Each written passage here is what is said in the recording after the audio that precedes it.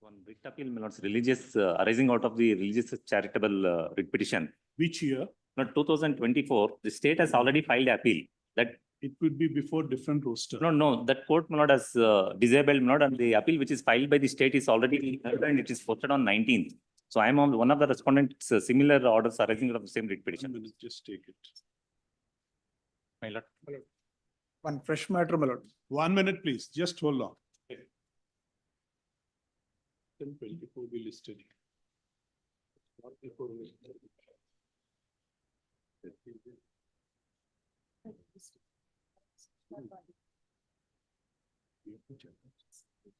See, this will not be before this roster. No, that bench is disabled and there is already order. That Order where? that matter should not be placed before some other court. And the connected writ appeal which is filed by the state is heard by this court and is posted on 19th. Where is this writ appeal presently pending? No, this is not yet listed before the court. It's it pending needs- scrutiny. My lords. It's in You have to scrutiny. mention it before this.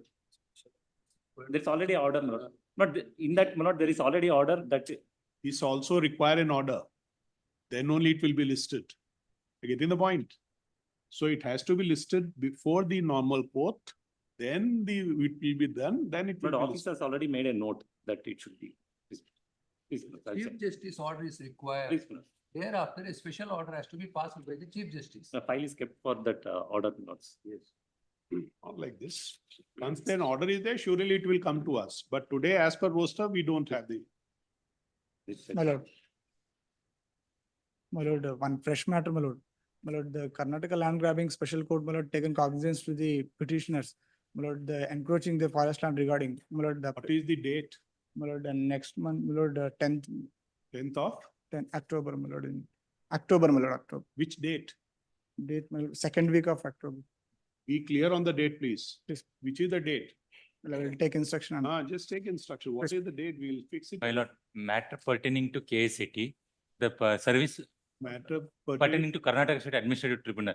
The services of the petition has been terminated. that we don't have jurisdiction, man. Just tell it. Total three. Total number three. Total three. Yes, ma'am, call the list. Adjournments. Page number 6, 20 to 25.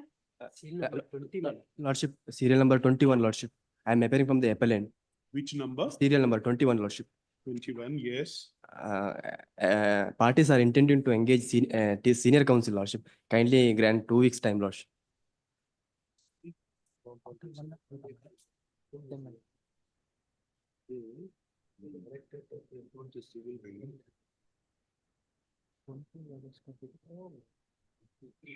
What is the difficulty? Parties are intending to engage senior. Argue the matter. You argue the matter. Kindly grants weeks time, Lordship. At the request of counsel for the appellant, re-notify. For an adjournment, re-notify. Who is the other side? Did you mention to the other side? Notice not issued. State is not issued. State is it? Watchable. Serial number 20, my lord. 510, sir. Serial number 13, my lord. Sir, 13 Serial number hours. 13. I need 2 weeks of. Please, 13 is in. I need 2 weeks time for filing rejoinder. It's in order. just wait. We'll just see, wait. Serial Yes, number 20, my lord.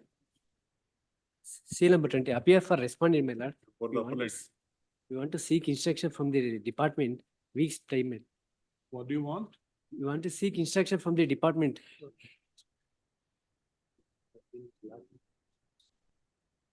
What is the difficulty? Document also we want to procure from the department. Certain document is from procure from the department, my lord, we need certain. Secure instruction from this. What instructions? Some document also we want to procure from the department related to this. At the request of counsel for the respondent. Who is the appellant? I am for the appellant. The Shaker. Seek, for an adjournment which is not opposed, we notify. Let's give it after 6 8 weeks. 511. That's all? Yes. 25/9, my lord, date, Huh? 25/10, my lord. Date was fixed before the land grabbing court. Which is the date? 29/10, my lord, October. 29/10. Please. We will get it listed. No, is the petition lying under objections? I will compare the entire, No, first- I already compared, my lord. Yesterday I'll You compare. have removed everything? Please, my lord. Have it ma'am, after October vacation.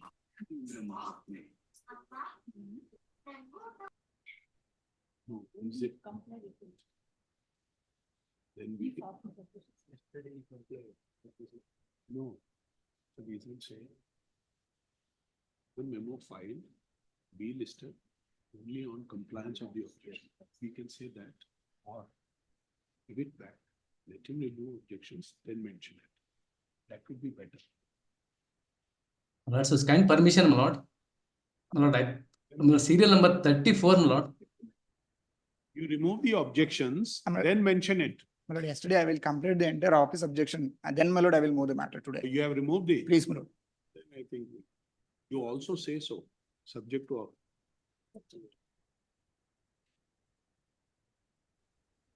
Ma'am, yes.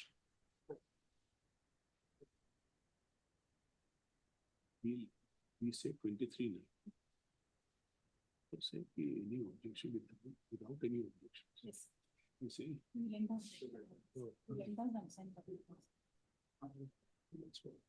Oblige me. Yes. With your lordship, kind permission, serial number 34, my lord. I am for the appellant, petitioner.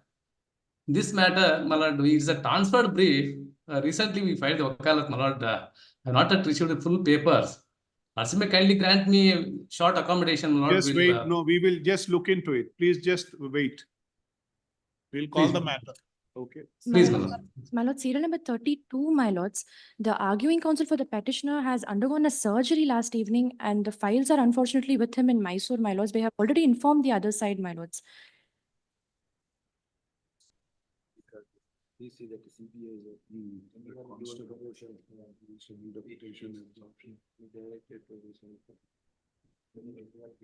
What is the difficulty? He has undergone a surgery last evening, my lords. He's in Mysore. He's still in the hospital at Mysore.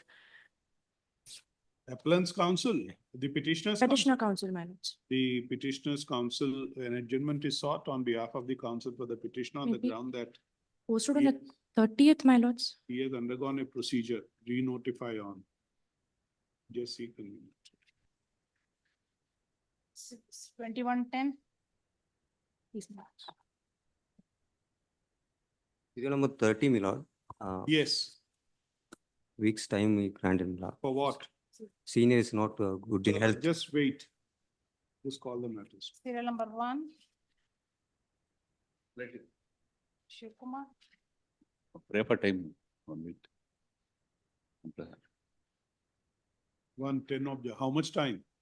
2 weeks time maybe. 6 weeks to remove office objections. We'll have it on 2110.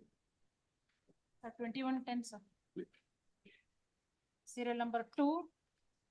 Vijay Kumar. 2 weeks time may be granted, my lord. 6 weeks, same order, Please. 2110. Serial number 3. 6 weeks, we can meet 6 weeks now on 2110.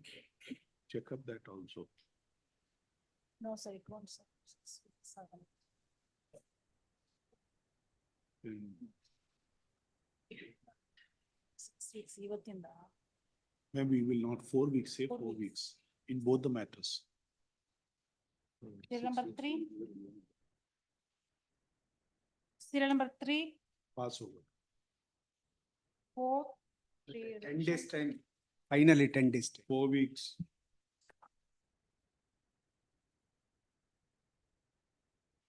Give the date, take the date. 5/11. Serial number 5. Shyama Gowda, Let's 1 week time. 4 weeks, same date. 2110. Serial number 6. Weeks time Konnappa, For what? to comply office objection. 5 objections, okay. The office Weeks refused to to give the comply. file without an order from the court. Pardon? The office had refused to give the file without an order of the court. That's 4 weeks to comply with the office objections. grateful. 6/11. Grateful. 7. Shri Naveen Jain. Sees against that division bench or? Pass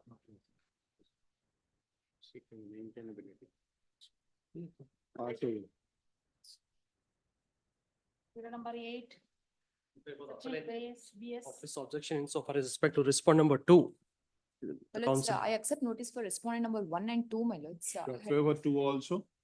My lords, You appear for 2 also? please, my lords. So there is an office objection.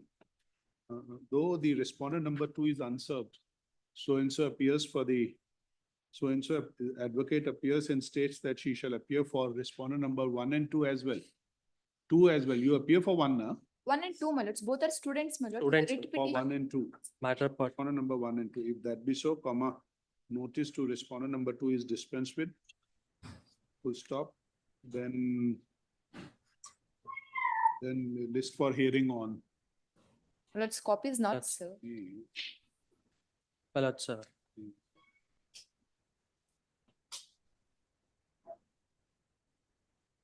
Sheikh Malik.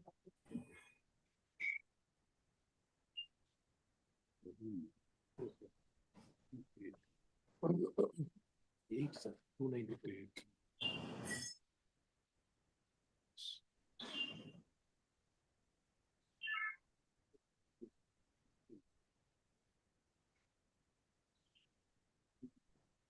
Sorry. Page is the.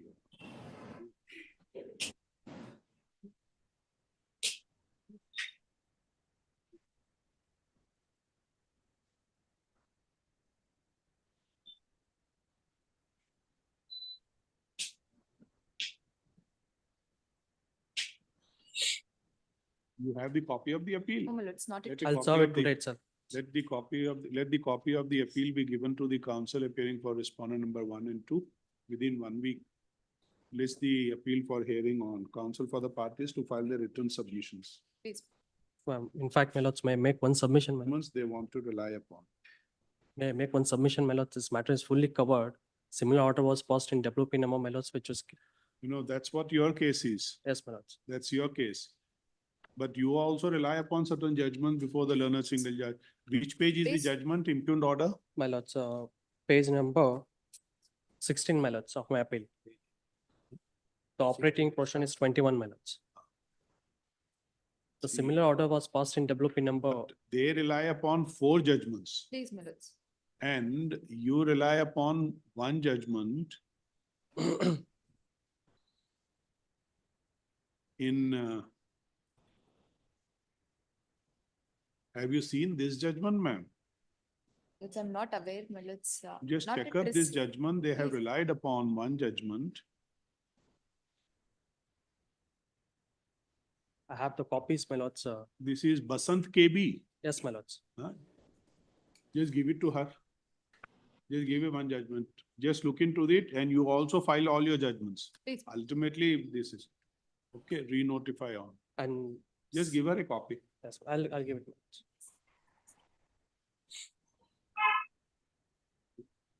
Five ten. Grateful, my lords. My lords, may I request in the last week, my lords, 28/10, my lords. Great. 810.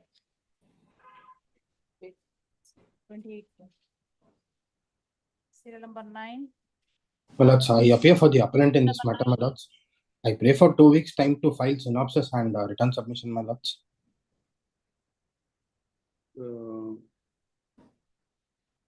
The counsel for the appellant seeks and is allowed 2 weeks, 4 weeks, just say, to file the written submissions. Next. Grateful, my lords. 811, serial number 10. For the appellant in this case. For the respondent number 5. Respondent The number question of law involved in this case, my lord. Whether the learned single judge has got jurisdiction under Article 226 deal with this case. Paso. Karnataka. We'll hear it. Paso. In this regard, I need weeks time to file objection. It's a pure question of law. Yes, sir. On an interpretation of provisions. We'll look into it. Simple. 11. Shri Harish Bhandari. New office objection has been raised now, your lordship, to file the cost title. Continued cost title. Have you complied with it?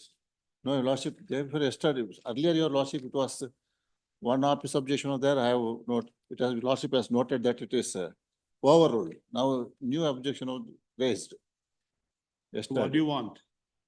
Then I'll comply, I have to comply, your lordship. now. You want to comply? Yes, Say that Mr. Bandari seeks and is allowed 2 weeks to comply with the office objection.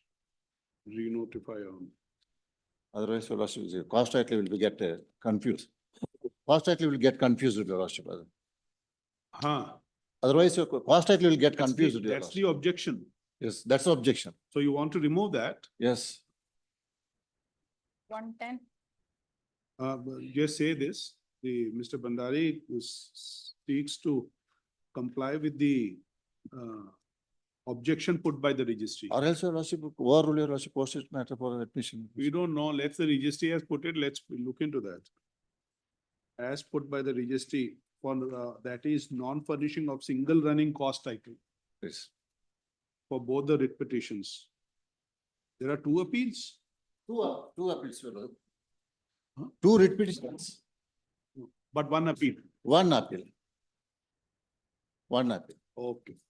Re-notify. Next. 10, sir. Serial number 12, One, Srimati please. Sumana Naganand. I appear for the appellants. On the last occasion, the appellants were given liberty to serve the respondents because they were our own employees. This pertains to the old pension scheme where the respondents are the employees of KPTCL. So I have issued a communication to all of them by registered post and it is delivered to each of them. File an affidavit.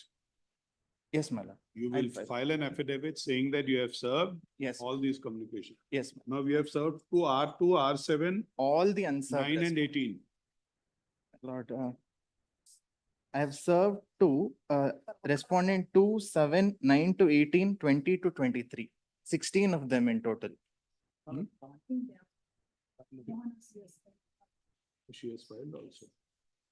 Okay, 20 to 23, no? That's better. It's all right, don't file it. They have filed wakalat also. Okay. But you must otherwise put it on record those things. My lord, I am filing a memo, Got that. memo to that effect. You are I filing. have the acknowledgement also. Till My lord. counsel for the appellant submits that the respondents 2, 7, 9 to 18, 20 to 23 have been communicated the proceedings pending before this court and about the date of hearing being today Yes, my lord. by a written communication. By written. He has filed the same, you file it in the registry. Registry. I'll- He states that a memo in that regard shall be filed through e-filing in the registry. My lord, I filed wakalat for respondent number 2, 6, 7. Mr. Mohana. Yes, my C. lord. States that he has filed wakalat on behalf of the aforesaid respondents. If that be Respondent so, number 2, 6, 7, 9 to 18 and 20 to 23, my lord. if that be Yesterday, my so, service on the aforesaid respondents is deemed to be deemed to have been effected. Full stop, list the appeal for hearing on. My lord, and regarding the office objection, better legible typed copy, I have replaced it with better copies, my lord. You have done it. I have done it. The learner counsel for the appellant also submits that the other objections put by the registry have been cleared. Full stop, registry to verify the same, list the appeal for hearing on. My lord, may I request this appeal to be connected with 1252 and 1254 of 23. What is the That's, date? that's listed today at serial number 27. It's a common order passed in 3 writ petitions. Order to be taken up together along with the serial number 27, my lord. Let's do one thing. You appear in, who are the councils common? No, my lord. There are different councils Different appearing. councils. Lord, and So we'll do Mr. one thing. Mr. Naganand is engaged in this matter. He has some personal inconvenience today. In 27, In 27, any other date. we'll have it together. We'll give a date if the councils are there. Yes, ma'am. Okay, just give a date in this. Then take up 27. Okay. At the request of counsel for the appellant. Yes, ma'am. Any date. Any. Ah, And in for that matter, the adjournment. synopsis. Council may be- Appellant Any coun- date, within this month, because so many employees have been retired from service. Kindly, Very well, we'll look into it. please. The appellant counsel may be directed to serve a copy of the petition, my lord, one set of paper. I'll serve. Please. Which matter? The In serial number 12. 1240, my lord. Serial number 12, my lord. In the other matter 12, let a copy of the appeal be given to the counsel appearing for this 2-7, that respondents. 2-7, 9-18 and 20-23. Please. And the synopsis and compilation is ready. I'll file that also in the registry today. Give them. I'll give them a copy. The counsel for the aforesaid respondent shall also file written submissions. Yes. This is in 12. 27 at the council, at the request of counsel for the appellant, re-notify on. Who appears in 27 for the respondents? My lord, Mr. But I Srinivas. appear for writ appeal 1240. Just wait, then let us reach 27. Yes, ma'am. Okay, For the 27.1, my lord, I appear for the. just wait, we'll come back to 27. 13. 13. The appellant, 1 week time he needed. Me. So 1 week time may be granted because I have to file rejoinder. It's all The right, affidavit. no need for rejoinder, we'll hear you, pass over. Tomorrow it may be taken out and tomorrow. Madam. Small Okay. issue. No, my submission is well. But even yesterday also I called him, he was not well. That's the reason only 1 week I am requesting. For that- what? Not because they have made an allegation that not even after reinstatement, certain cases not he has involved. Let's forget, we will not look into that. We'll not look into that. Monday, Tuesday it may be taken. No need, just wait. Because I have to get some judgments in that regard. It's all right, we will look into your judgments also. Get your judgment, we'll not- pass over. Get your judgment, pass over. Please. 14. Mohammed Dastagir. I am for the appellants in this case. Yes, Mr. Dastagir. My lord, this case involves a very simple question of law, my lord. Interpretation of Rule 55 of the KMB rules. And the resolution passed by the. Yes, one. Citing of reply by the government advocate.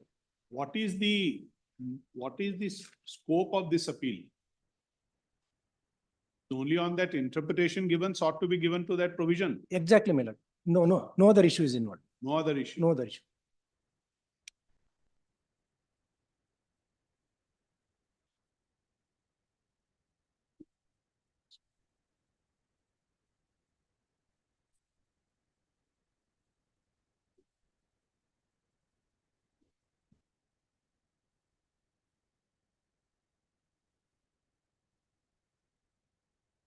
We'll pass over.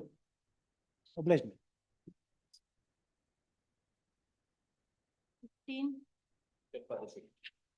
I have filed records and translation When did you file it? yesterday, man. Yesterday. The English translation of the documents. You file it in the registry also? Yes, ma'am. Through e-filing. No, man. Physically, I have File it e-filing also. urgency.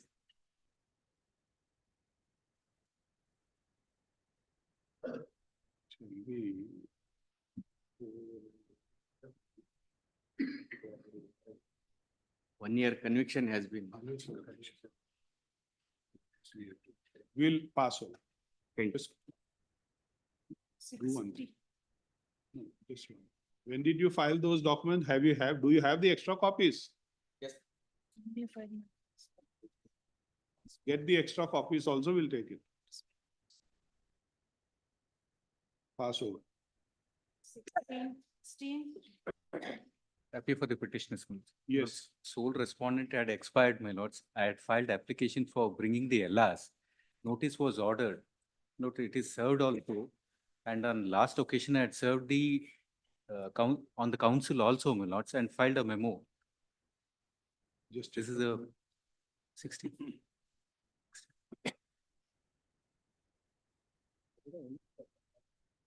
Matter Even I filed a memo of service also on the council as directed.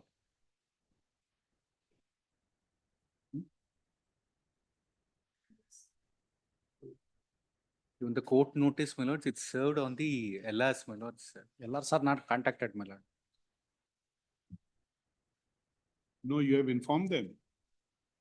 Yes, my lord. They are not contacted. Through court, it is served, my lords. This issue is about that pay fixation. Lords, the applicant is asking for bunching, my lords. Gee. He's trying to say that as per the note 2A and illustration is entitled, but he's not entitled, my lords, because there was no upgradation or merger. But 2A is not beneficial to him. Sorry, my lords. 2A is beneficial to him. In the way, he got, The benefit of 2A is, it's beneficial to him. no, it's No. not applicable to him. Only if there is 2A is applicable, 4 is not applicable, according to you. illustration is not applicable, my lords. That illustration which is there is No, not. no, then are you Issued a ready? letter. Are you ready to argue? Issued a letter to the respondents, my lord. Short accommodation. Otherwise, they were retiring. You will appear for LRs also? No, my lord. Came on record Which afterwards. is application for LRs will issue notice to them. Yes, Lords, my lord. notice was already issued, my lords. They have been served. So they have been served. Served. Oh, then we'll hear you. Last occasion, my lords, I was asked to serve the existing council also. I have done that aspect, that part Just also. then wait. Please, please. Pause.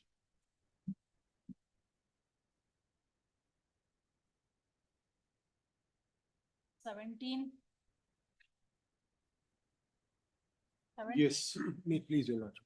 My lords, this matter, my lords, pertains to a report that has been filed by the Lokayukta. My lords, our primary contention is that there is a bar under section 8(2) of the Lokayukta Act. My lords, which says that when the matter is subject matter before any other authority, the Lokayukta shall not proceed if there is a grievance and an allegation. Now, my lords, the dispute in a nutshell is this, my lords. There was a sugar factory. You are ready to argue? My lords, I am just coming to that, my lords. The revision petition is today pending before the state authority. My lords may kindly have page 100 and my lords may kindly have 110 for a moment, my lords. Just 2 pages I'll show, and because that decision would have a direct bearing on these proceedings, my lords. That revisional proceedings is pending from 2018. The allegation is, my lords, I am the sales officer and a recovery officer of a particular bank which auctioned the properties. Now, my lords, the loan amount was about 29 crores. I auctioned the properties at 54 crores. The contention is the properties were undervalued and sold. That led to a Lokayukta report. The sugar society, the factory, they filed a revision petition under 108 of the Cooperative Societies Act. My lords, that revision proceedings is today pending. My lords may kindly see it, my lords, page 110, the order begins where this court has observed when the lessee came before this honorable court, this court said they let the revisional authority decide all these issues. Who appears for all the respondents? But I am for state. Who appears for those complainants? 5 and 6 or 6 and 7? 6 and 7, my lord. In fact, they had earlier filed one earlier round also of proceedings, which came to be dismissed for non-prosecution. They've been served, 6 and 7. 6 and 7 represent. And the bank has not filed their counter. I'm an employee of the bank, my lords. Today, the bank has also not filed its counter. Mr. Arbati, you appear now for. Yes, my lord. My strange, my lord, that my land friend would make the statement that the bank has not filed the counter. Lord, may kindly see, my lord, the petitioner himself here, he represents the bank and files another writ petition. So, my lord, there is on the same subject matter. on the arising out of the same set of facts. Cause of action is the same. Yes, my lord. Your lordship may kindly see Annexure H, page 92. He represents the bank.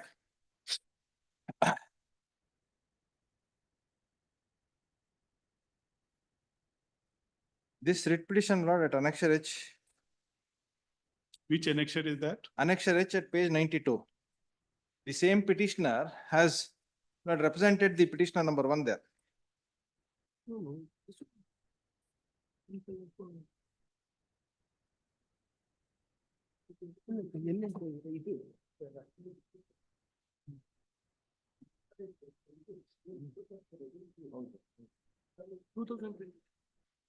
Lord, in this writ petition, it is under the signatures of the petitioner himself, that is Sri Omkarappa.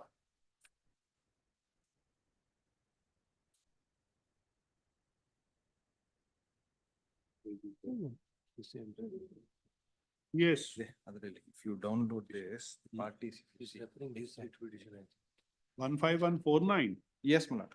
Hmm. In any case, my lord, the complaint is received, My lords, but my lord, the facts are like this.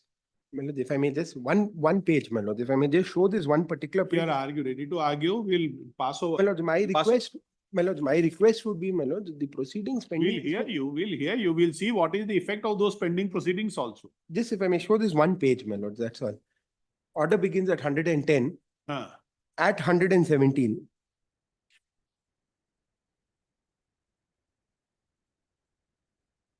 Para 4, the present petitioner, Gyanbag and respondent number 2, Badra so and so, are aggrieved by the auction of assets in the said sugar factory in question, which according to them is for a very low price of 54 crores.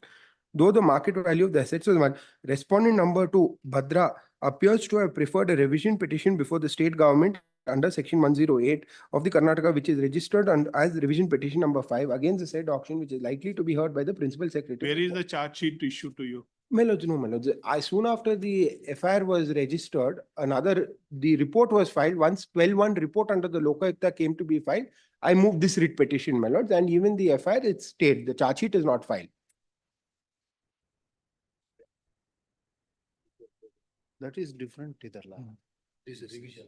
This would have a direct bearing, my lords, the identical allegation. That proceedings are different, my lord. Sir, Arbati, you have not issued, there is no charge sheet issued to him?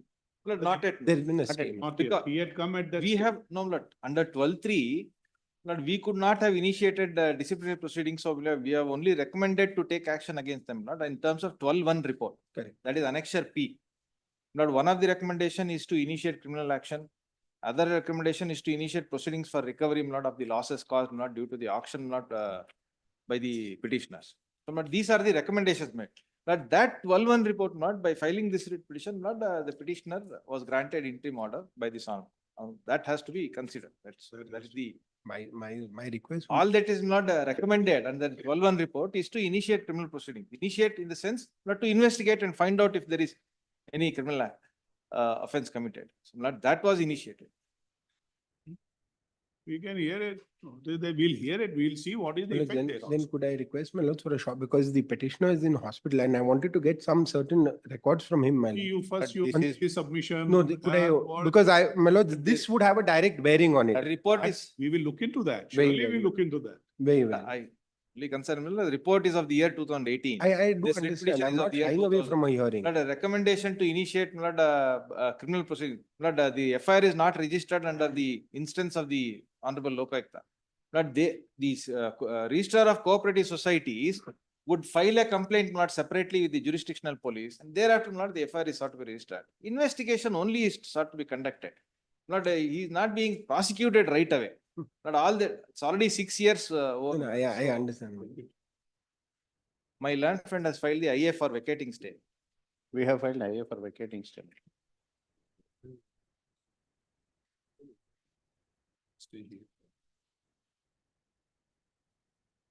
Lord, I am also told not, it's not on record anywhere. I'm also told not because of the proceeding before this honorable court, that the salaries of Lord, some of the, many of the employees of this Sakkare Karkhane, there is sugar factory, Lord, are held up. And some, Lord, they are put to some distress, the employees. Lord, not, yes. Not that, Lord, it is part of any pleadings anywhere. Great. 18. Serial number 18. Well, it's proxy counsel appearing on behalf of the appellant, my lords. Proxy counsel are appearing on behalf of the appellants. My lords, kindly post it on 20th minutes. The counsel on record is unwell. On record is unwell today, so that is today 20.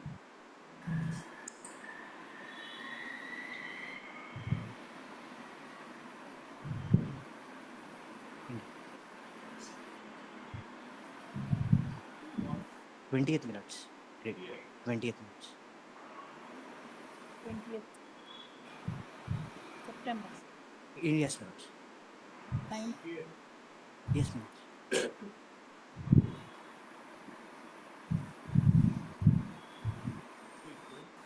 Interim order. There is an interim order, my lords. Grateful. Serial number 19, I appear for the appellant, my lord.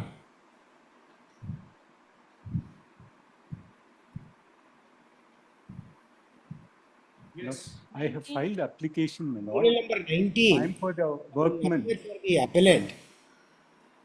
I would humbly pray, my lord, to accommodate me for a day. Since slight sprain of my ankle, my lord, I am unable to wear my shoes. I am unable to walk properly. Therefore, just one day, even yesterday I took adjournment before my lord, just to help my lord to recall. On more or less the same ground, I thought I could manage. But today I am unable to come and walk, my lord. Just One one minute. This is an application under 17B of the Industrial Disputes Act, my lord. I was in 2011, I was refused employment, a group of employees. All of them had approached the labor court. The labor court finally gave an award reinstating me without back wages.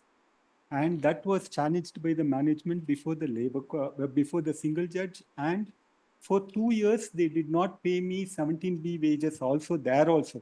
And thereafter, first they said they will take me back to employment.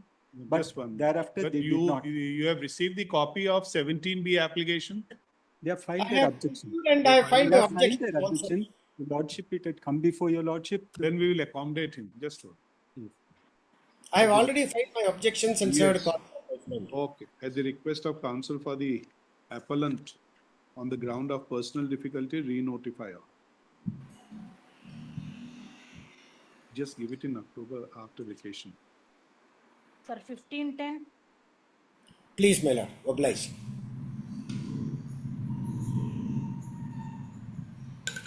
Twenty and 21 urgent, 22. Dash, 22. For the appellant. One of the appellant belongs to a scheduled caste. He was appointed in a bank as a clerk. Then, my lord, after this.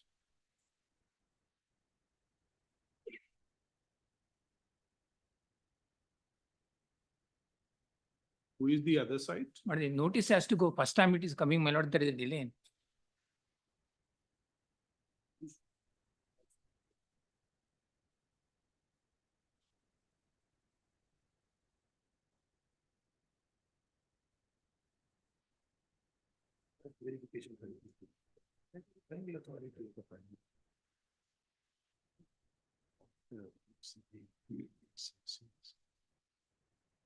This is basically on the applicants. Just see this page.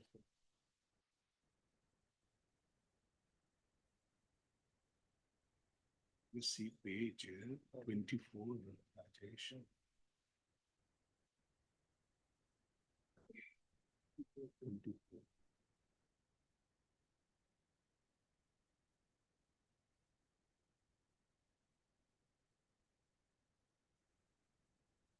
On page 24.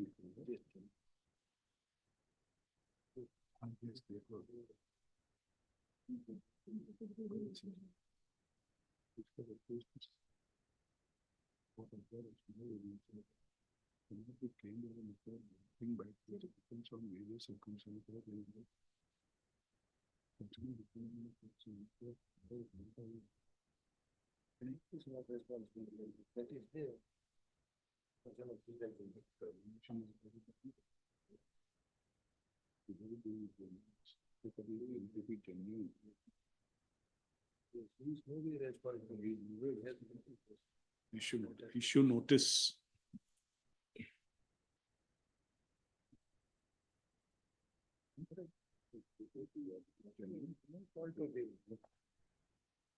Issue notice, written of the law. 2210. Serial number 23, government took it. 23. Regarding this week's accommodation, I seek some instructions in this. At the request of counsel for the respondents, re-notify on. Respondent number 1, Respondent number appellant, government is taking. State appeal. State. Oh, appellant. Yeah, Sorry, appellant. appellant. 2310, 24, she, Re-notify 2110. 2110. 24, 2110. You see this order.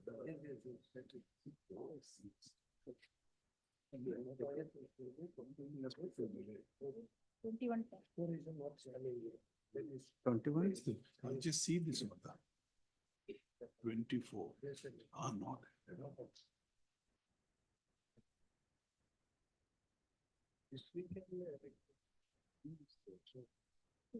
Possibly.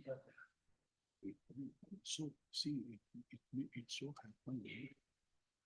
No one raised the issue. So now see this order. Which page is the impugned order? That your lordship may kindly see that page 16 mal that. No, he That opposed- fourth he respondent has filed the writ of mandamus. opposed- Just one. Please, ma'am. He opposed earlier. Just see this. Disposed of, restored the proceedings or reconsider. After this, the deputy commissioner once again to restore the subject land to the legal age. Petitioner in that way, what is to know? Now, what shall be informed and what happens is. Therefore, the referee despite directing the assistant to take appropriate measure in accordance with law. After a sitting such order is not of information. The petitioner shall be informed.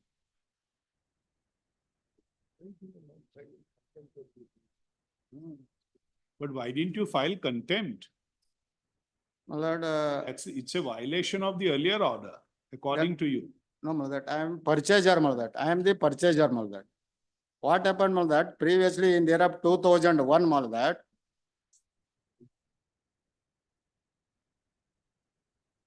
I am the purchaser of Your the. instructions. Not received any instructions, Malay. Speak, Malay. No notice issued in this. Service. Served and served, sir. Served. Sir, after is And I served filed and 3 applications mal that. One is seeking permission to file appeal mal that. That you were not the party there. I am not a party to the. Before the learned single judge mal. Yes, Not you were party not a before learned party. single judge. Please mal.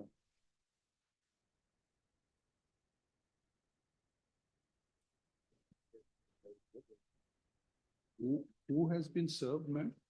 That fourth respondent mal that. Lakshmi Fourth respondent. has been served. Sir.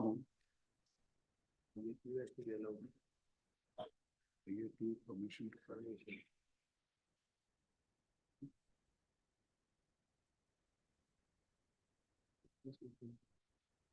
This order, what does this order say? Shall be informed. Instead of Lakshmi. But how are you aggrieved by this order? Even you are a purchaser. I am a purchaser, mother. What happened, mother, in the year of 2001, mother? Land was granted in the year of. 1 minute. Please, mother. What is the order of the learned single judge? Learned single judge, mother, directed the Tahsildar to restore the land, mother. No, that's No, in ma'am. the earlier round, please. Earlier, mother, assistant 1 commissioner. minute. On See page restoration, 90. further proceedings has to be initiated. Yes. If he is aggrieved what by happened, that, Malda? he has to prepare an appeal against that order. That order, What happened, mother? not The against land this was order. granted to the, that husband of the fourth respondent in the year of. I brought notice. 1 minute, please. Please, mother. We know, we have seen it. Please, mother. But today, going by this order, the obligation has been put on them to inform you the reasons of the decision that is sought to be taken, or that has to be taken by the assistant commissioner or the tehsildar, as the case may be. That your lordship may But how kindly- can you be aggrieved? That If they what take happened, decision, mother? they'll inform.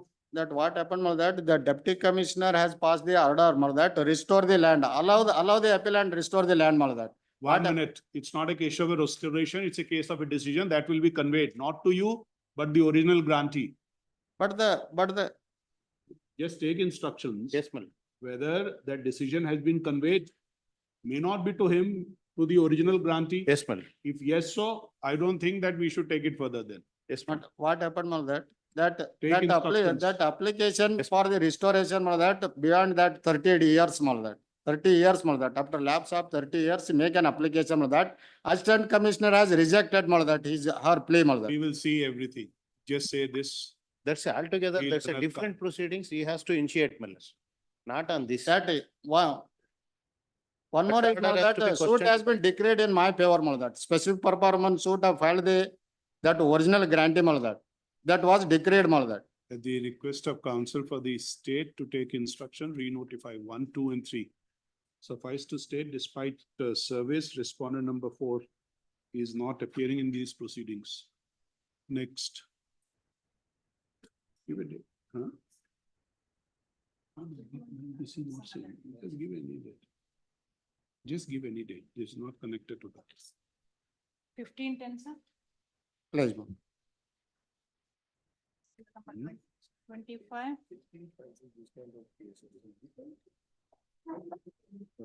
25. Yes. What is the position here? My learned friend has to, my lord. Yes, Mr. Ola. In this, my lord, I was allotted, my lord, 153 acre, 63. 160 acres. Yeah, sorry. How long you would take for the submissions, and would you like to file a written submissions? Put your list of dates so that we can look into it. It appears, the even going by the impugned judgment, it is also, in the sense that many submissions were made and all those were considered. File your submissions then. Counsel for the parties to file the written submissions along with the judgment they want to rely upon. Within how much time? My lord, we'll file it, my lord, within 2 weeks. 1 week only, my lord, we'll file. We'll give you 2 weeks. In the meantime, my lord, if they consider our Say representative. nothing, Mr. Hola. 2 weeks, file your submission, we'll look at Very it. well, very well, my lord. Thank you. Interim order to be extended, my lord. Interim order, if any. Yes, he is Grateful. 25. Is there any interim order? There is an if interim any, order. To continue. Yes, yes. Thank you. I think we will have to, my lord, imitate your lordships. Pardon? We will have to, my lord, imitate your lordships. Your lordships are now so, everything is on your. We must say so. We are in Silicon Valley. I know. And We use should it, be- but then. We should be at the top. That should be the endeavor. Unless we flip the page, the comfort is not there from this side. Mr. Shetty, you should take a call. You should start. Please, Mala, actually. Absolutely, man. We don't know. In fact, I was seeing the other day, everything. I think possibly there are iPads. iPads not of the councils, provided by the court, possibly. You have given a particular ID or so, you just access your concern file. My lord, no, I agree. But then, my lord, what has happened is Wi-Fi is one issue here, but then slightly, my lord, it is improved now. My lord, it takes time. In fact, Mala, But only one request, if everyone is there, try to do your filing through e-filing. You have the facility of that. Yes. Do that. Just only go give a physical copy to him. They will do the rest. They will upload it. in fact, Mala, in the AG's office, Mala, all files which come, Mala, are scanned and sent to the department the very same day. That's very good. In fact, Mala, now it is linked to the High Court also, Mala. Any order passed immediately comes to our thing and goes to the department directly. So that's good. So therefore, the CCMS, which is what they have sought to do, Manoj. So the communications and even the objection, what we are saying is, Manoj, is to be online itself and the annexure documents, everything to be done. Probably they're working on it. Probably should be ready by another 3 months, Manoj. We're trying to work on that. Work on that, and possibly you can impress upon all the government councils, do the e-filing. Surely as the head of the family, you can tell all the councils. Please. They must do only the e-filing. E-filing. So that, the court gets ready material rather than scanning, digitizing. We get the ready material, they can put it on the system. Thank you. One date, my lord, Sir, 2110, sir. 2110. Grateful. Please. 26. On behalf of the appellant, my lord.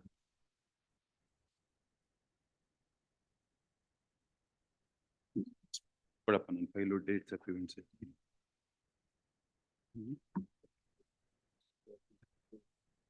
Date and events. Date and events. My lord, in short, let me just briefly say what it is before you and your fair. My lord, We'll just pass over, we'll come back. Pass over. 27.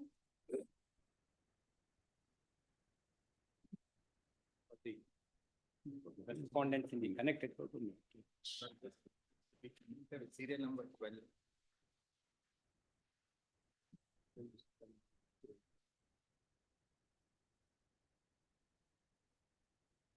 Yeah, the request of the counsel for the appellant re-notify.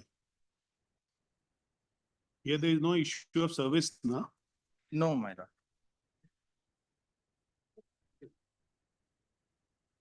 The 2310. But there is an interim order in 27.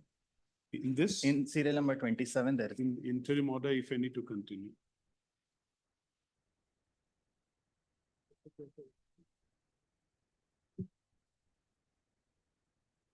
Twenty-eight.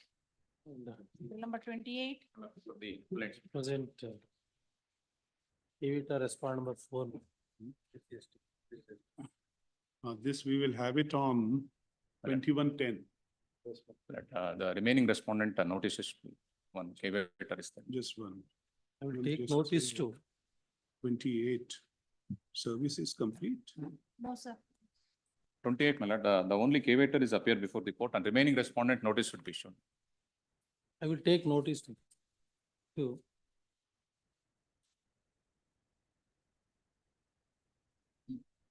You take notice for whom? Respondent number 3, 5 and 6. 3, 5 to 8. 3. Already 4 I am having. All the respondents. That is already caveat filed for respond number 4. 8 you accept? Please. All the respondents. Converted land. Land is converted. It is not applicable PTCL Act also. It is a declared law. Just say this, for 1 and 2, so and so appears, 3, 2, 8. 8. So and so appears that he has instructions to appear for these respondents. Counsel for the parties to file, no, just list this matter. On, this is on the delay only. Delay, my lord. List on 2110. Previous matter. In the previous matter, may I request serial number 12 to be connected with 27. Is it against the same impugned order? Same order. The, just say in 12 only, just say, the Lena counsel for the appellant submits that as the writ number so and so, item number 27 is arising from the same same impugned order, comma, that writ petition be tagged along with this writ petition, with this writ appeal. It is order record. Okay. Next. 29. The appellants in this memo. Pass on the matter. Please. Pass over. 30. Maybe pass government. Pray for time. Senior is good, not good enough. Pray for time. But appearing in any matter. Pass overs. To extend. What is the difficulty? Senior health ceremony. Senior health problem. Health problem, senior. He is counsel for the appellant stated to be, petitioner stated to be unwell. Adjourned to. 2910. Serial number 31. Srimati Vanita. 31.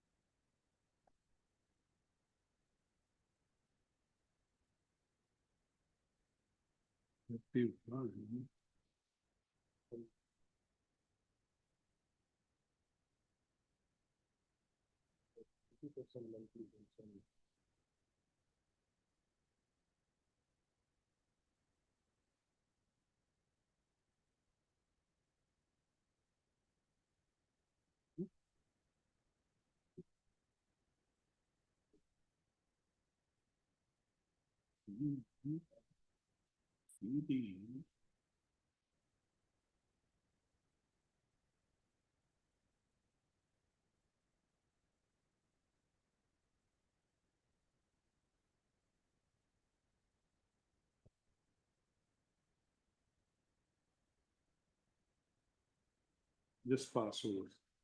Term service effected on the respondent. This is for hearings. Huh? Hearing. Final, no? Yeah, we will pass over. 32 adjourn, 33 NG Patke, 33. For the petitioner in this matter, my lordship. Like, I'm ready, but can you pass or I'll do it? Pass. Pass. Ready? 34. You are ready? Yes. 34, Sri George Joseph. Well, 34, my lord, I am for the appellant, my lord. Yes. My lord, I pray for a small accommodation, my lord, because it's a transfer brief, my lord. We filed the wakalat, but my lord, I request, my lord, very small accommodation. Maybe next week it may be taken up, my lord. We will argue the matter, my lord. Or we'll also file the. I have retired from service in 2015, my lords. Yes. And the back wages pertaining to the year 2000 earlier period. I was first terminated and then it was ordered to be quashed and then reinstated. And again they issued the charge sheet and all that. That has also been quashed and they are against that.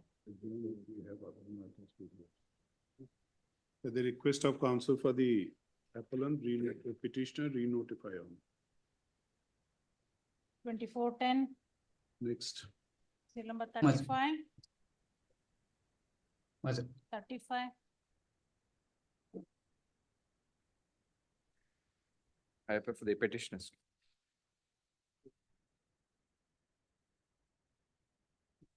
What is the? May I take your lordships to page 70, my lord, with the annexure E, which is the genesis of this case. The order is passed by the tribunal, my lord. It's a very short order, my lord. If your lordship permit me, my lord, I read it. May I, my lord? Yes. Please, my lord. Your lordship got that, my lord, annexure E, my lord. So order passed on 11/2/2013. What is the page number, Mr. Bhushan? My lord, it's 71. My lord, annexure E in my paper book, my lord, it is 71, my lord.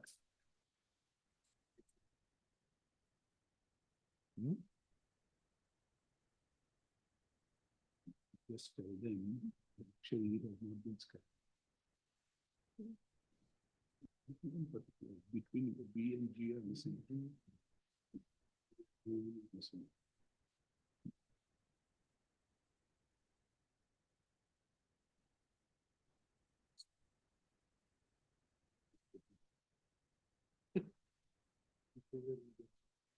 Yes, Mr. Bhushan. Please, my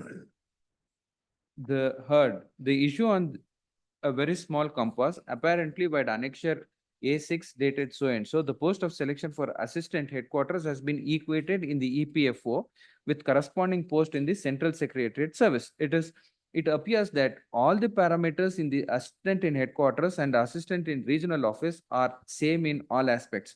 It is pointed out in para 3 of the reply statement that there might be minor difference in the duties of SO and assistant in headquarters with the regional office. Another letter dated 2010-1999 regarding creation of the post of assistant by conversion and upgradation of 10% of the post of UDC whereby EPFO had converted 10% of the post in the regions cutting across the board and not in the headquarters alone. In the last paragraph of the reply, the respondent submit that the post of assistant elsewhere in ex-cadre post, where the post of assistant in the headquarters for the separate selection process is adopted. They would say the duties and responsibilities of the assistants in headquarters and the duties and responsibility of the assistants in the field office are totally different.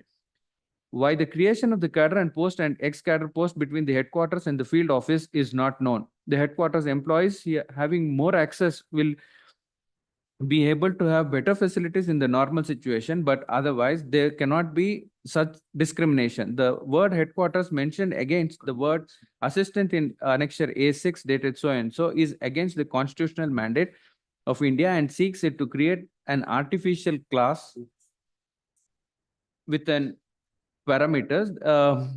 There should not be, and there is no significant difference between the employees of headquarters and regional office. By misuse of the access of artificial situation is sought to be created, it is totally arbitrary, unfair, and illegal and is quashed. Consequent to this, all assistants shall be treated alike, and there shall not be discrimination between assistants of the headquarters and the field office, even they have to be given the same pay scale and benefits. My lord, this is the genesis, my lord.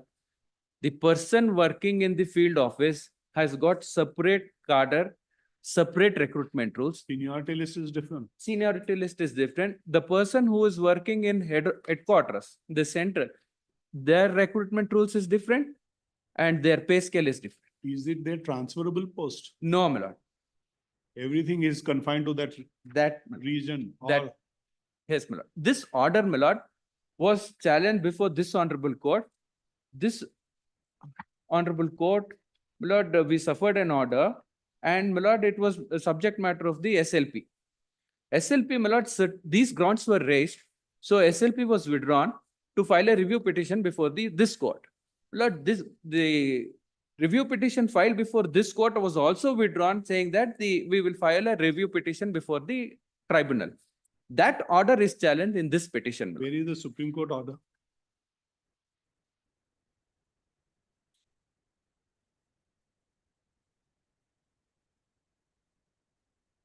Page 172. Lord, your lordship would get it at annexure A15, page 172.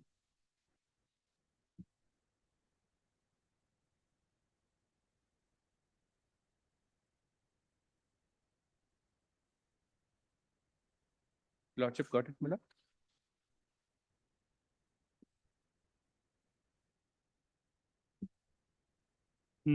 Please, my lord. The next page, my lord, is the review petition filed before this honorable court. It was withdrawn.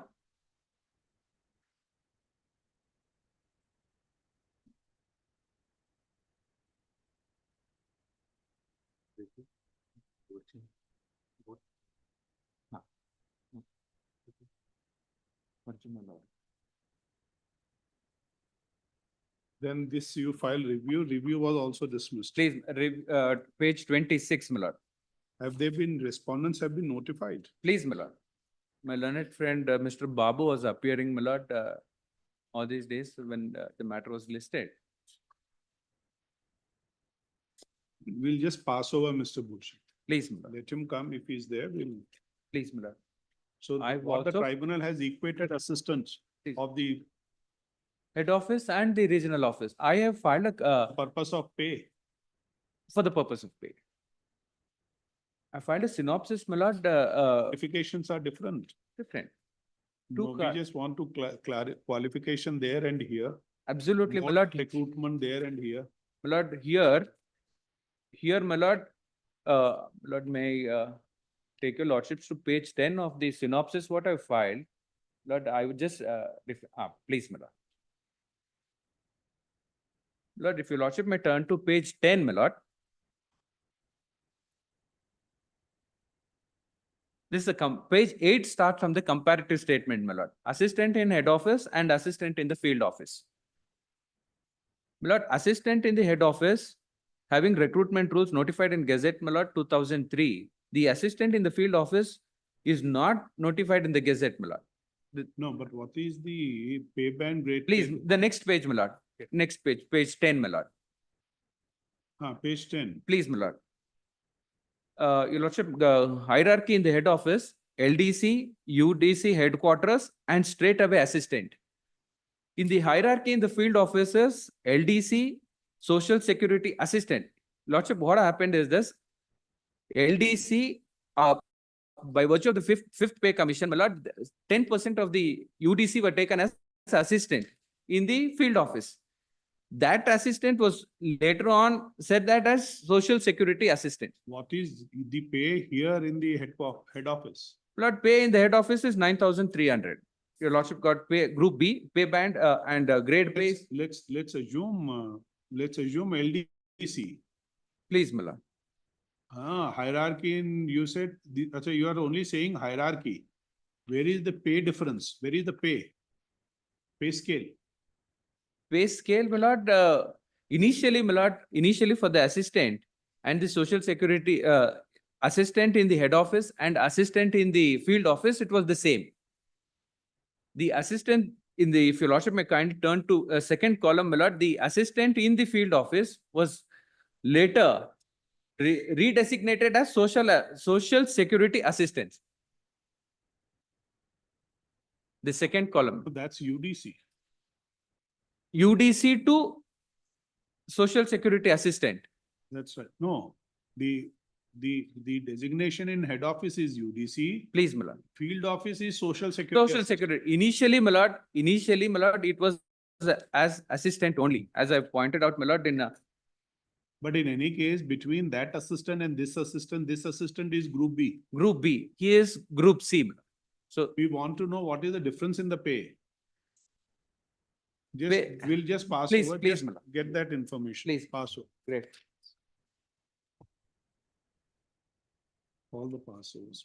First door matters. Serial number 3, this Suvarna Lakshmi. Serial number 3.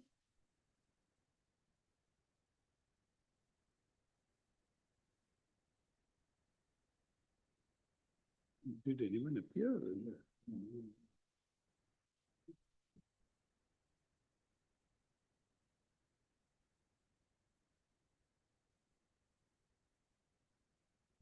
Is that not?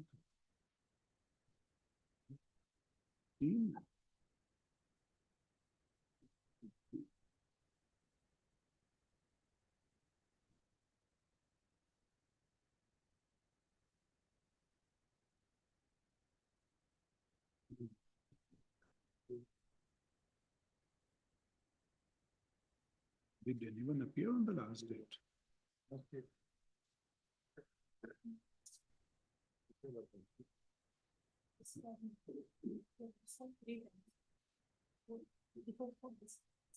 The first time.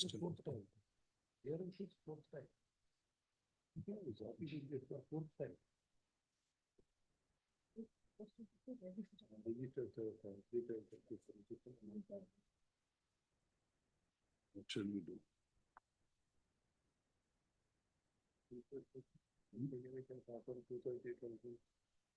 Pass over. This pass over. Serial number 7. 7, Shri Naveen Jain. So we can adjourn. Did anyone approve this? First.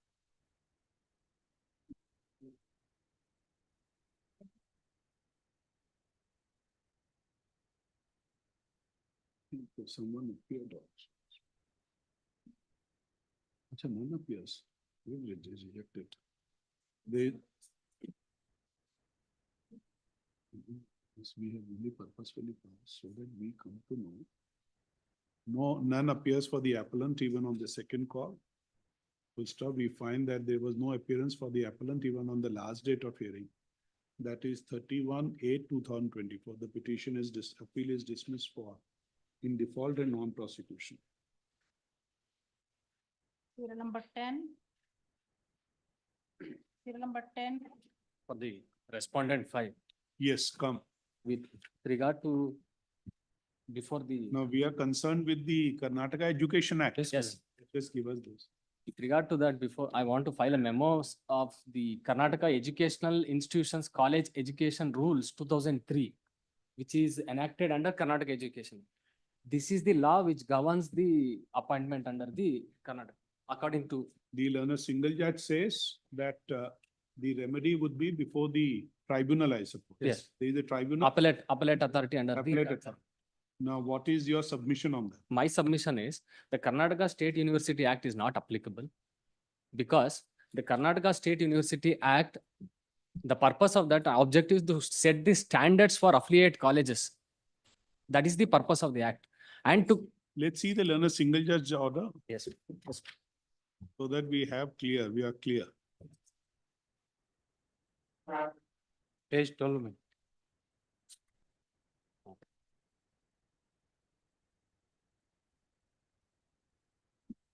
Now see the objection para 3, Yes. the impugned order. With regard to maintainability of the writ petition by contending that the respondent 5 is an aided institution Yes.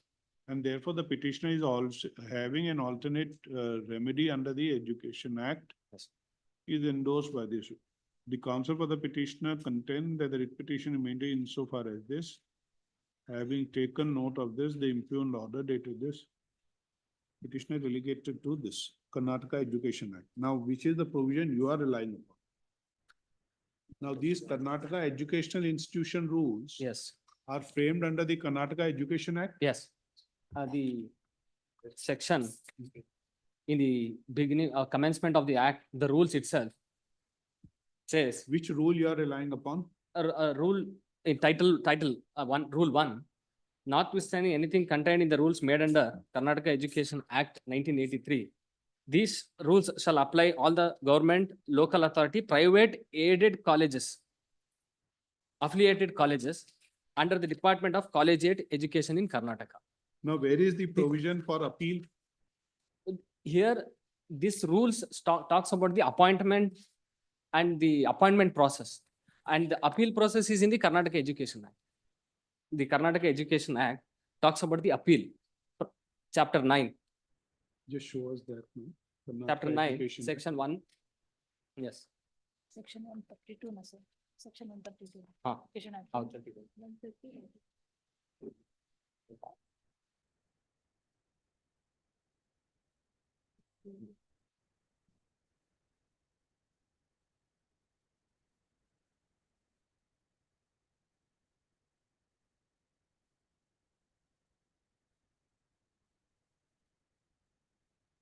Which provision?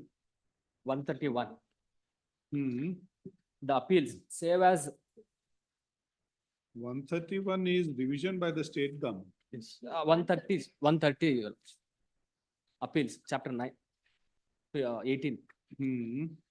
Save as otherwise provided in this act, any person or governing council agreed by any order passed by an officer or an authority under this act may within prescribed limit prefer an appeal to the prescribed appellate authority.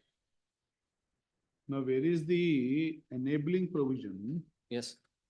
That this act is also applicable to the aided institution.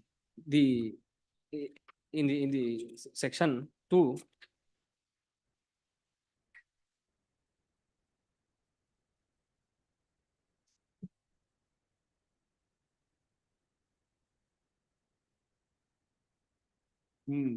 I'll make a submission. My first submission is Karnataka State University Act is not applicable. The contention of the petitioners is that the Karnataka State University Act is not is applicable. My humble self, I'll just show how it is not applicable. Karnataka State University Act. Then, yeah. No, these rules which you have placed. Yes. Is under the Karnataka Education Act. Yes. Okay. That is one part. So no, see, and you rely upon this 1 and 3.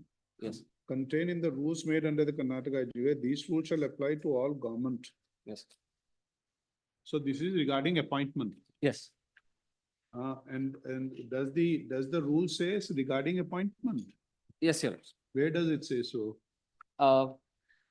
The Karnataka Education Act, chapter 9 talks about grants in aid. Karnataka Education Act, chapter 9. Government to set up apart sum for giving grant in aid to certain recognized institutions. There are total 6 sections which talks about grants in aid. So this college at this particular post, which the petition is challenging, is a grant in aid post. So the grant in aid is given to a particular course. College, I mean, College. post, not every Oh. employee will not be a grant in post. Within the affiliated college, there are grant in aid posts, there are management posts. Okay. So this is a grant in pay, grant in aid post. Yes, Now, yes. which was the provision you were relying upon? Section 1. Let's see what he relies upon.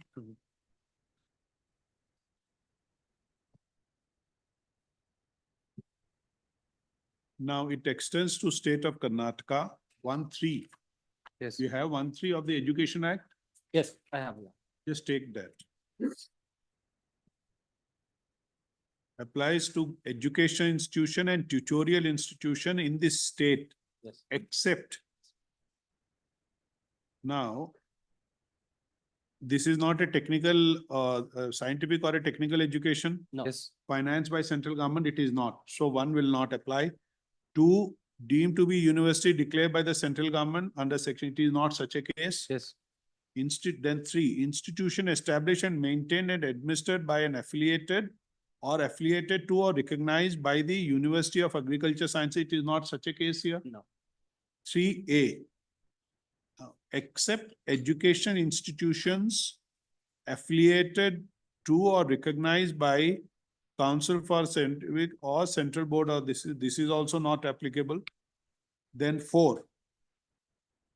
So it applies to all education institution, tutorial institution in the state except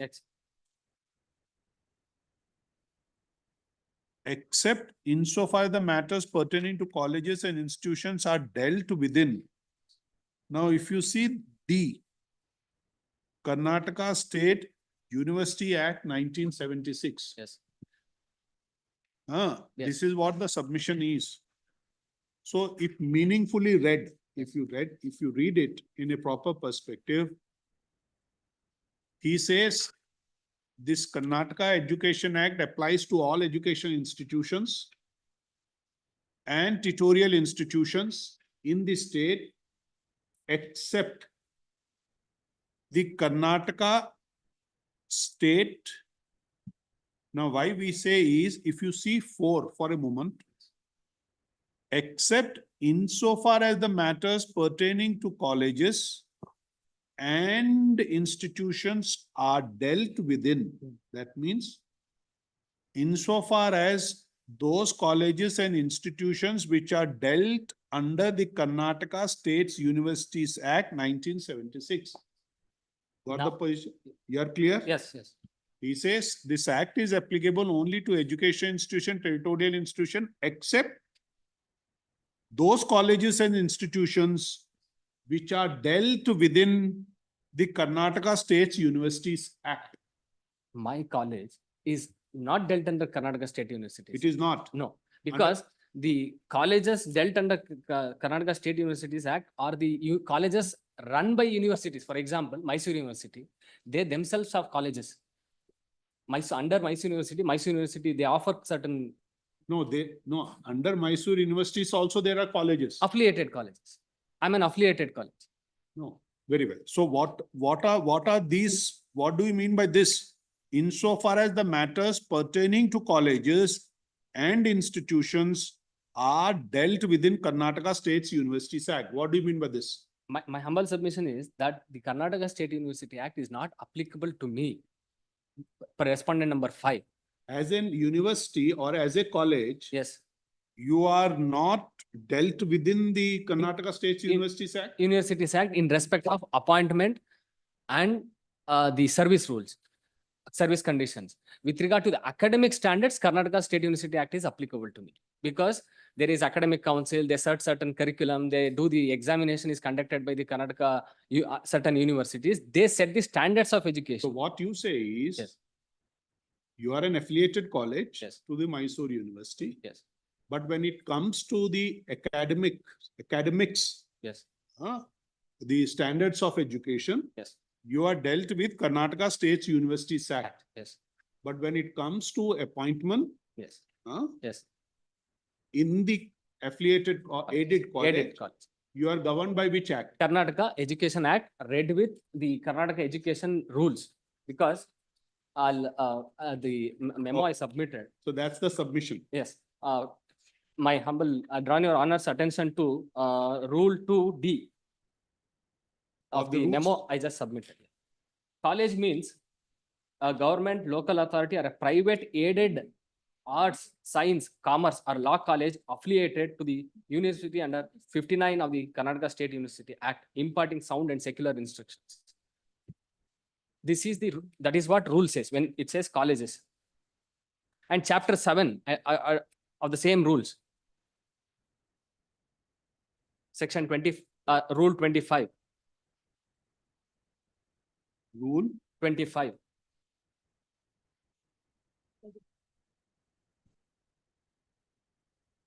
Qualification and conditions of service of employees.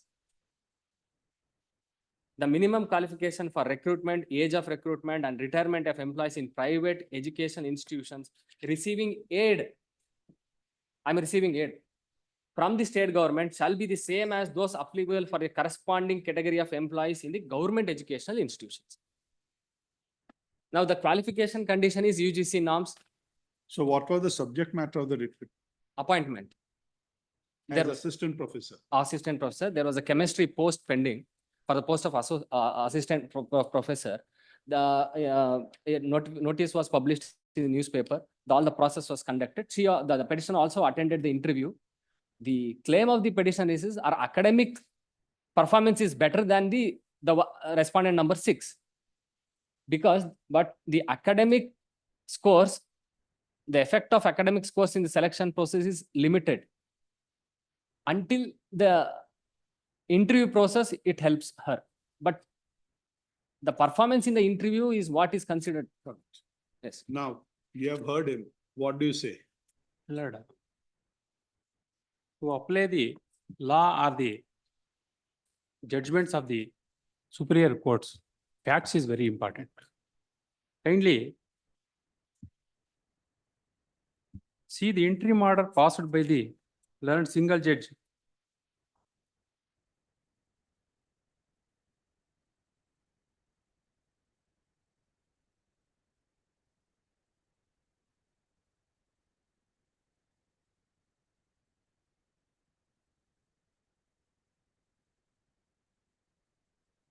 Before passing the interim order, in this case, in the writ petition, my lord, the learned single judge has observed that the my lord, the petitioner is an employee of respondent number 5, aided institution, educational institution, having joined its service on 1/8/2011.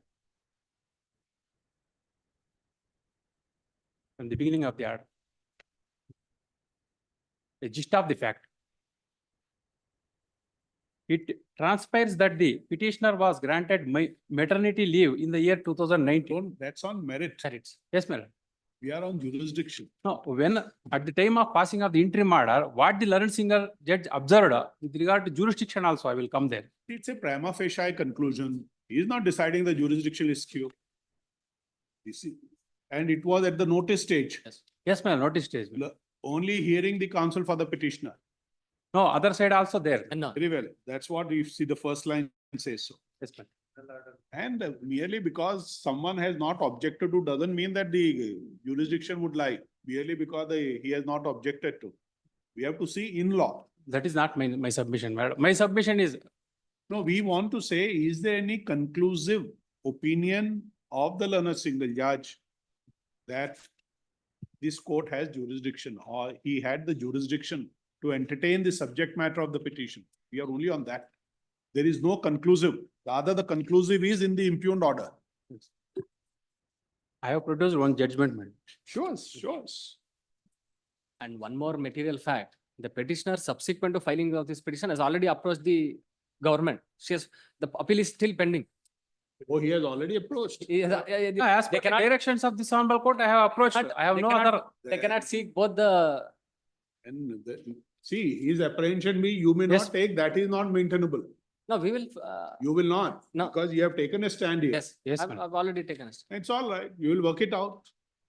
Is it before a tribunal or a government? No, see, Government mail. Appellate yes, authority, appellate authority. Secretary, Department of Education. then you will work it out. My lord, my humble submission before this honorable court is, if I go before that bureaucracy, I will not get the justice. Therefore, I have filed this writ appeal, my lord. Kindly see the judgment authority I have rely upon. Yes. Here, my lord,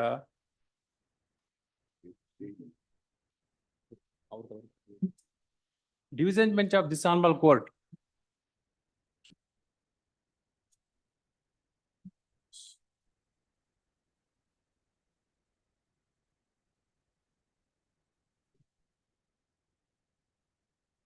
You appear before the learned single judge Yes. for the Yes, my lord. petition. Yes, tell us, which is the judgment? This is 2005 SCC online Karnataka 325 page. Is it on record? Yes, madam. Which page? Along with my written submission, I have filed it. Page number 6, madam. I have filed written submission on 22/8/2024.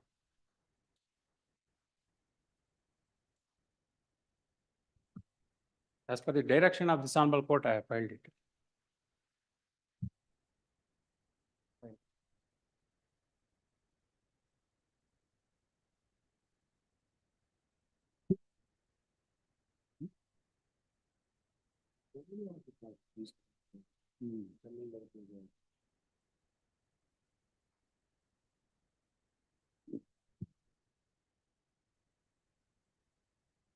This in the photo.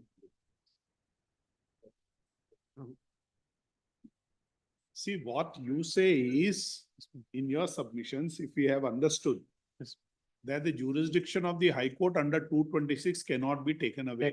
Yes, ma'am. Right? Right. But there is a process which has been laid down under the rules and the act, where you have been given an appeal provision. You will go there, exhaust your remedy. If there is an order passed to your prejudice, you will come here. Now, that appeal provision is not absolute, madam. That is the judgment of division bench of the honorable court I have produced. We have heard the other side also. There should be an appeal provision. The writ petition itself, there is a draft saying that there is no appeal lies against. Kindly see the judgment of the honorable court, my lord, division bench. Let's see that. Show us that. Okay, page number 6, my lord, along with my written submission.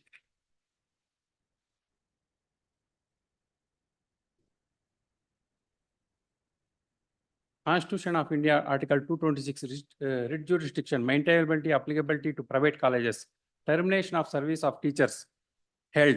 In the present case, not only the respondent medical colleges are affiliated to a university established under the Universities Act, but also in the matter of admission of students into the colleges, their rights are regulated by the provisions of the Act. Therefore, once we come to the conclusion that the clear implications of the provisions of the Act is that the management of private medical colleges are under a duty to make selection according to merit, it follows that it follows that on their failure to do so, an appropriate writ will issue under Article 226 of the Constitution. Now, kindly see, my lord, I have approached this honorable court before the single judge on the ground that my personal rights has been infringed because of I have been worked in the said institution for continuously 7 years. That's on merit. Yes, my lord. That will No, not that have has a to bill. be, the facts has to be based on the, law has to be based on the facts only, my lord. Okay. The fact is also, we can't close our eyes to the law. No, I am submitting. Yes. The submission is, the right under 226 cannot be taken away. We can't Yes. dispute that proposition. You will still come, go to exhaust the appellate remedy. If any order pass, come here. That is open. It is kept for final hearing. No, that is It's an not, alternative remedy that has been provided. that is not absolute, my lord. That is my submission. Pardon? That is not absolute. my lord. Very well. Possibly you can argue that it's not absolute, but we will relegate you there. That's a forum convenience. Go there, do it, and then come here. Better would be that. No, before, We'll tell you why. Is- Let an authority apply his mind. when you come to this court, if any order is passed to your prejudice, when you come, we will have the benefit of the view of that authority also. What really prevailed with them to pass an order against you. It would be better. And more so, you have availed that remedy. But they will not follow the procedure, my lord. Which procedure? It is, I have presented my revision petition immediately before the expiry of the 30 days.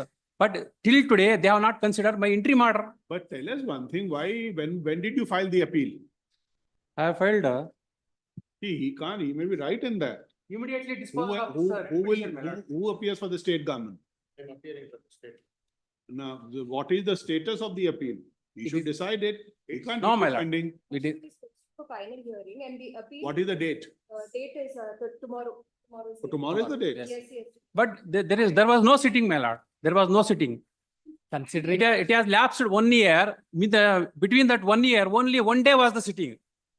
On that day itself, it has been adjourned. You have heard him. If you say so, you will, the appellate authority will hear him tomorrow, will record your submission and decide it. Either consider my interim application or dispose it, whatever it may be. They will not do anything. Let there be a direction to us dispose of Time bound. stipulated, my lord, we'll dispose it. Tell us one thing. There is an obligation on the part of the appellate authority. Do you require a direction? No, my lord, we'll decide it, my lord. There is an obligation. Due to the election and other process, it has been postponed, my lord. We'll decide it on the previous occasions, my lord. The respondents have misused my lord, misused the time gained by before the. We want instructions within how much time the appeal will be disposed of. Within 30 days, let the direction may be issued. We will not, we want an order from, we want instructions on your you take instructions. Yes, my lord. Within how much, we'll just pass over, get your instructions. We will record it. Yes, my lord. He will do it, hear it and dispose it off. Yes, my lord. That's it, pass over. One submission. The learned single judge has granted interim order, madam, and also extended the interim order to go before the tribunal. Yes, my lord. It's continuing. It's continued, but they have not continued. no. Well, it has been granted only for 30 days. But they have not continued. Then what happened, my lord? They have released, the government has released the salary to the respondent number 6. No. They have not filed in time. No, it is within the time. Sir, let me make. Yes. The direction was within 6 weeks, appellate authority shall be approached. But the petitioner did not approach appellate, rather filed writ appeal. Here he was not successful in getting the interim order. Then he filed that is the fact. No, my lord. No, not like that. Parallelly, I have filed. This writ appeal is also filed along with that revision petition. You are only concerned your appeal should be disposed of. Yes, my lord.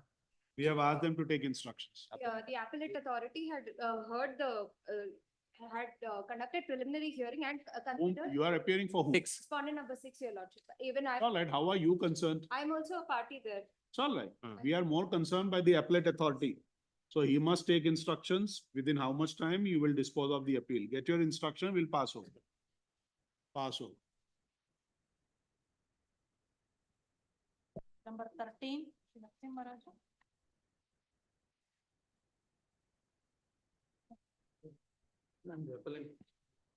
Yes.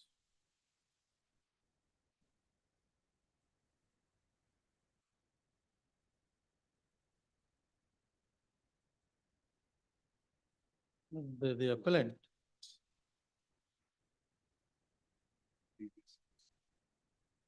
Working as a conductor. Not on 23/5/2008. Not when bus was proceeding to Chintamani, 15 passengers was boarded. By the time, and he is making preparation to collect the ticket, 15 passengers into 4 rupees, 60 rupees. When he is making preparation to collect the ticket, the price from the passengers, by the time the checking inspector came and he has taken over the missions, everything. This is the allegation. And kindly come to my explanation to that. Allegation is you did not issue tickets to them. That's the allegation. Not issued, not by the time itself, not even kindly see, even it is recorded in the inquiry proceedings also. and my explanation to my lord, the showcase notice. But if they were imposed a penalty also, the passengers who were traveling without ticket. Certainly. In the inquiry, my lord, only one person was examined. He submitted before an authority saying that I have not paid the money to the conductor. If they have not paid the money to, when they are making preparation to pay the money price to the conductor, by the time not checking inspector came. But the inquiry, lad, there is no record was found, the finding was recorded, whether any other person except one person, not the inquiry officer have an option to collect the data of the 15 members and their inquiry, they're put into an inquiry. But only one Shivana was examined. He appeared before and submit that no, we have not paid any money to the conductor. Based on the past, please. You should have called the passengers. The authority itself, they have called for several passengers. Only one person was examined. Based on the past history only, the inquiry officer held that. In all the charges, my submission, in all the charges, earlier past cases, all the charges being exonerated. There is no inquiry as such pending against the appellant here. All the cases earlier it was held. No, what has been recorded by him, your past conduct of 194 cases. Not 190, I agree, 194 cases, I agree. But the present petition. 194 is not a small figure. Not my submission, all small cases, the penalty was imposed. Not my submission before this uncourt. All small cases, the penalty was imposed. One person found ticketless, 2 person found ticketless. In a rural area, normally. If you cumulatively add on, how much the figure comes to? At least 194. One per case. Inquiry was concluded. All the cases, the inquiry was concluded. Certain cases, the charges are exaggerated. And certain cases, 1 or 2 cases, the penalty was imposed. But that doesn't mean that Milad is involved in this case. Milad, the authority has to find out whether really Milad is involved in the present case or not. Milad, my submission before this honorable court is Milad, there is no proper inquiry at all. They have not recorded the finding of any of the passengers except only one person. Milad, kindly see the order of the labor currently for a moment. Which page? And I will. But kindly come to the conclusion para, page 89. 89? 89.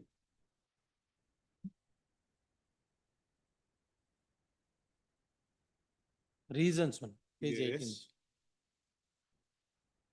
Yes. I will read reasons. Even though the domestic inquiry held against the first party by the second party is fair and proper, this court has considered whether the dismissal order passed by the second party against the first party work from the employment is justified and the same is proportional to the proved misconduct. The second party has produced several documents, exhibit M1 is the memo where it was mentioned that the vehicle bearing number F779 was checked on 23/5/2008 at about 8:56 hours, out of which 71 passengers were found, 15 passengers was traveled without ticket from Devasthanam to Puducherry. Passenger statements has been obtained. Exhibit M2 is the pro forma of the statement of the statement to be recorded by the checking inspector, wherein the statement of one Shivanna, son of Ramana, is recorded.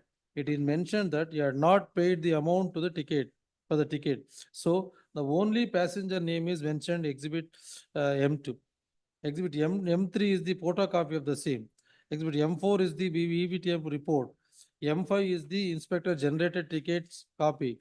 M6 penalty receipts is a detailed report. M8 is only the official article surcharge. I have noticed the passengers clear out the address have not been mentioned in the report by the checking inspector, which is required to do so. Even he has not mentioned the entire 15 passengers who are all traveling without ticket. At the same time, it is also admitted that the passengers themselves have not paid the amount to the conductor. M1 is reply given by the first party, wherein he has specifically mentioned that When the vehicle was coming from Shidlughatta, it was checked near Devasthana. 15 passengers was boarded the bus and he asked them to pay the amount at the rate of 4 rupees. His passengers totaling for 60 rupees and he will pay the ticket. During the conversation only, ticket checking staffs boarded the bus and found that these passengers were not obtained the tickets. At the same time, he has also stated that EBT emission was forcibly taken by the checking squad and they have obstructed in issuing the ticket to these passengers. The checking squad themselves allowed to board them 15 passengers. Thereafter, they have checked the ticket and forcibly We obtained the have penalty. given three versions. Please. First version.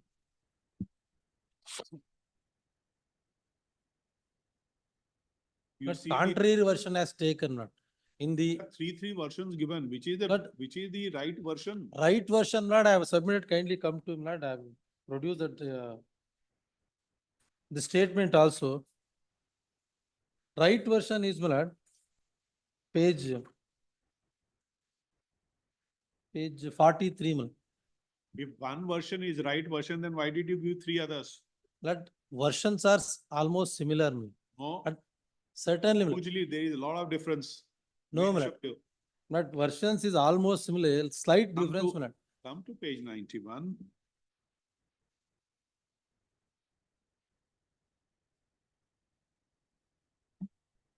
Please. Lord. During this conversation, only the checking staff boarded the third line from the top, second line. Please. Lord. The bus and found these passengers were not obtained the tickets. Please. Lord. At the same time, he has also stated that EBTM machine was forcefully taken by the checking squad and they have obstructed in issuing tickets to these passengers. That means when they boarded, they found that these people have not been issued tickets. Let the one. Certainly, I agree, Lord. But the reason Now is, read the next one. We will come back to you. The checking squad themselves allowed to board these passengers. Now this is another version. The checking squad themselves allowed to board allowed the 15 passengers to board. Thereafter, they have checked the tickets and forcibly obtained penalty amount from the passengers. Lord, when the bus came, Lord, 15 passengers are boarded.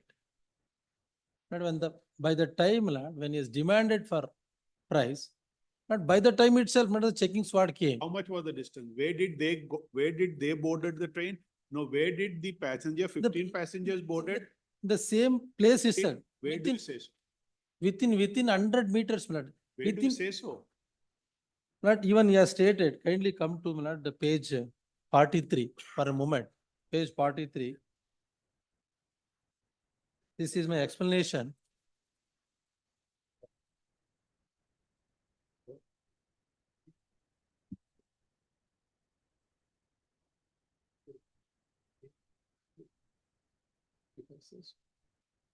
Rule 25, you see the same page. Let's see about, let's see further. Let's go. Let's go another page.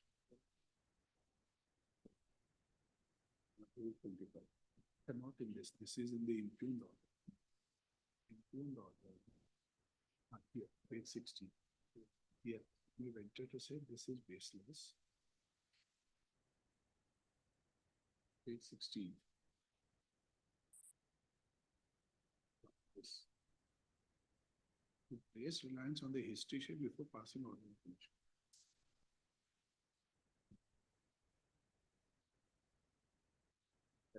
What he says is, this is a statutory rule. Taking note of history, even the public inquiry also know the history.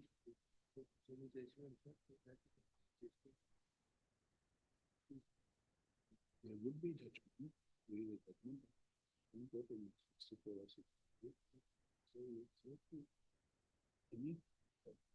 can do, you can do.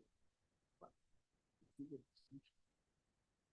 rule says without reason, frame under the act. What it says, you will see his history. Then this. That's a right rule also. He's not the rule. Not the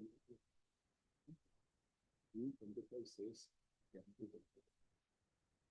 no question on the process. No severe punishment. Warning. Yes, 194. That will be the-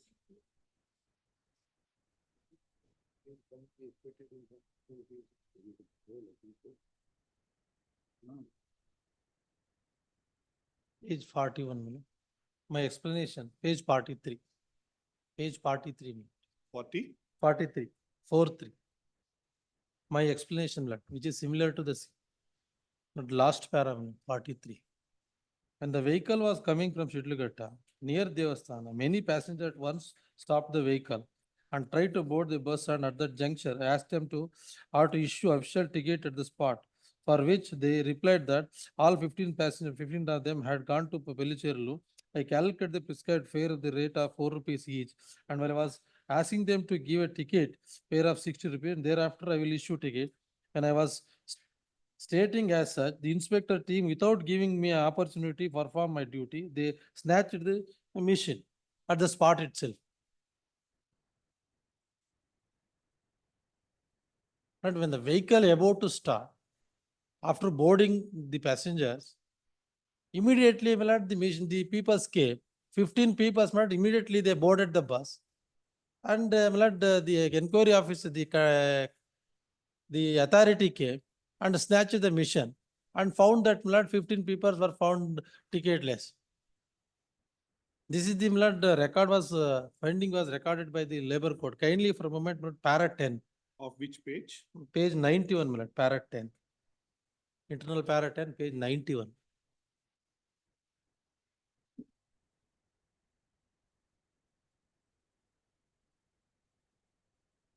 Para 10. Where did these passengers boarded the bus?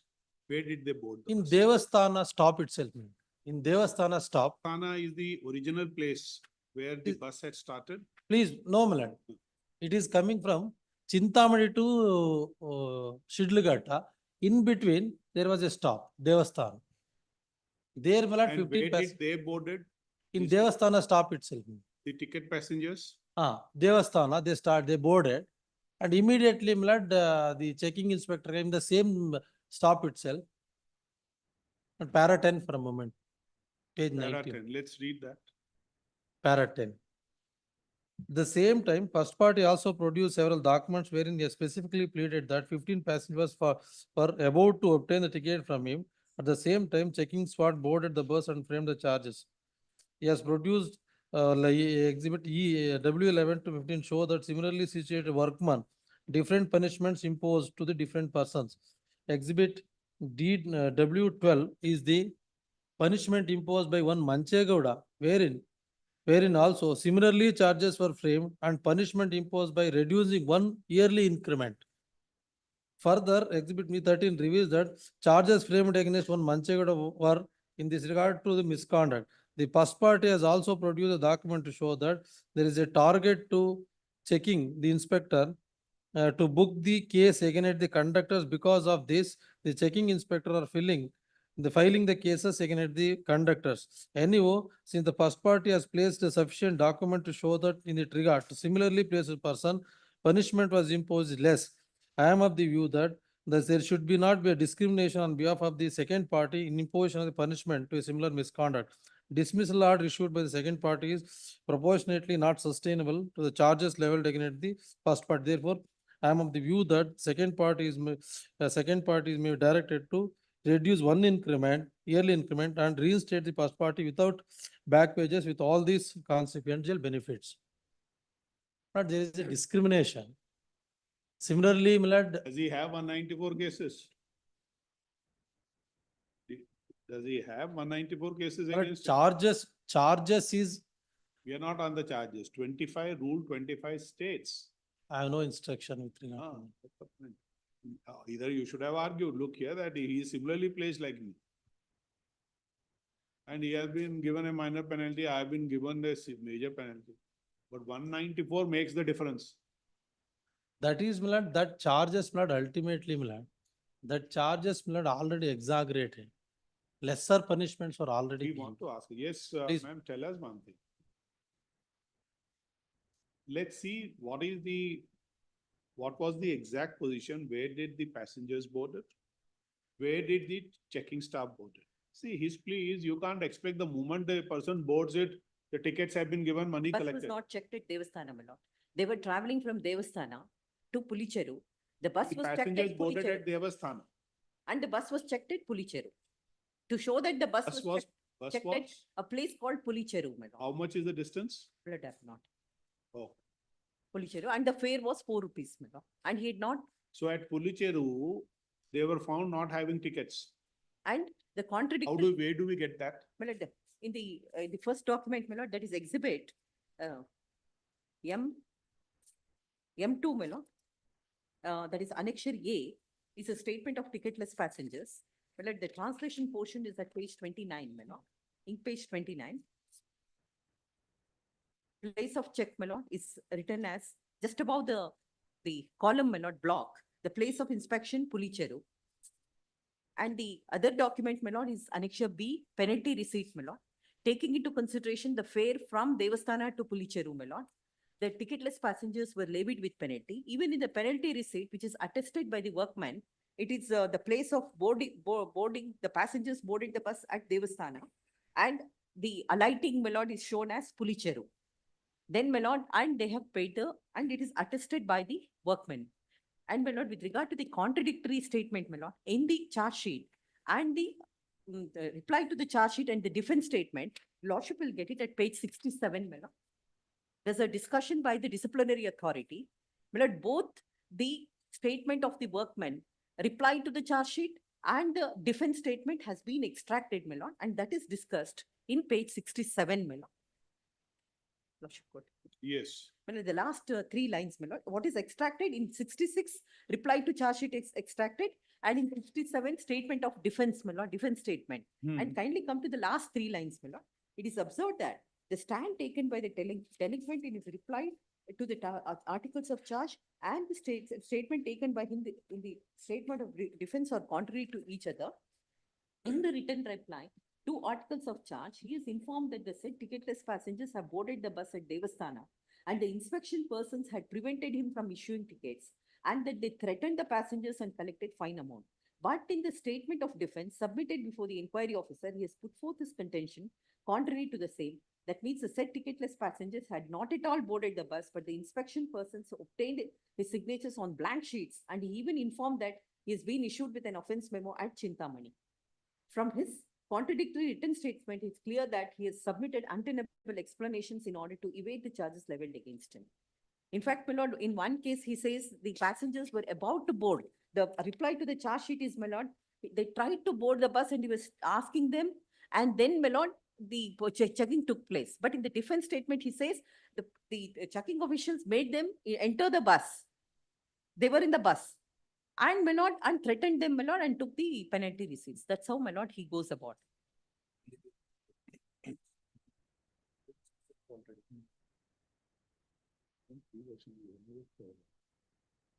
And the bus came to be checked at Pulicheru, my lord. And the passengers had traveled without tickets at Pulicheru, and they were alighting passengers, my lord. They were alighting from the bus when the bus, my lord. And if I had not checked the bus, my lord, they had the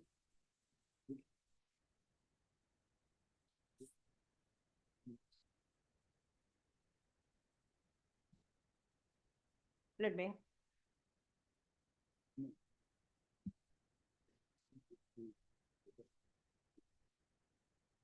Lord, if your lordship could see Kannada, my lord, is in page 56, my lord. In 56, both the reply to the charge sheet and also, my lord, reply to defense statement is extracted. And I have a copy of the defense statement also, my lord.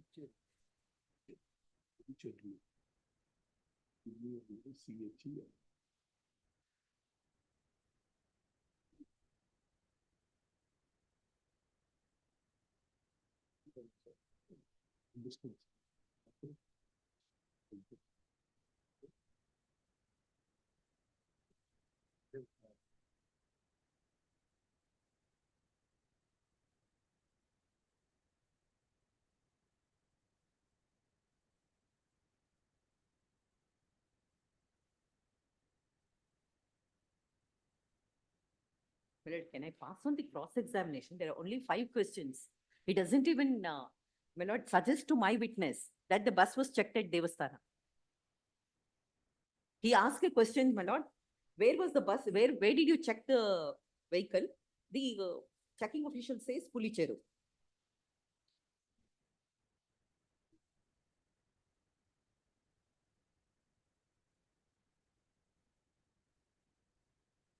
Okay. Even, my lord, even the articles of charges, there is no finding is recorded where exactly the bus was checked. They are saying Pulicherry.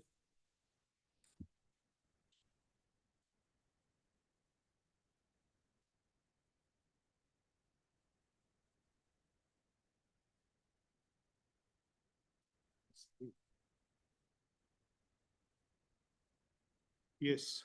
They have to, my lord, they can't take the shelter of my contrary statements, my lord, because they have to conduct fair inquiry. Nothing was prevented them to at least, my lord, issue notice to those passengers. Since they are saying that they have collected the fine amount from 15 members. That was not done. Only one person was recorded, the statement was recorded. He said, my lord, he has not paid the money to even to the conductor. Yes.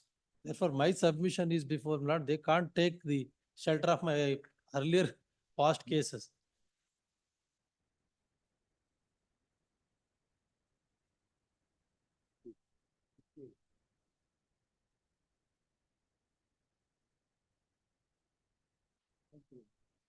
But he's only having 3 years, 2.5 years service, my lord. That also, my lord, only is having two. We are with you, but Please. how can we that 194 instances? Those cases, my lord. We are conscious, you know, But what my is, we are submission- conscious. My submission, my lord.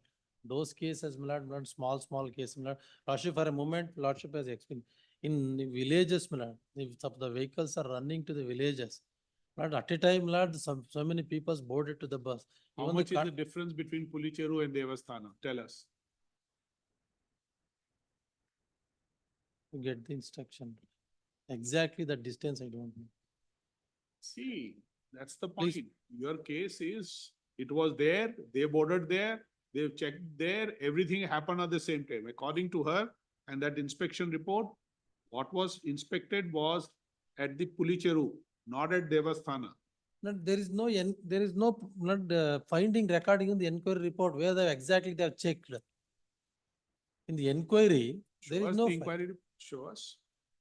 But then there must be a finding in the inquiry report that they boarded at Devasthana, they checked at Devasthana, everything was done at Devasthana. Show us. There is a finding there, but they have boarded in Devasthana only. Inspection, where that the inspection took place. But there is no finding even recorded by the inquiry Finding is officer. they have relied upon that inspection report, which she has now drawn her. Finding also, my lord, says that can I, my lord, I'll read Kannada and, my lord, it's only 5 lines. Read it. My lord, ಪ್ರಕರಣದಲ್ಲಿ ವರದಿಗಾರರು ಹಾಗೂ ಆಪಾದಿತರು ಹಾಜರುಪಡಿಸಿರುವ ಸಾಕ್ಷಿ ಹಾಗೂ ದಾಖಲೆಗಳಿಂದ ಕಂಡುಬರುವುದೇನೆಂದರೆ ಆಪಾದಿತರು ದಿನಾಂಕ 23/5/2008 ವಾಹನ ಸಂಖ್ಯೆ ಸೋಣಸೋಣಲ್ಲಿ ಶಿಡ್ಲಘಟ್ಟ ಚಿಂತಾಮಣಿ ಮಾರ್ಗದಲ್ಲಿ ಕಾರ್ಯನಿರ್ವಹಿಸುತ್ತಿದ್ದಾಗ ವರದಿಗಾರರು ಪುಲಿಚೆರುವು ಎಂಬ ಹಂತದಲ್ಲಿ ವಾಹನವನ್ನು ತನಿಖೆ ಮಾಡಿರುತ್ತಾರೆ. It is in this case, on perusal of the evidence put forth by the reporter and the delinquent, it is seen that the delinquent was conducting the bus bearing number KA 40F779 on 23/5/2008, flying from Shidlaghatta to Chintamani. The reporter have checked the bus at Pulicheru stage point, Hanta, that is stage point, my lord. ವಾಹನದಲ್ಲಿ and in the vehicle, at the time of inspection in the vehicle, there were a group of 15 passengers who were ticketless passengers. And on verifying the same, from the group leader of the ticketless passengers, the statement was obtained from the ticketless passengers and the penalty was levied, and the statement of the ticketless passengers and the penalty receipt has been produced. The delinquent in the cross-examination has to the questions posed by the delinquent. Yes, ma'am. Sorry, ma'am.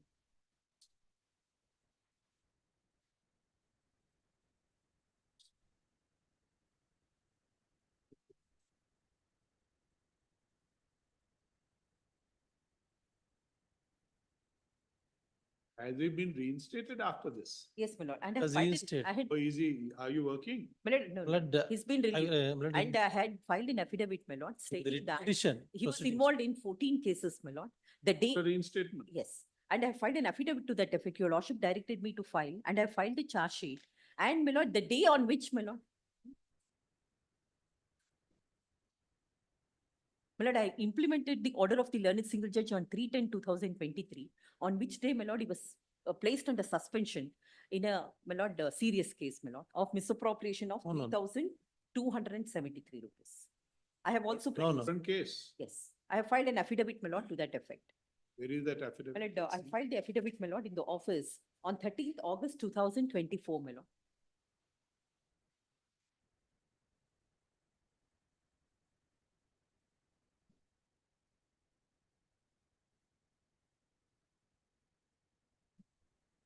My lord, para 3, my lord, para 3 and 4, my lord, of the affidavit.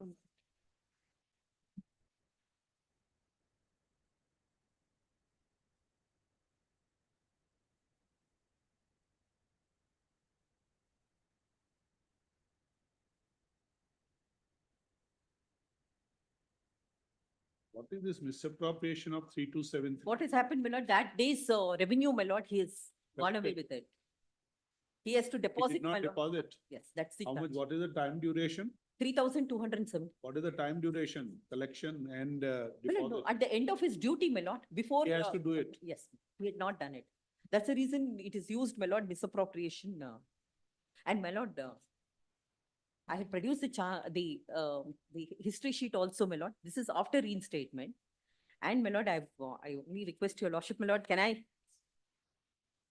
My lord, there's one judgment of the This apex affidavit- court, my lord, similar issue, my lord. I've also filed a law. Yeah, The that, counter. that 16 rupees. No, it's not that. My lord, similar case where, my lord, the dismissal order was upheld by this honorable court and he was reinstated for almost 9 years. Then, my lord, an affidavit of the law officer was filed before the Supreme Court, my lord.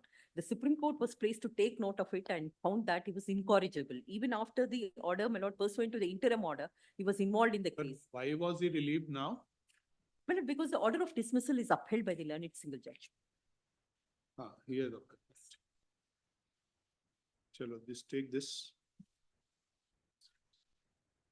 This petition, this appeal has been filed by the appellant challenging the order of the single judge, whereby the dated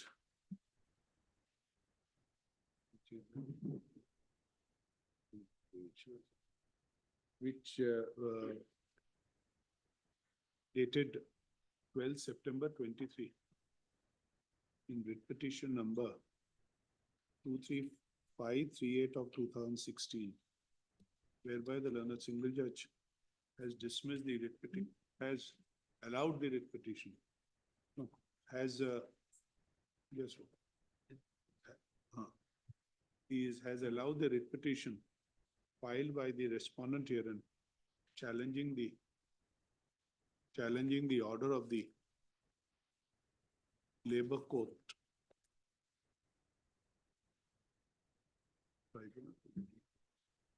Labor court,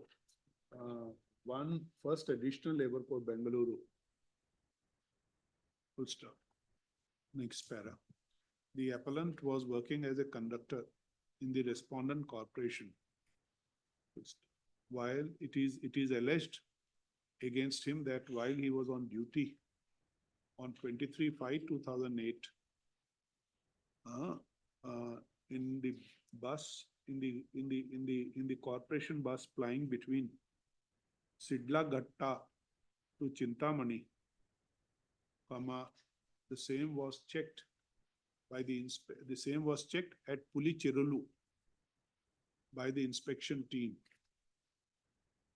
when they found that there were 71 passengers in the bus and the appellant had failed to issue tickets to a group of 15 passengers traveling from Devasthana to Pulicherulu. Though he had collected the fare of ₹4 from each of them. The checking official, the inspection team recorded the statement of the passengers, and they were also levied penalty for not purchasing the ticket. Next, the aforesaid incident became a subject matter of a charge sheet to which the appellant had submitted his reply. The proceedings held by the inquiry officer has found the charges against the petitioner, against the appellant as proved. The disciplinary authority on the assessment of the evidence on record and the findings of the inquiry officer, and also noting the fact that the appellant was involved in 194 cases in the past, decided to compulsorily retire the petitioner. No, decided to dismiss the petitioner from service, appellant from service, with a order dated 14/3/2013. Next, the order of dismissal became a subject matter of a industrial dispute being ID number 16 of 2014. Full stop. The labor court held the inquiry, domestic inquiry held against the appellant as fair and proper. Full stop. The labor court set aside the order of punishment and directed reinstatement of the appellant without back wages by supplementing the penalty as that of reducing 1 yearly increment, but with all other consequential benefits. The said award came to be challenged by the respondent before the learned single judge in the aforesaid writ petition. The learned single judge had posed for itself the issue as to whether the award of the labor court requires any interference. Full stop. The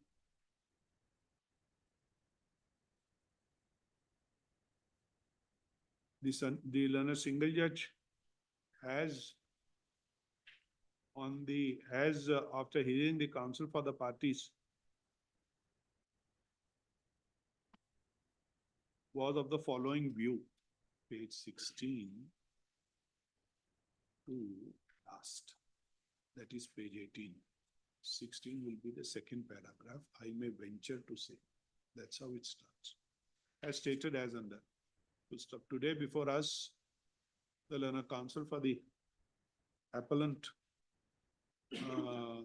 would submit that the conclusion drawn by the learned single judge is contrary to the record. According to him, the checking inspector, the passengers boarded the bus at Devasthana, where even the checking inspector had boarded, and before the appellant could issue tickets to the passengers, the ETM machine was taken away by the checking inspector, because of which the appellant could not issue the tickets. Hence, the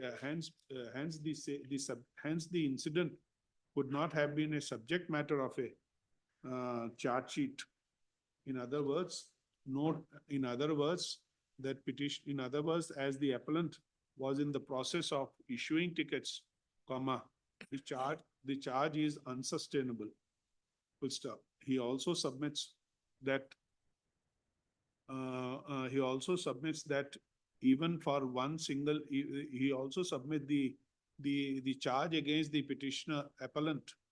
Just say this. He also, without prejudice, submits that if the charge is only for non-issuance of tickets to 15 passengers for an amount of rupees 60, that is 15 into 4, the same should not have resulted in the dismissal of the appellant from services. Full stop. he also states that the petitioner, the appellant has since been, the appellant was reinstated pursuant to the interim order granted by the single judge. Yes, yes. Interim order granted by the learned single judge. And hence there is no reason why the learned single judge should have set aside the order of passed by the tribunal, which is a reasoned order, by proper application of mind and analyzing the evidence which had been recorded before the inquiry officer. So on the other hand, learned counsel for the respondent would contest the submission made by the counsel for the appellant by stating that there is enough evidence which has come on record to hold that the charges framed against the appellant have been conclusively proved. She submits that the inspection did not take, the checking inspector did not board the bus at Devasthana as alleged by the counsel for the appellant, but he boarded the bus at Chilavacheru. Chilavacheru. Pulicherulu, which is at a distance away from Devasthana, and hence there was enough time for the appellant to issue tickets to the 15 passengers. It's conclusive that after taking the fare from the passengers, the appellant had not issued tickets to them. In fact, it is her submission that by drawing our attention to the reply filed to the charge sheet and also the deposition during the deposition before the labor court, that contradictory stands have been taken by the appellant, which clearly depicts that the petitioner, that the stand of the appellant, that the checking inspector, the passengers have boarded at Devasthana. That apart, she submits that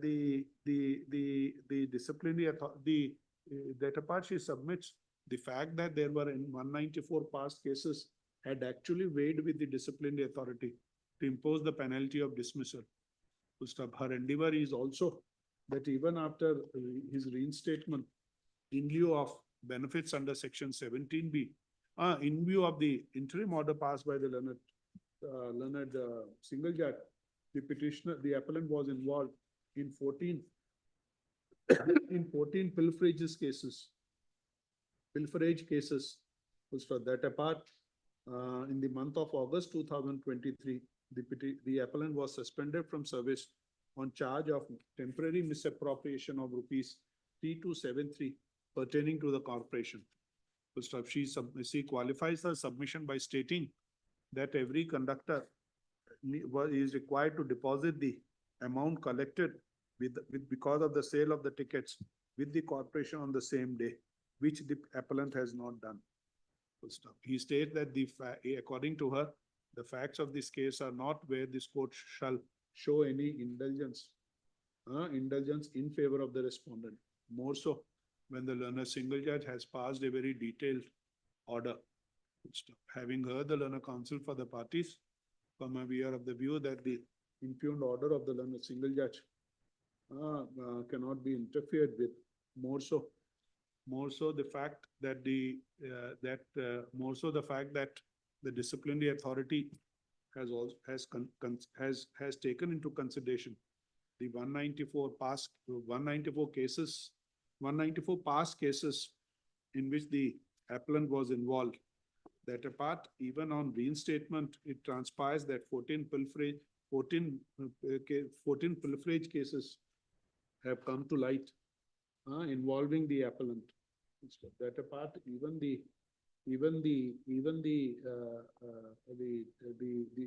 fact that the appellant was suspended in the month of August 2023 for temporary misappropriation of 3273 rupees, to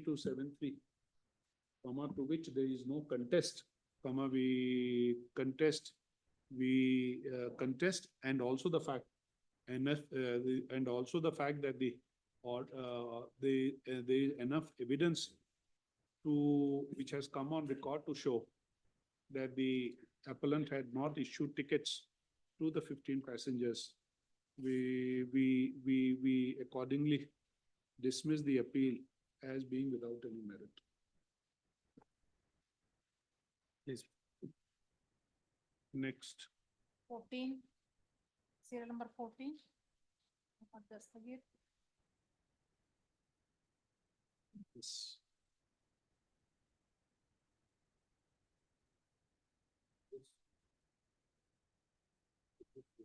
Statement of objections, my lord. Statement of objections are ready, my lord. In 2 weeks we'll.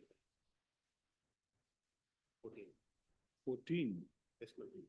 Where is Mr. Dastagir? See, Rajesh.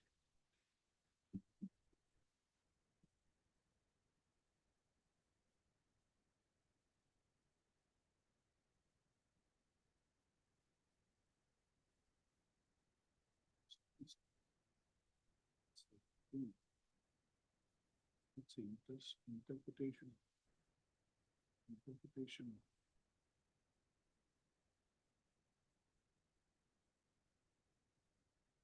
Six.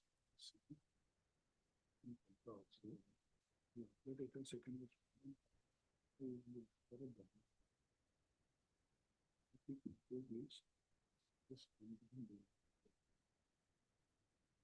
Just see this.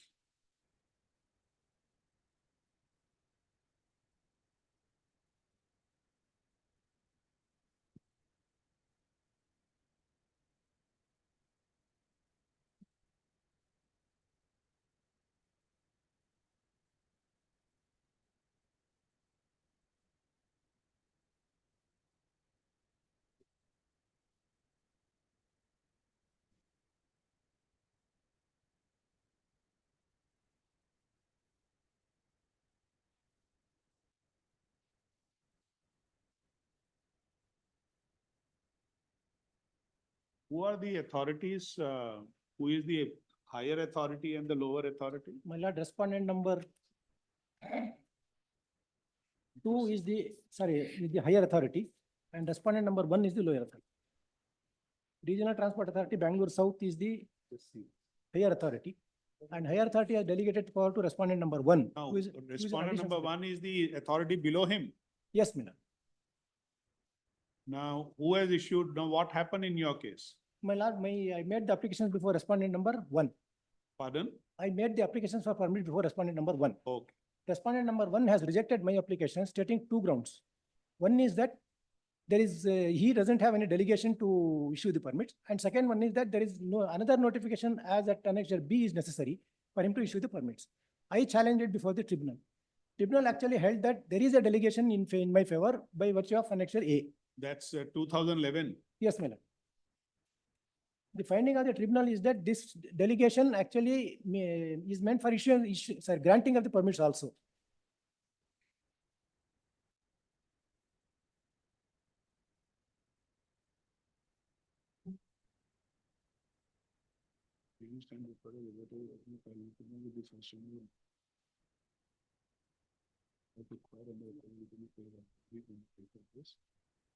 The first respondent authority for the purpose of 58 is that of complete inquiry. For a moment, my lord, may I take your lordship through?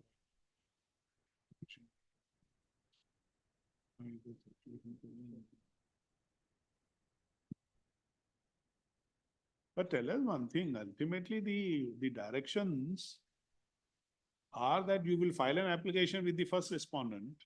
My lord, Could make a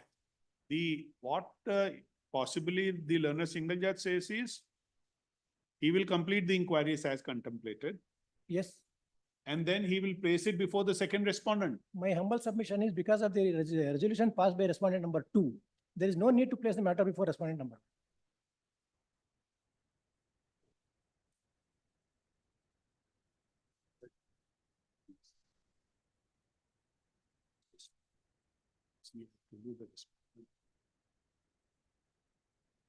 See this. He is additional secretary. Regional transport. So regional transport authority is a higher authority. Yes, my lord. For a moment. He will place a report before him. The power to grant permit is only with him, not with him. He is relying upon to say that he had the power. The finding of the learned judge is, see this. So delegation is there. Only to the extent, just see para 3.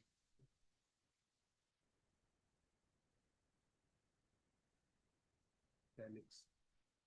Renewal, transfer, change in vehicle, issuance of duplicate permits, cancellation, apart from the power to issue permits consequent to decision of the first respondent to grant. So, consequent to a decision of the first respondent to grant such permits under section.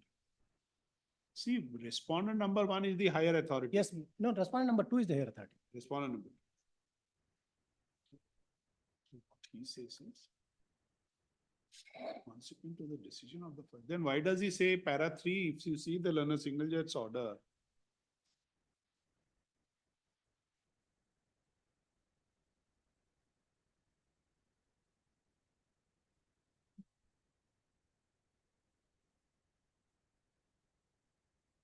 Paragraph 3, page 22. Yes, See, now what has been said is, this is the submission made. by the government advocate. Apart from this renewal, transfer, change in vehicle, everything. Yes, my lord. Okay. Apart from the power to issue the permits consequent to a decision by the first respondent to grant such permits.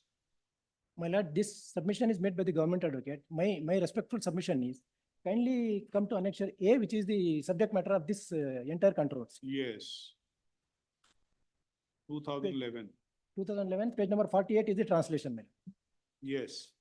Based on the submission made by the government advocate, my lord, the learned single judge has also recorded the portion of the resolution in his judgment itself in paragraph 6 onwards, my lord. My lord, this resolution at page number 48, my lord, consists of 2 parts. One is, below the subject, there is a note. My respectful submission is, this note is submitted by the additional secretary to the higher authority, that is the Regional Transport Authority, seeking delegation of power to itself for the purpose of grant of permits. The alert single judge has only noted the note portion of it and not taken note of the decision portion of it. What is reproduced in page number 24 is the note portion of it, my lord. But ultimate decision is below that. May I read the decision, my lord? Power is delegated under Rule 55.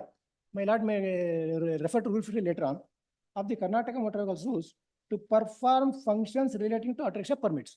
My respectful submission is, this encompasses both grant and issuance of the permit.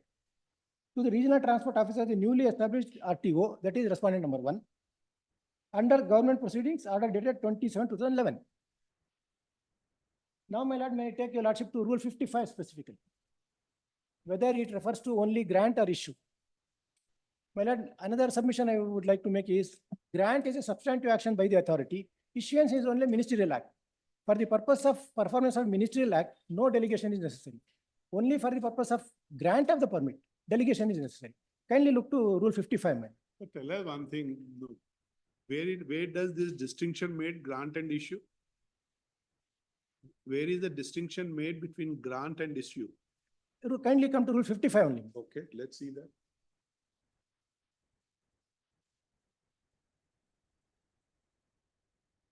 Is delegation of powers by Regional Transport Authority, that is the higher authority.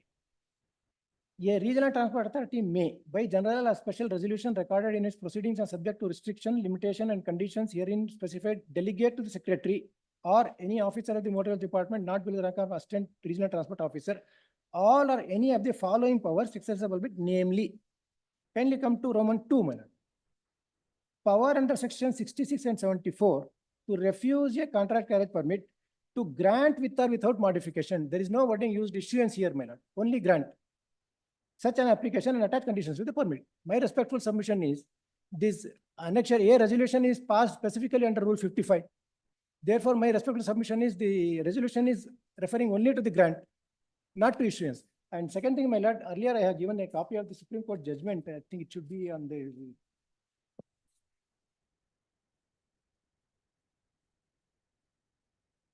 In the file, if the judgment in APSRTC case, it But is there, my lord. still, it need to be seen who has the power to grant. RTA, my lord. That is respondent number 2. Now that power has been delegated by respondent number 2 to respondent number 1. But my respective submission is the learned single judge has erroneously held that that delegation is only for the purpose of issuance, not for grant.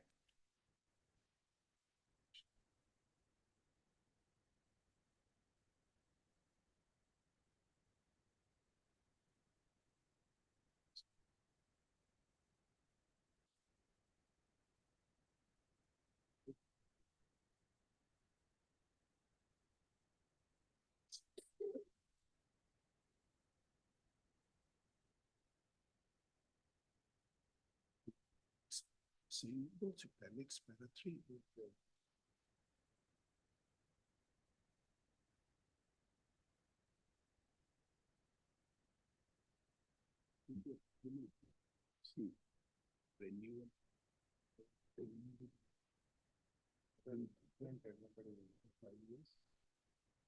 He has to renew for another 5 years. So that.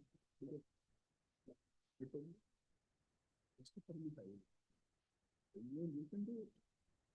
Read further. Transfer.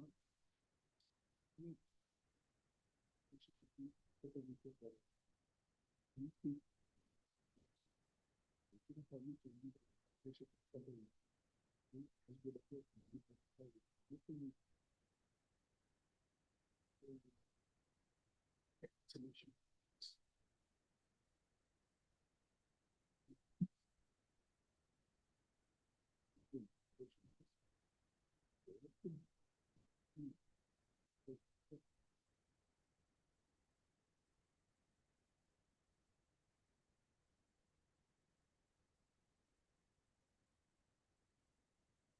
My lord, another reason why the power is delegated is the authority, which is the higher authority, will have to meet in a regular meeting and decide whether for the grants of the permits. You file your, this thing. Yes. You file your submissions. Yes. But you have not filed any appeal. No, my lord. You are agreeing with the interpretation given by the learned single judge. So tell us one thing, if the officer is here, a lower authority can terminate the permit. Yes, my lord, yes. Delegation is there. Because Rule 55 says even cancellation of the permit also. That delegation must be there. My lord, So the meaningfully read, the higher authority has the power to grant. and also to terminate. That goes without saying. Yes, my lord. If a power has their right to appoint, or right to termination is there. Yes. That's inbuilt. Yes, my lord. But here is not that. Not that. One has the power to grant, the other has power to terminate also. Yes, my lord. The delegatee has the right to terminate. That's what the finding is.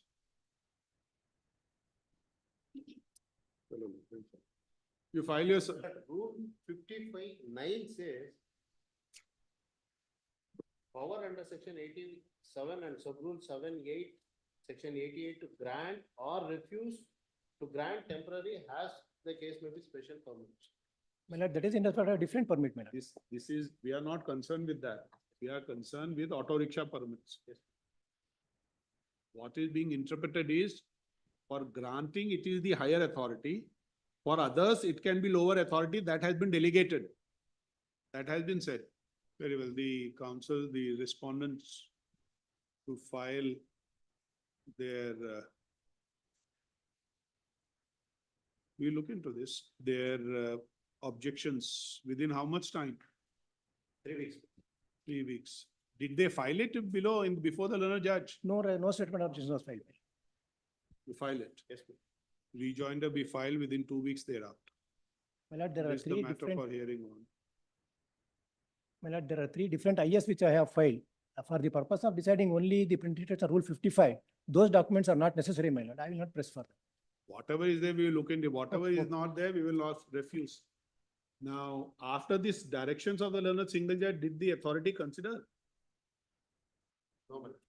Okay. Just give a date for 6, 7. The date may kindly be given. Sir, 2510.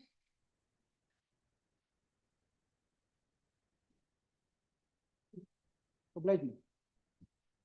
15. Yes.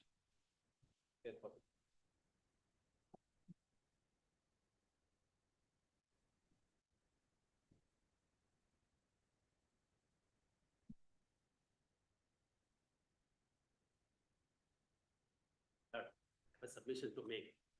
By virtue of the amendment to the Karnataka Land Grabbing Act, the writ petition is not maintainable against the judgment of the special court. It has to be, appeal should be filed. Only say 17A of the act.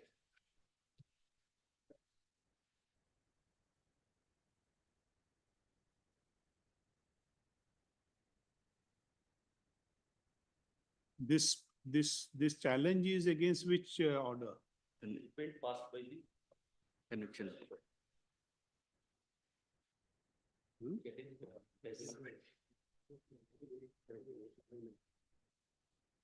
Lordship will get it on page number 7.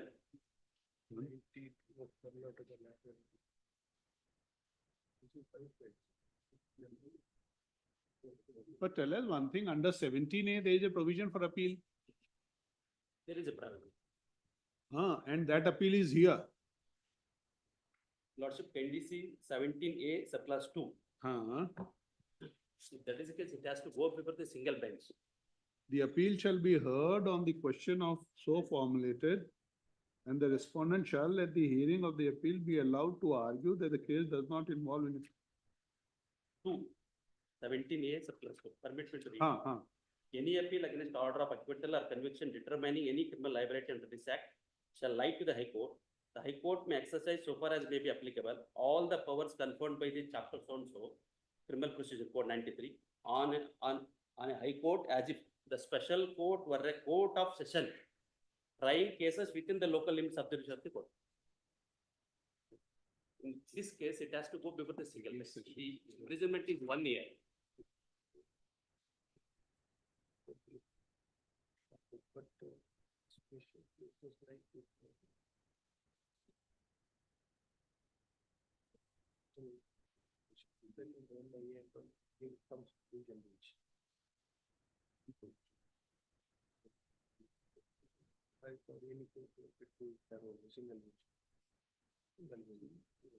This issue must be settled. It's a old. Is this issue not settled? It's not settled. Why? Where were the against conviction or acquittal, where were the appeals being filed? Earlier it was the writ only, Your Lordship. Earlier the writ used to file. There was no provision. Writ petition used to file. Earlier. To see the report.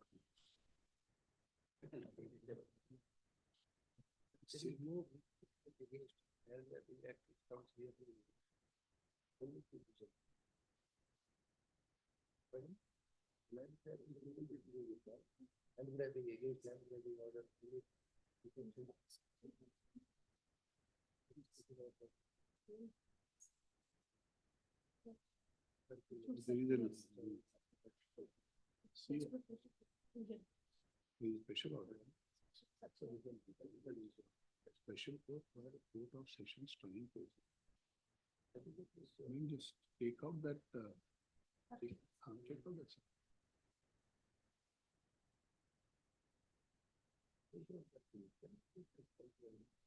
It is an interim order. My lord, it is an interim order. So far as cognizance order or any summons order, then the writ lies here. That is before the division bench. Not on the final. How can that be? The cause of action is same and order passed by the special court. Against the final order. We just want to know. If there is an interim order, division bench, according to you, if it is a single bench, even if it is a conviction, it will be single bench. But the proceedings are common in both the cases. Absolutely. How can that be? We just want to know. It appears there is some notification. You have to check up that also. Let's have that circular. We'll just have it after a day or two. Yeah. Okay. Day after tomorrow. We'll have it day after. Get We that have it circular. by Monday. By that time, I'll also do some research. Difficulty 60 days. We'll have it day after.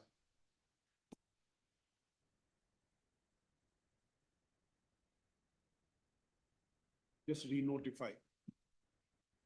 9.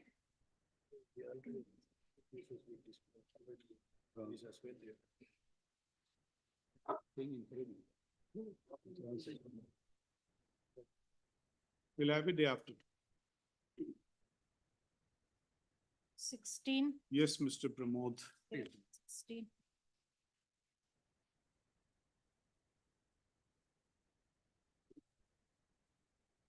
What's in the present case, my lords, the respondent applicant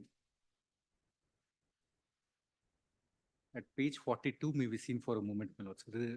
What is the relief sought which has been granted? Page He's no 40. more, my lord. I cannot represent him because he's no more. And his LRs have not contacted me.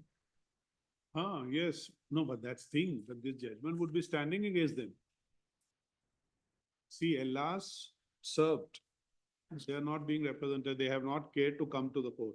Neither they got in touch with you. That's right. Yes. We will record that submission of Mr. Ola, your submission. Despite effort, they have not contacted you. Very well. That's not. But this judgment would be standing against them. Because they have to, even the legal heirs would seek an implementation.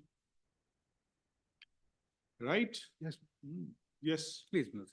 My lords, for a moment, my lords, may kindly see page number 42, my lords. The relief sought by the applicant, my lords.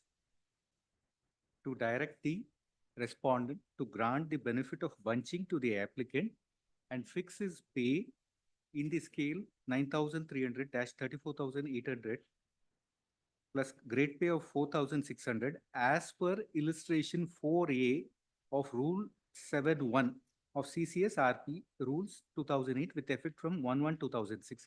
Lords, the benefit what the applicant is seeking, my lords, he is referring to illustration number 4A, my lords. That's the. You come to that chart which you had prepared, page 98 or 99. Please, my lords.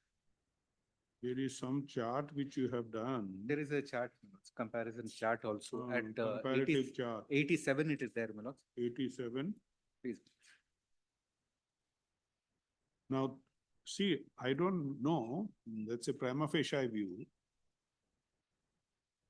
See, you have made the comparison. Please, my lords. 4A1, that is 4A is 1. It would not inure to his benefit. It would be a lesser fixation. But if it is 2A, is a higher fixation, there is a difference of 600 rupees. Please, my lords. We are trying to say, my lords, this illustration is specific to a particular scale, my lords, not to this person. You're right. You are right. This is, you as an illustration, you have given this, hypothetically taking certain scales. Please, my lords. And an upgraded scale. True. And you said this is how it should be worked out. True. Now, have you worked out in this case what the upgraded scale, what is the scale on 1/1/2006? And what is the upgraded scale and in what manner the fixation would done? Lords, fixation statement is produced at page 54, my lords. Lords, prior to that, may I just take my lords to the initial submission, my lords, because that will clarify the issue.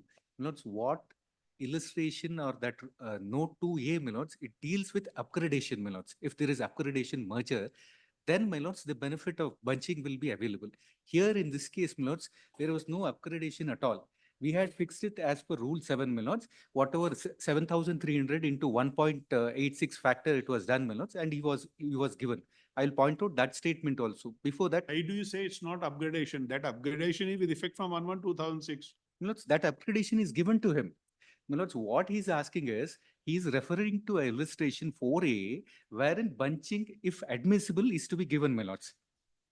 Here, in his case, my lords, bunching is not. Bunching is 3%. 3%. Of my lords, it's the pay band. Please, my lords.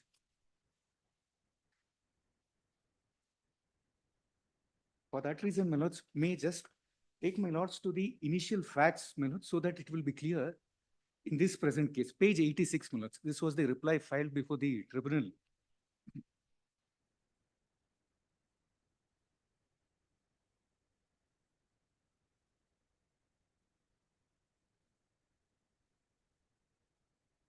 Page 86. Please, my lords.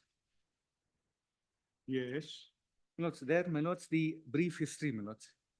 My lords, Shri so-and-so was appointed as junior engineer C in All India Radio, Bangalore on 10th of April 1989.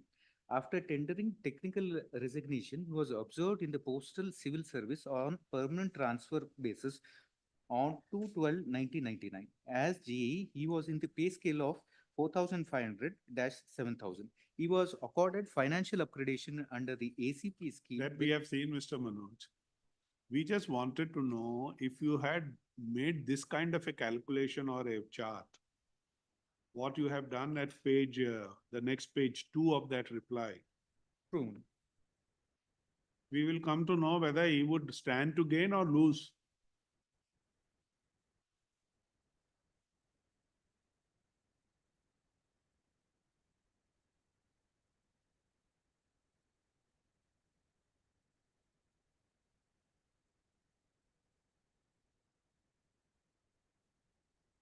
By this illustration, if he is seeking the benefit of 4, illustration 4A, Please, my lords. he will lose.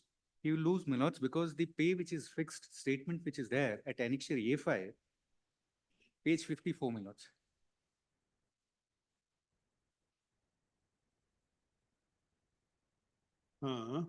Page 54, my lords. It has the details, my lords, which was fixed. This is the fixation, my lords. First is serial number, then the post, my lords, substantial, 4, my lords. This is the pre-revised scale of pay, my lords. That's right. Now Six, shifted five. to After that, my lords, 5, my lords. 7,300. Please, my lords. DA and all those things are there, my lords. Then 6, my lords, revised pay band and grade pay corresponding to the pre-revised scale shown at serial number 4 in the scale of HAGC and above appropriate scale, 9,300-3,400, and it is 4,600, my lords. Next page, my lords. 50. No, if you follow illustration 4A, how much is the fixation under what you have done at page 54? On Next- 1/1/2006. Next page, my lords, 55. Uh, Revised pay, my lords, revised pay and CCS so-and-so rules 2008. Pay band is 2, rupees 9,300-34,800. Pay will be 13,580 minutes. If it is 7,800, 7,300 into 1.86 minutes. that is under 2A. Please, minutes. This is under 2A. That's your case also. Stepped up with reference to revised pay minutes. Under note 7 and 10 minutes. This is the one. Please, minutes. But if it is 4A, how much is the pay fixation? All you have to show is if I follow this, which he wants, this is fixation, which what we have done is this. He stand to gain. Lords, may kindly see the 2A for a moment, my lords. I'll just point out.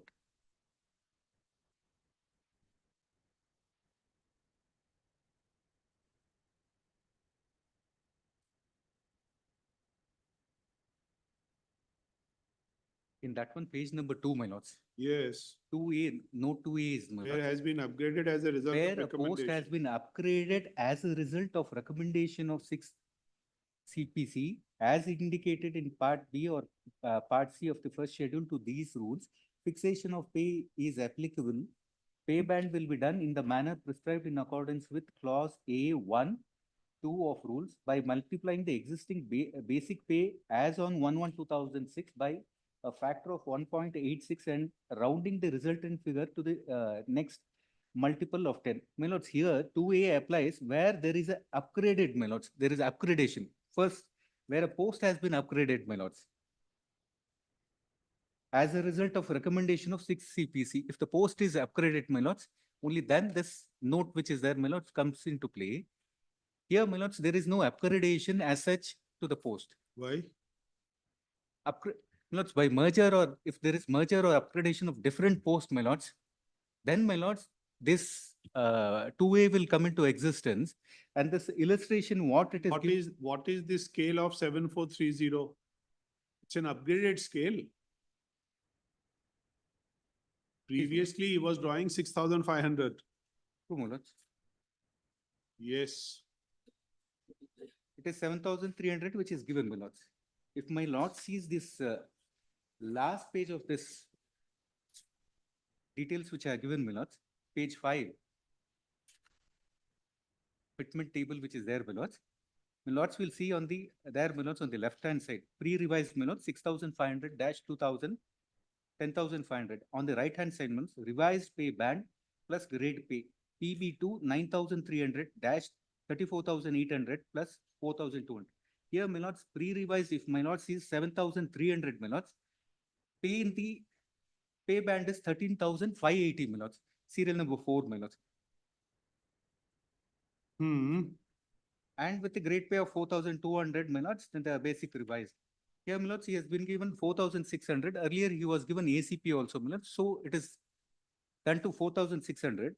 And pay in the pay band is 13,580, my lords, which my lords will get at page 55, serial 12, my lords.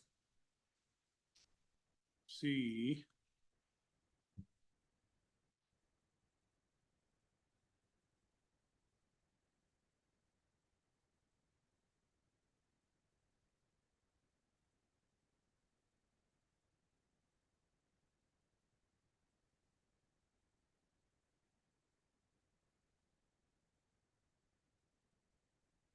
Come to page 85, 86. Please, my lords.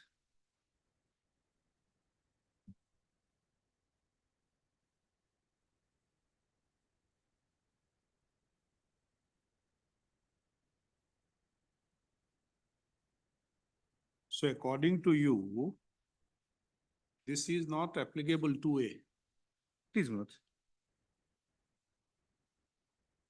What you say is a post is a post, a upgradation of a post is different from upgraded pay scale. And that Like for hypothetically, an LDC is, post of LDC is upgraded to the UDC and that scale is given. Then that LDC post ceases to exist because it gets merged with the UDC and that scale is given. Yes. It is that kind of a situation contemplated under 2A. Lords, if my lord sees, my lords, the applicant is asking for the benefit which is following under illustration 4A, my lords, which provides for bunching. If my lord sees page 3 for a moment, which document which I just handed over. Who is following 2A?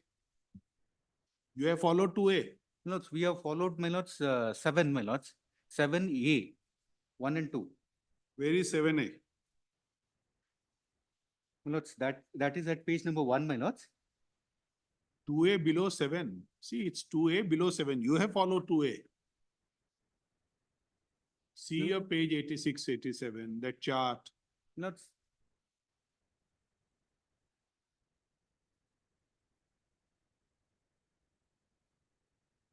Right. We are trying to say, my lords, in respect of fixation in the scale of 3,050, 4,009. The right column you are reading? There are 2 columns, my lords. Left. See the heading, na? True, my lords. Right is illustration express GOI 2A under below rule 7. Please, my lords. This is what you want to follow. Please, He says 4A, the next column. Yes, my lords. Illustration 4A memorandum. Please, my lords.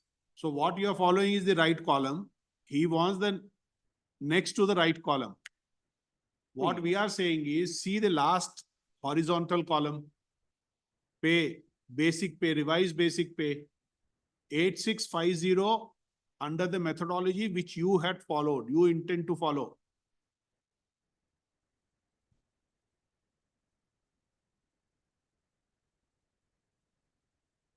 You have understood? My lords, the second column is in respect of illustration 4A, my lords, which he wants. That's right. See the end of it, the last one. What are the figures? My lords, it's the revised basic pay, total pay in the pay band and read it. Under 4A is how much? It is 8,060, my lords. Under 2A is how much? 8,650, my lords. That's what we are saying. 8650, which you have followed, gives him a higher revised pay as against what he is claiming. Please, please. So that's what we want to know. Although the scale is not the one with which we are concerned. This is only as an illustration. you have Illustration given. it is given. Suppose you work it out in this manner. Is he getting a higher basic pay? Lords, he will not be entitled for this if my lord sees, for a moment, my lords, page number 3.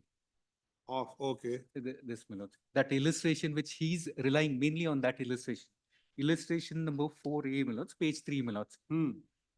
Lord, under that illustration, it is the pay fixation which is done for a particular pay, my lords. If my lord sees serial number 7 over there, pay in the pay band after including benefit of bunching in the pre-revised scale of 3050 dash so and so, if admissible. If they are admissible, my lords, then only it will be applicable. We are saying that it is not, it is only for this particular scale which is given. And in case of upgradation, it is there they will get it. And if at all they are admissible, my lords. In this present case, is not admissible is what our contention is. So 4A is not applicable. Not applicable to him. 4A is only applicable to 3050. We are trying, it is an example which is given to a particular pay. There, my lords, there also it contemplates if it is admissible, bunching is provided. If it is admissible to him, not. What is admissible? That pay scale. That pay band or pay scale 3050 and 4590. That is the table which my lords will get at page 4, my lords. Next page. Next page number 4, my lords. 3050 pre-revised scale, my lords. 3050-75-39. What you are saying is 4A is only relevant to 3050-4590. Please, my lords. Not 6500-7590, whichever is there. No, my lords. That's your case. Yes, my lords. And they're also bunching if they are admissible, if it falls over there, my lords. So bunching is only when it is 3050 and 4590. And here, my lords, there was also clarification. What does the tribunal say? My lords, tribunal notes a contention, but refers to a Jaipur judgment, my lords, and says that some benefit is given to the applicants over there. So here also they are entitled. But that judgment, my lords, there is difference. Factual part, it is difference, my lords. That is available also, my lords, at page 69 onwards. What is this SC Sharma case? That one only. Page 69 onwards it is there.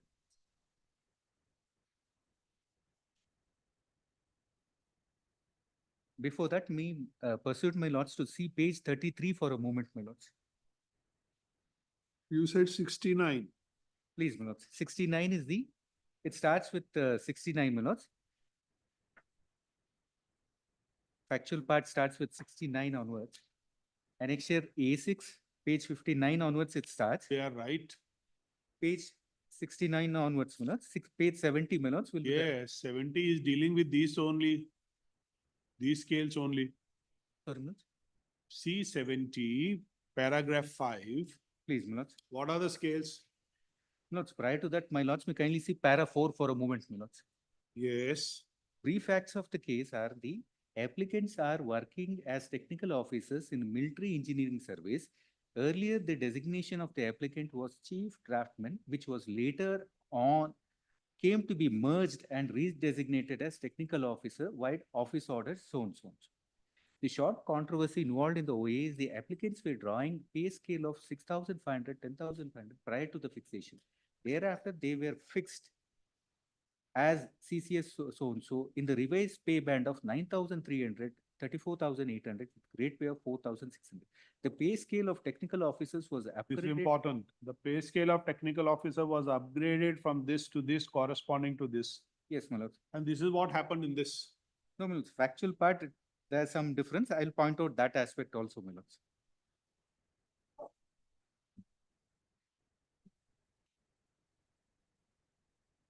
The contention, my lords, of the department, para 6, my lords. There was once direction to do it and thereafter it was rejected minutes. After that, aggrieved and dissatisfied with the impugned order dated zones. The applicant preferred these OA on the ground that the impugned order, it is stated that the applicants cannot be fixed as per the illustration 4A for the reason that the applicant was not in receipt of pay scale of 7,450 dash so and so as on so and so is blatantly incorrect for the reason that wide order dated so and so the respondents have themselves granted the upgraded pay scale of 7450 dash so and so to the technical officer, and thus the respondents were wrong in revising the pay of the applicant as per the fitment table 1 of OM dated 30th of August 2008. In spite of the fact that the subpara 2 of the para 2 of the aforesaid OM clearly states that the fitment tables are not applicable in case of upgradation of post and merger of pre-revised scales. Notes this OM Melots is available at page number 33, Annexure B Melots. No, acha, okay.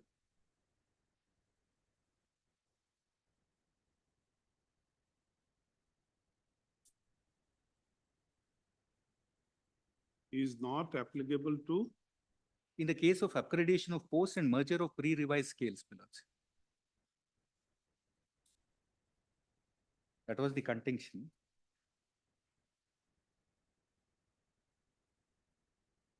Where is 4A? 4A Melots is at page 3 Melots. Now, under Illustration. what cases, circumstances 4A is applicable? Our contention is Melots, this is applicable to this particular pay scale Melots. 3050. It's only an illustration which is given and it says if admissible Melots, not in a otherwise. At serial number 7, it points out that pay in the pay band after including benefit of bunching in the pre-revised scale of so and so if admissible. We'll come back after lunch. Please.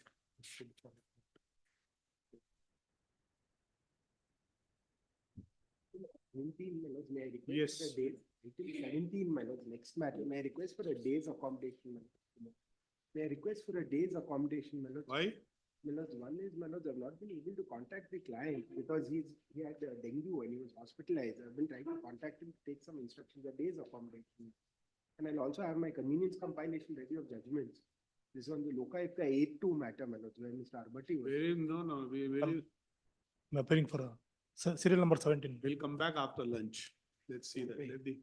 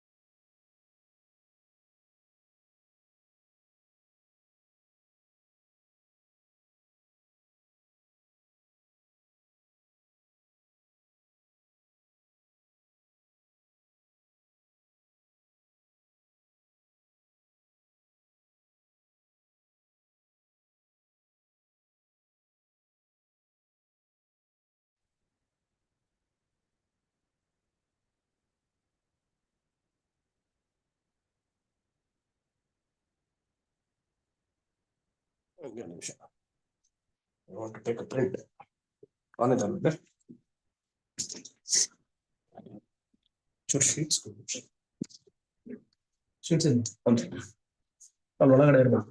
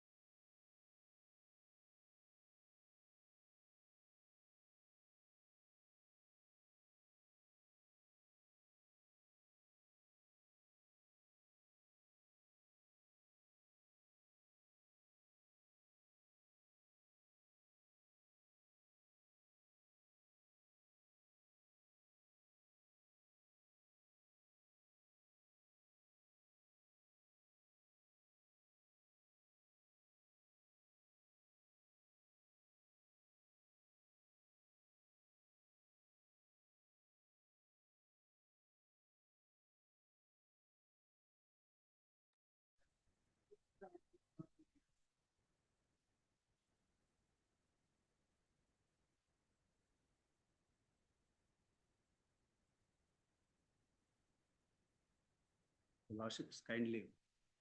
Bill number 26, passed over matter. I informed the other side, On behalf of the petitioners, my lord. I got part and matters in first court and also in the 13th. I got matters in Lordship. May I have it? Honored friend, my lord, is seeking an adjournment, my lord. Some time, Lordship, kindly. Why? What is the reason? Pardon? What is the reason? But I got first court matters, 2 matters, and also on matter settlement is there. Parties have come from outside. Sometime, My lord, I informed matter may be, my lords. informed the senior counsel also. Request of counsel for the respondents. You appear for? Matter 4 to 9. 4 to 9 in both the appeals. Yeah. Yes, Mr. Huh? Yes. Re-notify. Or 7. Yes. Are the submissions on record here? My lords, we have to file a written synopsis. my lord. You have filed Not yet filed. We'll file it, my for the lords. parties to file their written submissions along with the judgment they want to rely upon. How much time? My lords, a week's time, my lord. 2 weeks. Re-notify.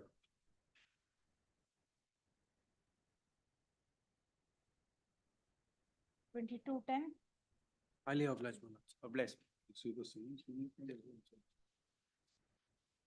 Yes.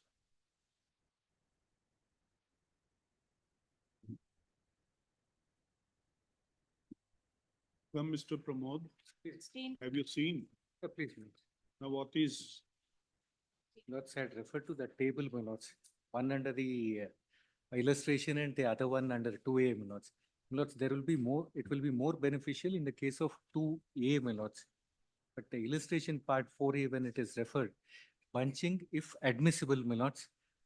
If it is admissible, then only it is there. Even if it is given as per that calculation, which is made to that particular pay, my lords, it will be less than whatever it is available under note 2A, my lords. so what is he claiming under 4A? He is claiming under 4A, prayer may So be. it is, that's what we are putting it to you. Please, my lords. So it's more beneficial to him. Is it not more beneficial? No, he will get lesser, my lords. If my lord sees the table, if it is under 4A, my lords, it will be lesser. But he is not seeking, he is seeking 4A. He is seeking 4A. So it is not beneficial to him. Please. So it would be better that it is 2A is given. Yes, my lords. That's what we are saying. Please, my lords. That's why we are challenged saying that he is not. Mr. Ola, you have no instructions.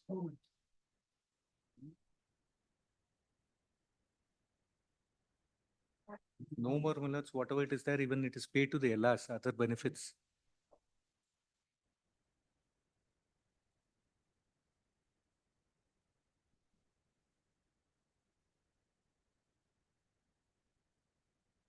Disorder.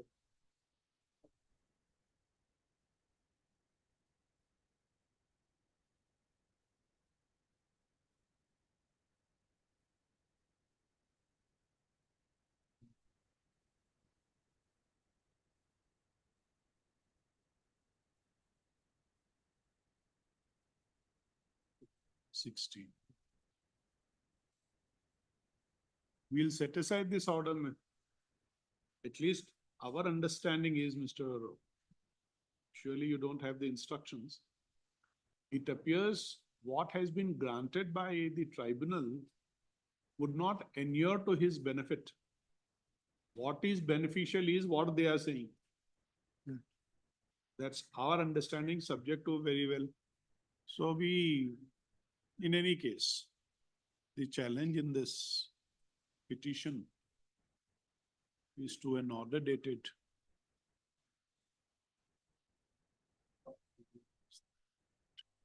to an order dated 7/2/2018. Please, my lords. 7/2/2018 passed by the Central Administrative Tribunal in OA 170/00926/2016. Whereby the tribunal has allowed the OA filed by the respondent by stating as under, by stating in paragraph 5 and 6 as under.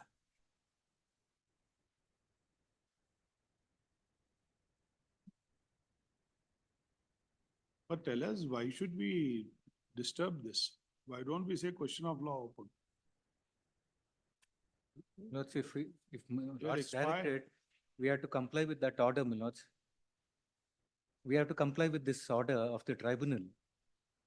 My lords, it will be reduced to him. Now he is no more. Other beneficial. Now it's only the family pension if at all. Yes, my lord. That's all.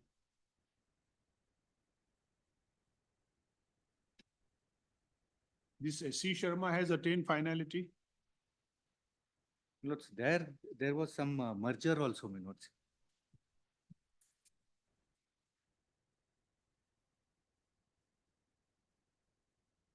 And the post and other details were totally different, my lords.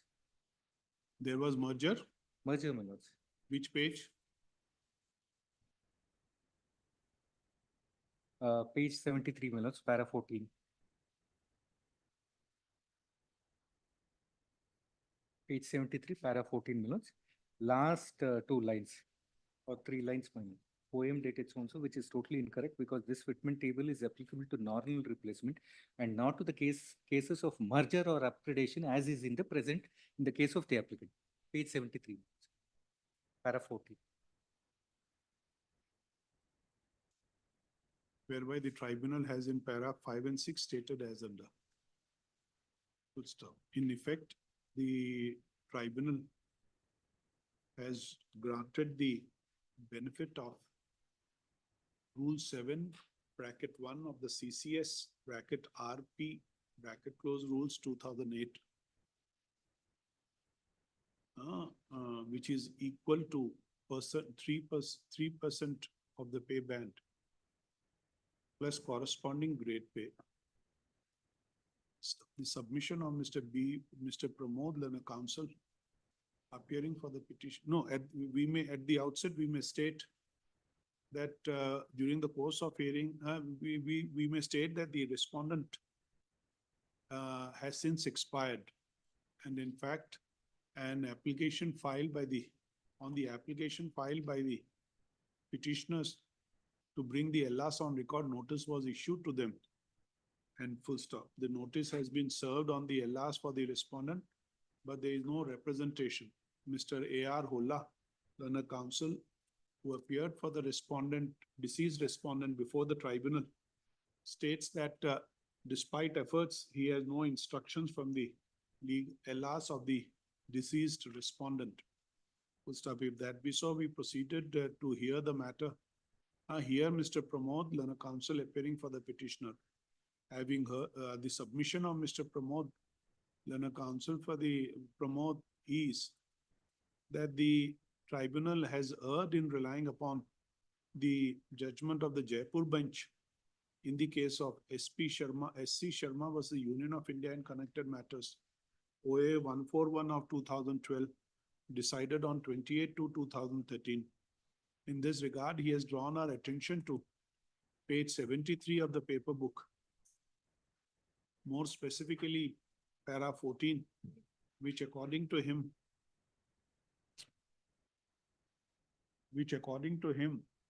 clearly reveals that the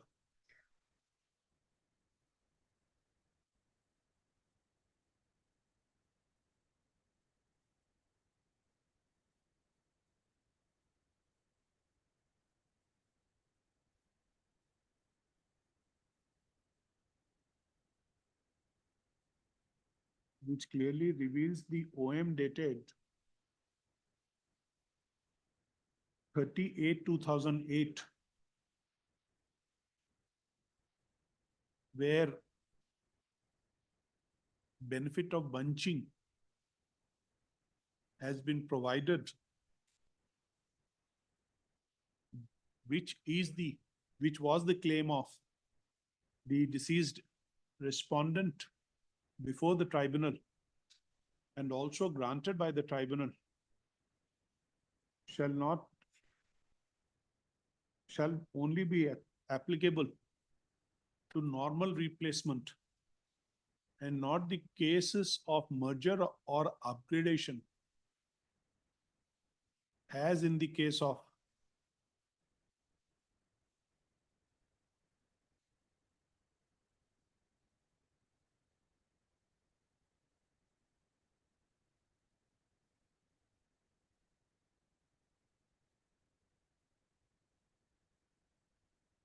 How is this para helps you?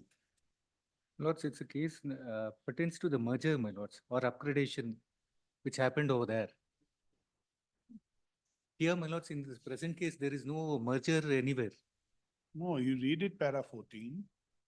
15, my lords, in that case, my lords, because of merger, my lords, or upgradation, as in the case of the applicants, there, my lords, court tribunal held that they are entitled for 3% of bunching, my lords. Here, But it was upgradation there. case of merger or upgradation, yes, It was there. yes, my lords. Para 14, you see, Please, my lords. incorrect because fitment table is applicable to normal replacement. And not to the cases of merger or upgradation, as in the case of the applicants. So in normal replacement, this OM is, which is for bunching. Please, my lords. OM of 38/2008 is for bunching Please, my lords. and is totally incorrect because this fitment table is applicable to normal replacement. And not to the case of merger or upgradation, as in the case of the applicants. Okay. What did we say?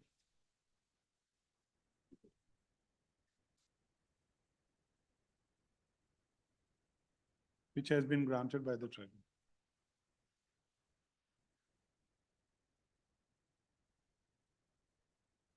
It is keeping in view. No, the tribe, the Jaipur bench of the tribunal has on a finding of fact that in the case of applicants therein, the same being a case of merger or upgradation, has granted the benefit. According to Mr. Pramod, in the case in hand, it is not a case of upgradation. What is it? There is no merger, my lords. In the case of the in the present case, there is no merger Please. of posts. Please. There is no merger / upgradation of posts, but only an upgradation of pay scale. Please, my lords. Upgradation of pay scale From 4.2 to 4.6 minutes. from 4,200 to 4,000. upgradation of pay scale from 6,500 - 13,502, which was that 7,000, 7,300, page 54 minutes. 7,300 300. dash. No, 7450 to 11500. 11500. And as such, the benefit cannot be granted. Or the benefit of bunching cannot be granted. In the absence of any contest to the submission made by Mr. Pramod, and agreeing with the said submission on a reading of the judgment in the case of SC Sharma, we set aside the order of the tribunal by holding that the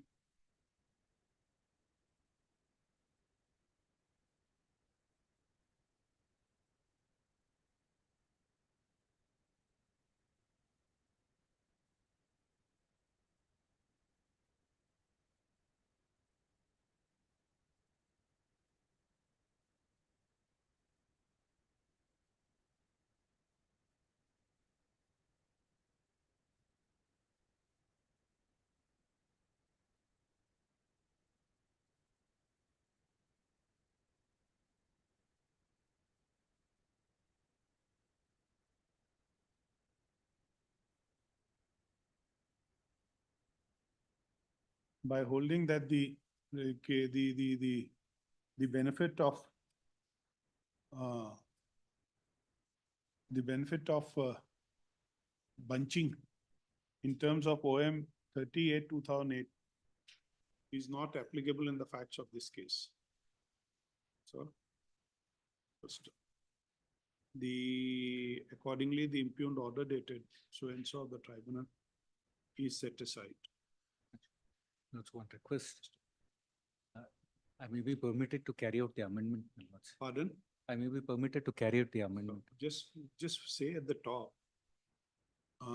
You didn't carry out, No, my lords, because but was there any order to carry out? no, my lords, it was only notice was ordered. It was done. Full stop. Wait, what is that IA number? Yeah, 1, 2, 3 of. 1, 1, 2, 3. We have not allowed that application. Just take that also application for the reasons stated in the applications, no? Please. These, all the three are allowed. Delay is condoned, abatement set aside, and LRs are brought on record. The counsel for the petitioner to carry out the necessary amendments in the memo of parties. Much. Okay, that would be separate order. This would be separate. Thank you. If you are.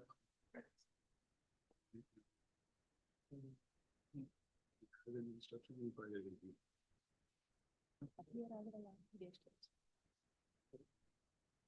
Mr. Hula, we say nothing. Otherwise, if you have any, if they come and get in touch with you, you have a view, you can file a review.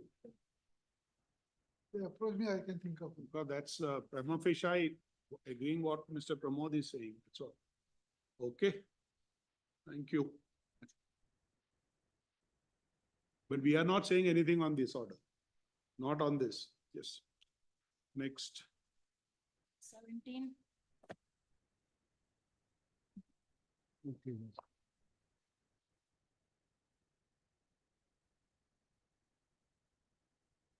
Yes.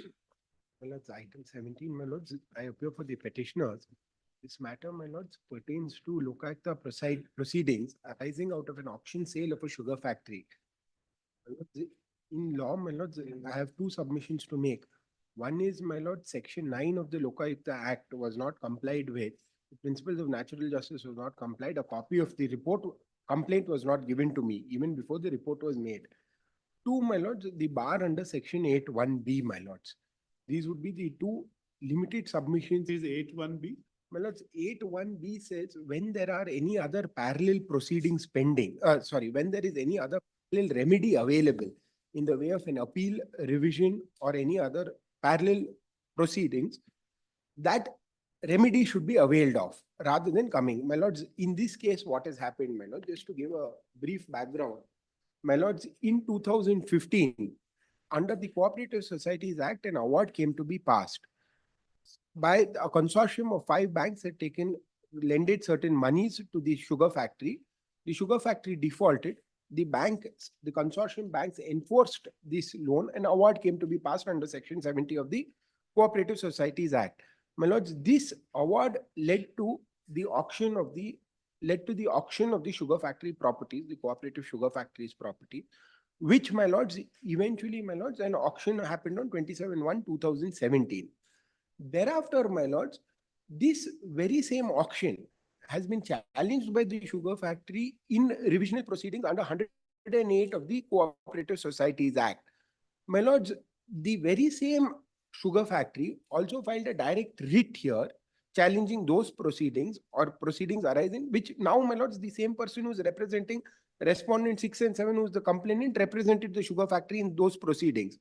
Apart from that, respondent number 7 also filed a PIL, my lords, challenging the very same auction notice of 27/1/2017. That PIL was dismissed for non-prosecution. Today, my lords, those revision proceedings are pending before the authority under 108. And my lords, there is an order of this honorable court, of course, the learned single judge of this honorable court, saying that all these proceedings will be decided by the competent revisional authority. I am a party to those proceedings. I am the sales officer and recovery officer. There was stay, my lord.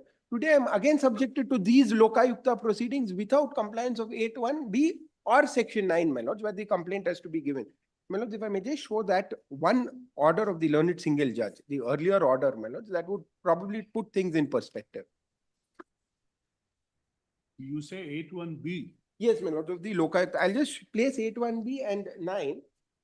My lords, the scheme of the Lokayukta Act is it originates with section 7. It can either be suo moto or on a complaint. This was a case where it was on a complaint by respondent number 6 and 7. Now, my lords may kindly have section 8.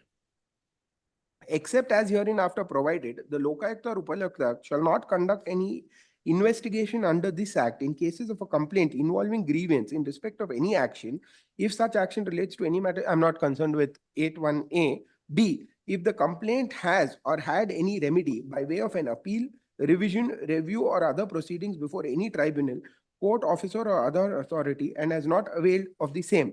Now, my lords, their contention is primarily this, my lords.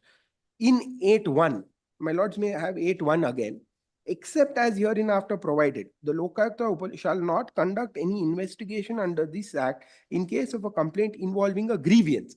My lords, it is their case that this is not a grievance, this is an allegation.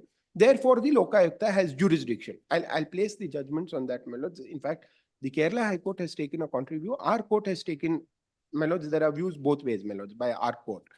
Now, my lords, section 9. My lords may kindly have section 9. Subject to the provisions of this act, any person may make a complaint under this act to the Lokayukta or Upalokayukta. I will skip 2, my lords. 3.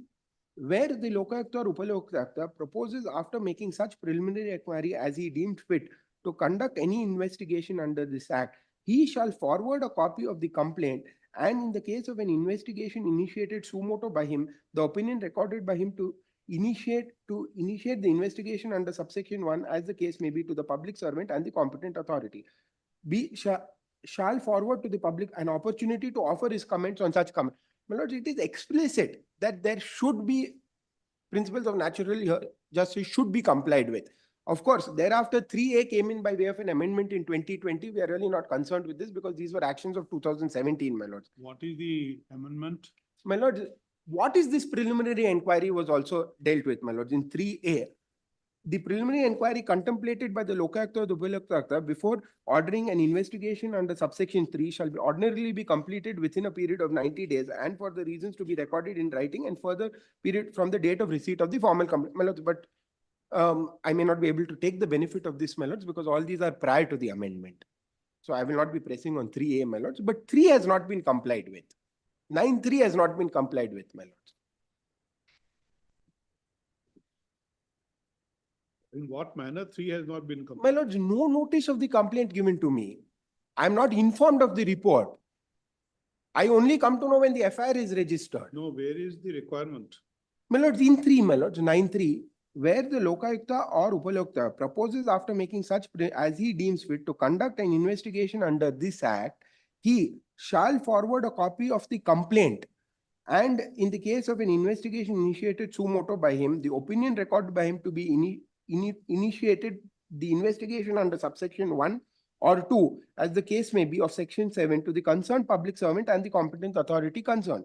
B, shall afford to the public servant an opportunity to offer his comments on such complaint or opinion record. Again, we're not concerned with that, my lord. C, make such order, so as safeguard, we are not concerned. Thereafter, my lords, following that would be the report under section 12. My lords may have section 12. That is the report today, which is subject matter of challenge before my lords. Section 12. Saying 9(3) says, then you will give him a complaint, seek his... give me, my lord. Seek his comment, Yes, my then lord. give a report. Yes, my lord. That is what 9(3) contemplates, my lord. What is the amendments which have been brought in? My lord, that is what is the preliminary inquiry before the investigation. When was this section amended? My lord, this was in 2020. 3A came to be inserted. 3 has been there, my lords. On 19/10/2020. Does it say here? We found it. We don't have the latest. Mr. Arbati, is there any amendment? Yes. But Subsequently, why Lord, specifying time limits, Lord, for the in 2020 it is there, I think. My lord, I shall hand over my. I'm sorry, I'm not carrying multiple copies. So we have 2020, but that must be after the before publication. the amendment may be after this. Yes, after publication. Sorry, my lord, I'm not carrying copies of the books. One copy. 3A, how the. Get the new version of this. What is the amendment now? My lords, now, my lords, it says what is the manner of preliminary inquiry before investigation. In my case, what has happened, my lords? So that's only on that. My lords, similar to Lalita Kumari, my lords. No, it has no bearing insofar as this issue. No, is concerned. Then it's all. 3A doesn't have any bearing. So that's only in the manner in which preliminary inquiry need to be Yes. carried out. Yes. Oh, Rather than the manner, not time limits are Time fixed. limit, yes. I'm not. but 9(3), effectively 9(3) has not been, No, 9(3) A, B, C have no, not been. that is not. Well, then just handing it over. Yeah, pink flag.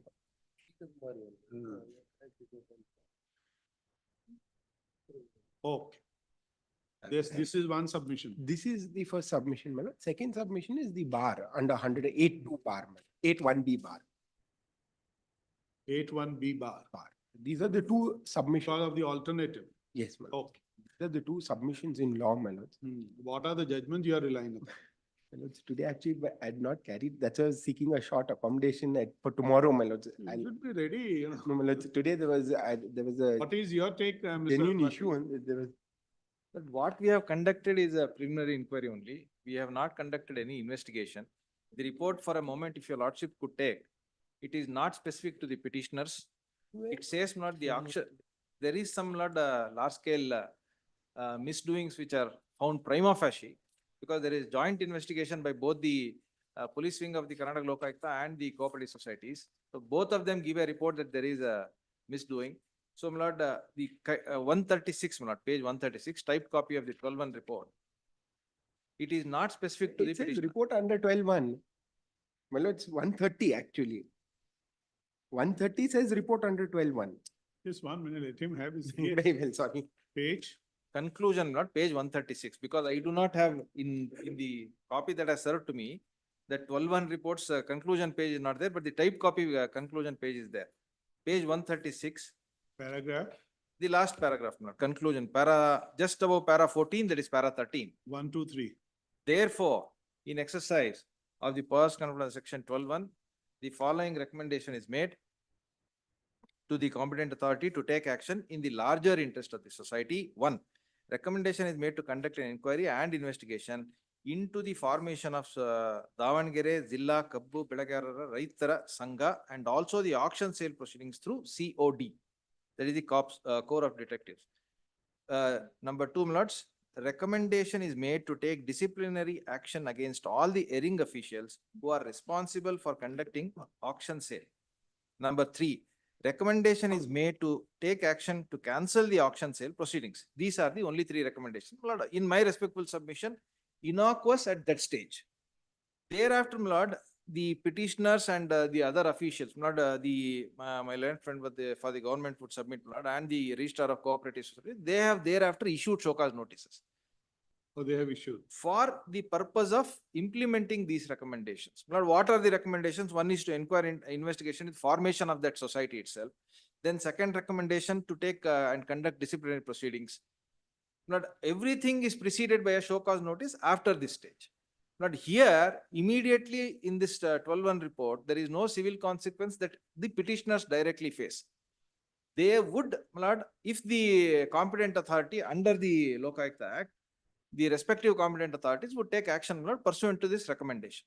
That is all that there is, my lord, 12(1). And your lordships are aware that 12(1), this does not meet anybody with any civil consequences on its own. This is more in the nature of a notice, show cause notice, and it requires to be, my lord, addressed. And it is only in the nature of a recommendation. There is no, my lord, harmful direction. It doesn't pinpoint him. No, most respectfully not, my lord, because this was the very basis for the FIR, only basis on this 12(1). And this is the 12(1) report. My lords, may kindly have page 130. My lords, if he's treating this. This one from investigation.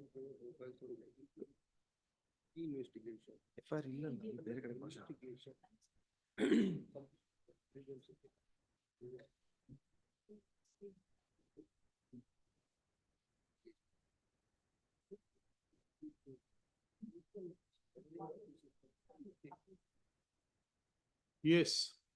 My lords, because at 130, my lords, it is very clear.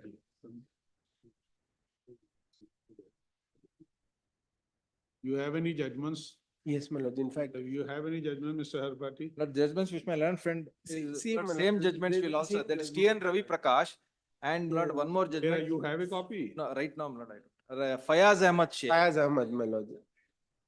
They've also produced it. UAPF for whom? I appeal for the complaints do not respond to the 6 and 6 and 7. Okay. Lordship, pending the statement of objection. And do we have that statement of objections? So everyone relies upon one judgment only. No, my lord, I'm in fact. For my learned friend's contention, the 8(1)(b) is not applicable. 8(1)(b). 8(1)(b), only on 8(1)(b). Not applicable, not for the reason that the complaint is not for the purpose of a grievance or taking out not a grievance against anybody in particular. It is in the nature of allegations, not large scale misdoings in relation to auction sale proceedings, not the cooperative society in relation to the properties of which are sought to be auctioned. Let's read that, Mr. Arbati. 8(1)(b), my lord. Not before that, yes, my lord, 8(1)(b) I'll read, 8(1).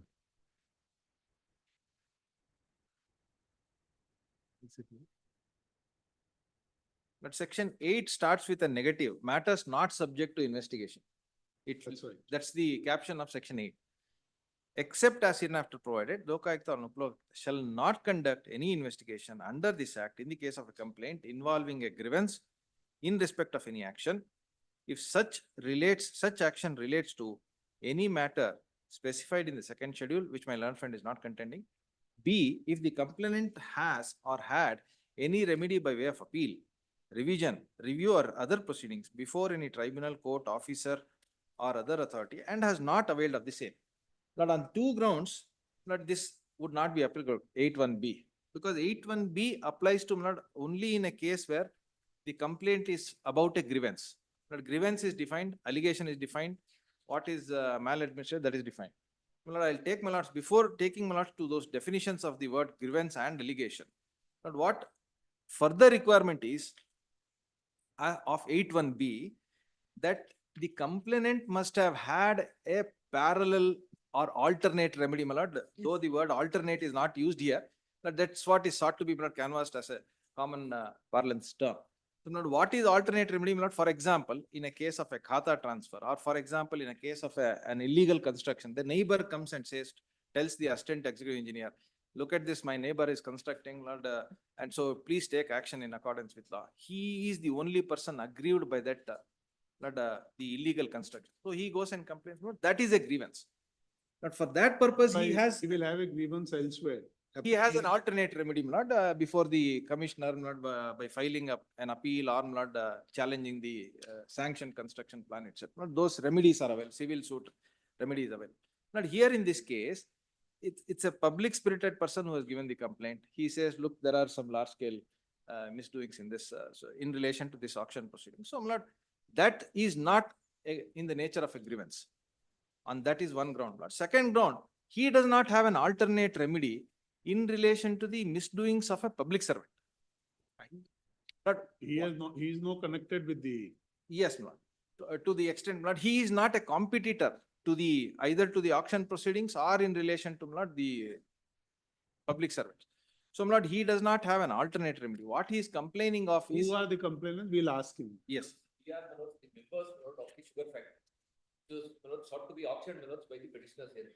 And the reserve price, in fact, the market value of the property was to auction. As on that day, in the year 2017, was more than 400 crores. In fact, the government guideline value was 150 crores. However, the petitioners here handed low with the purchaser. They auctioned the property for a sum of 54 crores. Okay. That in the report is clearly held. So what you say is they have no remedy. They have not a remedy of this nature. They could have, and as my learned friend is saying, there is a revision, there is an appeal pending, writ petitions are there.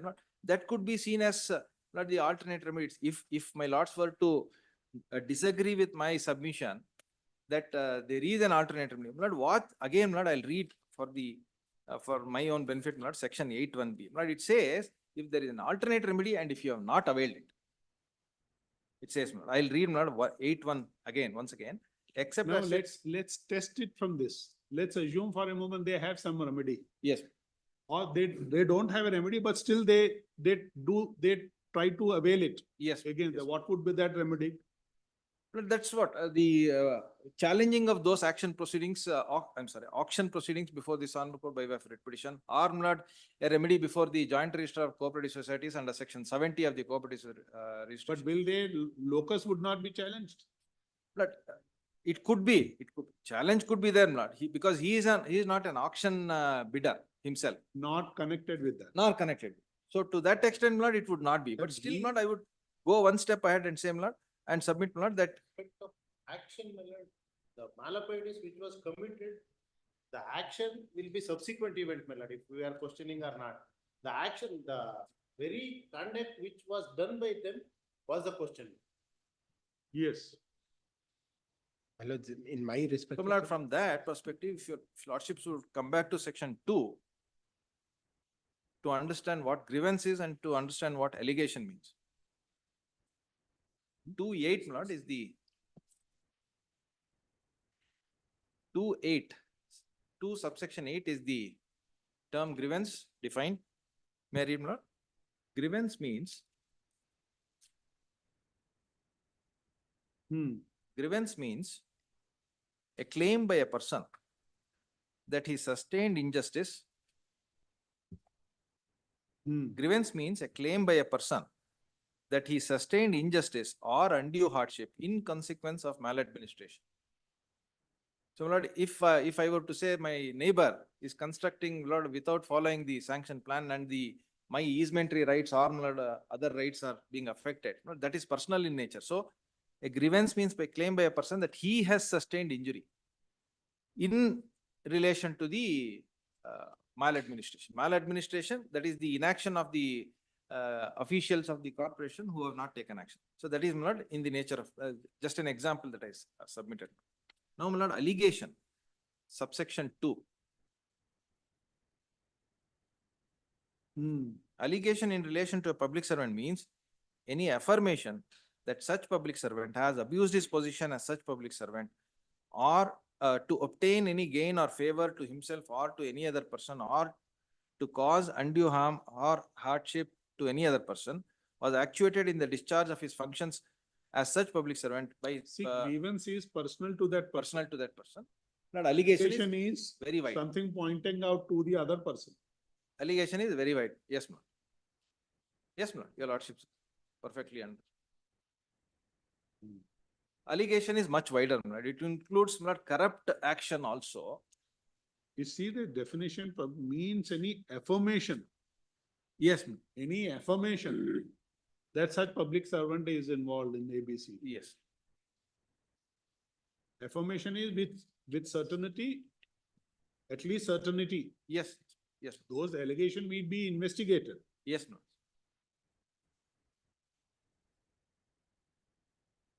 So the complaint was not personal in nature. So, not the application of section 8(1) itself, not is not applicable. Is my There I most respectfully disagree, my lords, because page 130, it was very specific to me.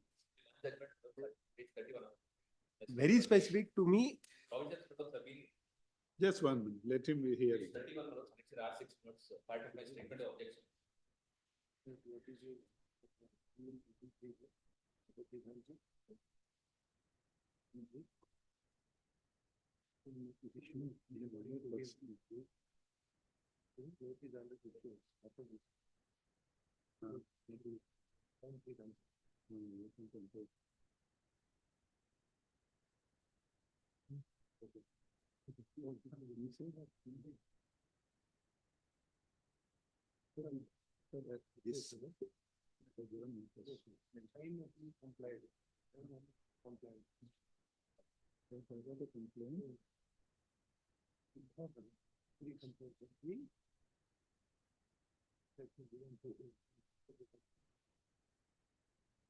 This. This report, these directions of 1, 2, 3 are in the nature of 9(2), 9(3). not yet, Lord. We have not reached that stage. Is my respectful submission. 9(3) is what? Lord, 9(3) is where, Lord, copy of the complaint is sent to, Lord, the public servant or government servant against whom the complaint is made. His Then comments lead are to called. 12(1). Yes, Lord. Yes. His comments are called for. His comments are caught. Not 12-1 or 12-3 could be either way, is my respectful submission. Melody, if I may. It is both cases. We'll come to that. Don't you sit down. Sit. But the language of both 12-1 and 12-3 are completely different. 12-1, my lord, the grin No, on my we want face to- is because of my friend's anxiety. Mr. Arbati, we want to understand the working of the provisions. Very well. My lord, We may are I just only on that at present. Lord? We are at the stage, the working, what is the seriatim of these provisions? Lord, may I just take 5 minutes, my lord? I'll just try to, my lord, put it in a small nutshell, my lord. Lord, the act, my lord, the act itself was enacted in the year 1986, my lord, though it says 1984, my lord, the assent and the publication was in the year 1986.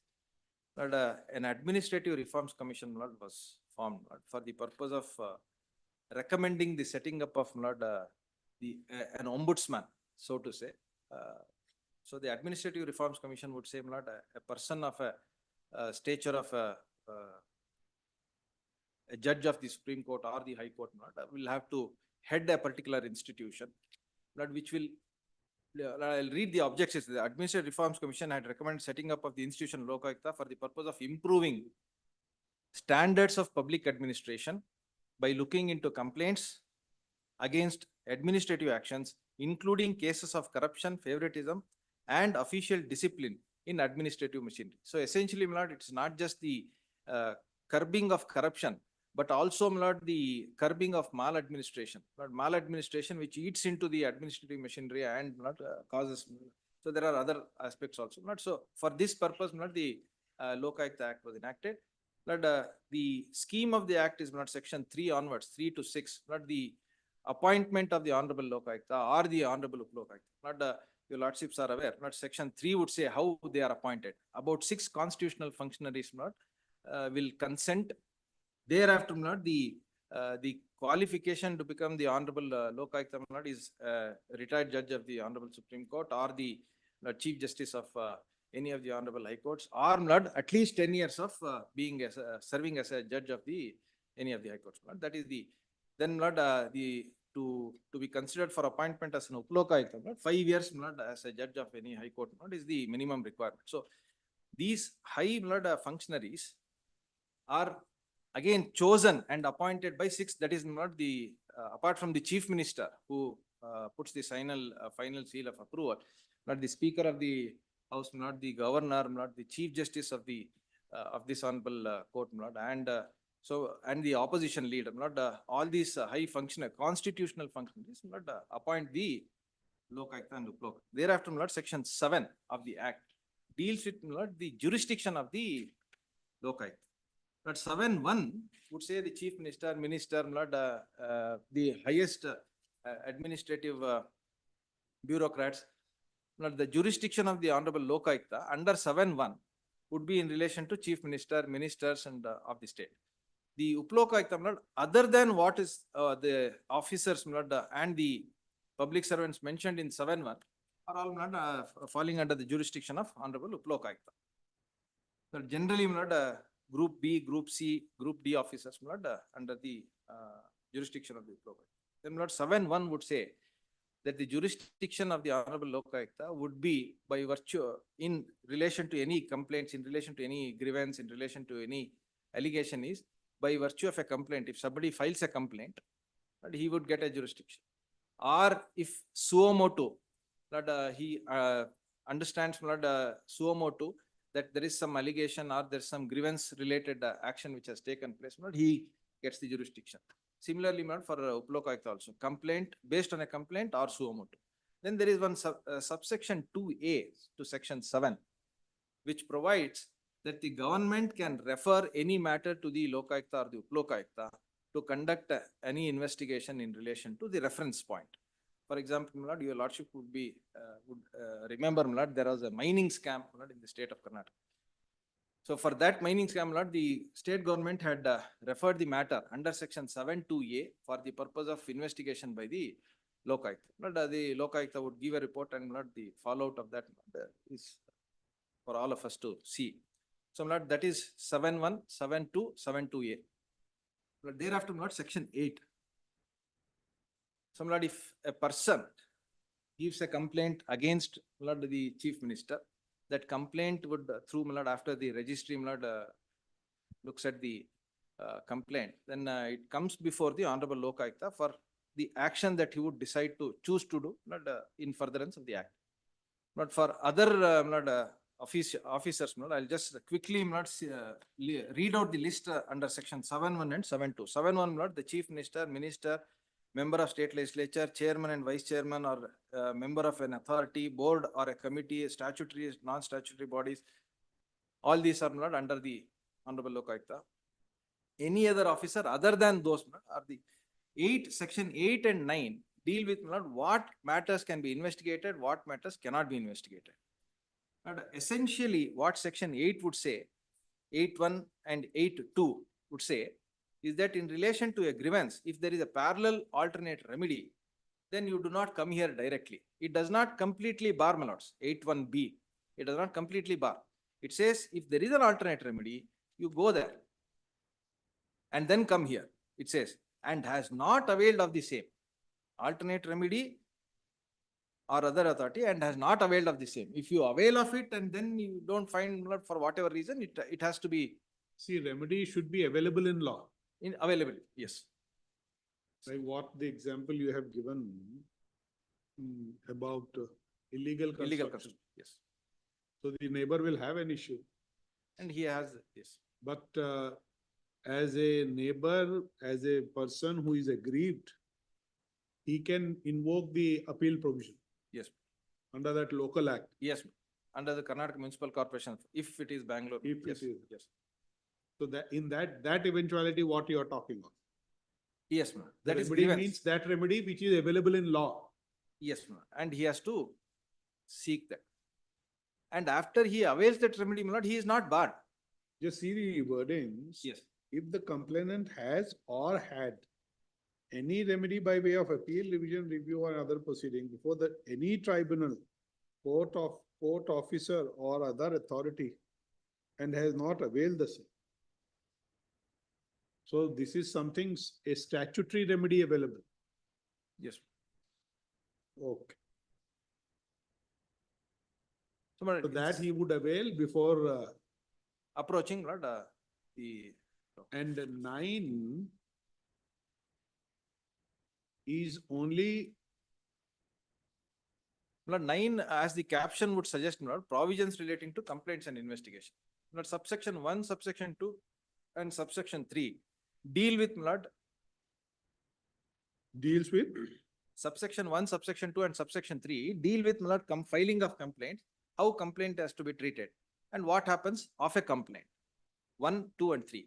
4, 5, 6, and 7 deal with again whether investigation can be taken up or not taken up, period of delay, if there is any, those aspects have to be considered. If your lordship would remember, in another matter, your lordship had directed the petitioner, the complainant whose complaint we had rejected on the ground of delay, to file an affidavit. So 9.5 provides for other situations where complaint cannot be investigated, or at least cannot, in the sense, if there is a delay, it has to be explained satisfactorily. Those aspects are there. So 9 deals with 9.1. So after 7, jurisdiction being invested in the either in the Lokayukta or in the Upalokayukta, section 9 deals with how they would deal with a complaint which comes to them, or deal with a suo motu case which they decide to take forward. But 9.1 would say the complainant can file a complaint in to the Lokayukta or the Upalokayukta. But the rules would specify the format under which that complaint is filed. Then subsection 2 also says how the complaint should be made. Subsection 3 deals with natural justice. Deals with? Natural justice. So this statute provides for natural justice in relation to a suo motu complaint, in relation to a complaint in form 1 or whatever is received. That has to be only suo motu or even any complaint made? Complaint and suo motu both have to be put to the public servant. So there is no unnecessary this thing. Yes. Okay. Now, this is provision relating to complaints and investigation. Yes. While exercising the powers under 9, what does a Lokayukta or Upaloyukta agree? Is he only making a preliminary? Yes. A preliminary inquiry? Yes, my lord. Under 9, but once the complaint is registered, not in the registry under section 7, by virtue of jurisdiction, then 9 comes into, not in under section 9, that complaint is not scrutinized. And the Lokayukta or the Upalokayukta, as the case may be, has to decide, not has to propose what they want to do. Either they want to do preliminary inquiry or they want to directly not put the complaint to the public servant. Oh. So they have to not propose, they have to make up their mind. How do we get that, these two? 9.3, my lord. Yes. But for 9.3, I'll read both 1 and 2 and then I'll go to 9.3. 9.1, subject to the provisions of this act, any person may make a complaint under this act to the Lokayukta or the Upalokayukta, provided that in the case of a grievance, if the person aggrieved is dead or for any reason unable to act for himself, the complaint may be made, or if it is already made, may be prosecuted by his legal representatives or by any other person who is authorized by him in writing in this behalf. Subsection 2. Every complaint shall be made in the form of a statement supported by an affidavit and in such form and in such manner as may be prescribed. Where the, not why I read both 1 and 2 is to point out to my lords that it is more like a natural justice, not emanating starting from the situation of filing of the complaint. Then subsection 3, where the Lokayukta and Upalokayukta proposes after making such preliminary inquiry as he deemed fit to conduct any investigation under this act, he shall forward a copy of the complaint and in the case of an investigation initiated suo motu by him, the opinion recorded by him to initiate the investigation and initiate the investigation under subsection 1 or 2 as the case may be of section 7 to the public servant and the competent authority concerned. So, Lord, I'll pause here for a moment. So, Lord, for the Lokayukta or the Upalokayukta, Lord, to send a copy of the complaint, or not in case of a suo motu case, Lord, send the copy of the opinion of the Lokayukta or the Upalokayukta, they have to decide that they do not want to, they have to decide that they want to investigate further in the case. That is after a preliminary inquiry they have conducted. So there are two things, Lord. Of course, both terms are not defined here. They are not defined elsewhere also. Preliminary inquiry and investigation, Lord. Proverbial, Lord, there are. It uses both the words. Yes. So I'll read subsection 3 once again. Where the Lokayukta or Upalokayukta proposes after making such preliminary inquiry as he deemed fit to conduct any investigation under this act, thereafter he shall forward copy of the complaint, so on and so forth. So, Lord, if there is a preliminary inquiry they conduct, and after the preliminary inquiry, Lord, for example, in this case, Lord, just not to refer to this case directly, if, Lord, the 12-1 report was not in relation to the petitioner, if it was in relation to a public servant or a government servant directly, Lord, the Lokayukta would have sent a copy of the complaint, and there are 2 investigation reports. Those investigation reports to the complainant and to the petitioner and sought for his comments. That would have not resulted in an investigation being taken up by the Honorable Lokayukta or the Upalokayukta. But what is done, Lord? The Lokayukta or the Upalokayukta would not exercise jurisdiction in relation to conducting any investigation. They have done the preliminary inquiry and stopped at that insofar as this 12-1 report is concerned. No, where Lokayukta proposes after making such preliminary inquiry. Yes. As he deemed fit to conduct any investigation under this act. Yes. Okay. So preliminary inquiry held. It was conducted. It was held. Let's assume the conclusion is in a preliminary inquiry. Yes. It's not an investigation. No, not. They have put it for investigation. Yes. That's right. Yes. No. The investigation under this act, it is not yet proposed. In this 12-1 situation of the report that my lord have in this case, in the instant case, but it is not decided by the Lokayukta or Upalokayukta to confront the public servants with an investigation. Only a preliminary inquiry is conducted. In relation to the complaint that has No, arisen. what would you say about this recommendation 1, 2, 3? Yes, 1, 2, 3 is not meeting anybody with any consequence, any person, any It may petitioner. not be. Yes, But are you saying, is it a nature of a preliminary it inquiry? is, yes. It is the That- culmination of a preliminary inquiry. But short of investigation? Short of investigation under this act, not in relation to the petition. And these recommendations are, in a way, a step towards investigation? Yes, madam. Yes. To be done by the Concerned competent authority. concerned competent authority. Yes. That's what they use the word competent authority. Yes. Competent authority is also defined in the, under the act. Well, there are three parties here. Complainant, That's a- yes, Sorry, we just entered. That's a word used is proposes. yes, They are proposing, after making such preliminary inquiry as deemed fit, to conduct any investigation under this act. yes, Means this, according to you, yes, the recommendations are the proposal from the Lokayukta or Lokayukta based on a preliminary inquiry yes. to carry out The required necessary investigation the under the necessary various acts investigation. by the competent authorities.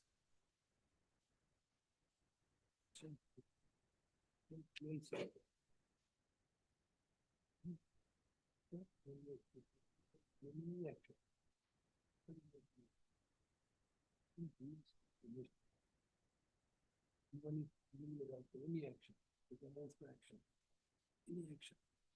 So, any action comes under investigation or action, comes under section 9. So, once the line after completion is known, and then comes investigation. Yes. Before 12, then comes to investigation. This will. Now tell us, before even saying, proposing, before even proposing, are they required to comply with principles of natural justice No, madam. under 9(3)(a)? No, natural justice will be there. But the proceedings of the Lokayukta, Uplokayukta have been held to be quasi judicial in nature. So, my lord, there cannot be Held to be? quasi judicial in nature Okay. by various, both the coordinate benches and honorable single judges also have held that it is quasi judicial in nature. There is no doubt of, there's no, I'm sorry, there's no two thoughts about it, two ways about it. How will 9(3)(a) get subtracted? When the Lokayukta or the Uplokayukta decide not to conduct investigation under the act. No, this is important. Yes, One is proposal, 9(3) is proposing yes, after preliminary inquiry yes, to the competent authority to carry out investigation. yes. Now, at this stage, in this facts, when there is a proposal to carry out the investigation, do they require, before proposing that the government servant need to be heard? But in my respectful submission, no, there is one judgment of the honorable coordinate bench of this honorable court. Investigation or preliminary investigation. Any action, any action, any action comes under preliminary inquiry. Investigation or any action. See 9. It says 9 says investigation. Preliminary inquiry also includes. They were conducted only in preliminary inquiry, not investigation. Preliminary inquiry comes within the ambit of action, any action. Section 2 reads, investigation of any action. Any action. Before whom they have to comply section 1. Thank you. Even for preliminary inquiry also. Proposing is after preliminary inquiry to conduct an investigation. To the competent authority. Okay.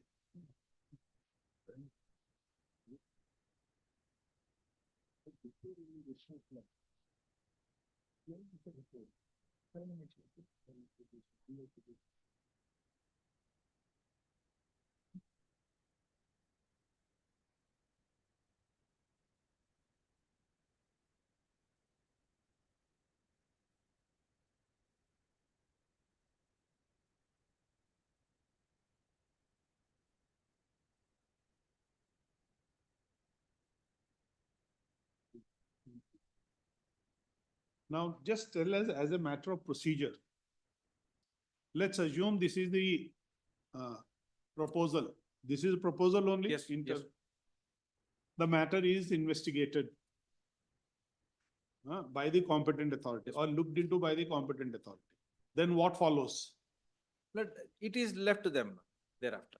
How would 12 get subtracted? How would 12 come in picture? Yes, Lord. So after this preliminary inquiry is conducted, we have given a report under section 12(1). You have proposed action. Action under section 12(1). No. You have proposed action under 9(3). 9(3). Lord, yes, the culmination of a preliminary inquiry has resulted in a report being generated under section 12(1). Under the report in terms of section 12(1), we have recommended taking of action, those actions. One is not to look into the formation of the society itself. The other one is to not take action in relation to the erring officials, and also to take action for the purpose of cancellation of the auction proceedings. Now, your lordships are aware, cancellation, just as an example out of, for these three recommendations, cancellation of auction proceedings cannot happen just like that based on this recommendation. It has to follow the due process under the provisions of the Cooperative Societies Act. The auction is provided for under the, in terms of the recovery action initiated under the Cooperative Societies Act. Just by mere recommendation, the cancellation will not be automatic. There will be a notice issued. There will be proceedings thereafter, due process thereafter. Even for the purpose of taking disciplinary action against erring officials, it is not just these petitioners. The various officials who are responsible, the competent authority has to identify. In this case, competent authority would be the Registrar of Cooperative Societies. They have to identify who is responsible for all these. When will 12 come into picture? But yes, 12 is the power of the Honorable Lokayukta or Uplokayukta after the proceedings under section 9. Either to recommend, I'll read 12(1) and 12(3). There are two different, now operate in two different ways. 12 contemplates whose role? The Lokayukta or the Uplokayukta's role. Now we just wanted to understand the working. Yes. Now let's think this Yes. way. A proposal is made under 9 to the competent authority. The proposals, yes. Those proposals are in the form of reports under section 12, either 12(1) or 12(3). Oh, how would you construe this report? Either 12(1) or 12(3). Their proposals are the reports, not recommendations under section 12. Now this 1, 2, 3. Yes. I'll Are these, one is filing what? of the complaint. 9(3), the proposal. If that is a proposal under 9, it cannot be something under 12. But not that. But I think I was not clear. There is a preliminary inquiry envisaged under 9(3). There is an investigation envisaged under 9(3). Both are envisaged under 9(3). Preliminary inquiry and investigation.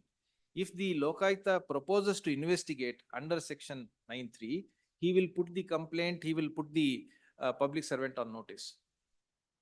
If not, that stage is not yet reached. But after the preliminary inquiry, first complaint, received complaint or the suo motu opinion is formed. Then the preliminary inquiry is conducted, either the Lokayukta himself or any of the officers under section 15. Preliminary inquiry is conducted. Then there is a conclusion of the preliminary inquiry. There is wrongdoing, no wrongdoing, XYZ is concerned. So this is the wrongdoing. So that kind of a report, a conclusion, a fact finding or an initial fact finding, so to say, will happen. Based on that report, based on that conclusion, the Lokayukta will decide in the sense, will propose whether he wants to investigate or not, or whether he wants to propose under section 12(1) of a particular course of action or not. Or there is a report under section 12(3).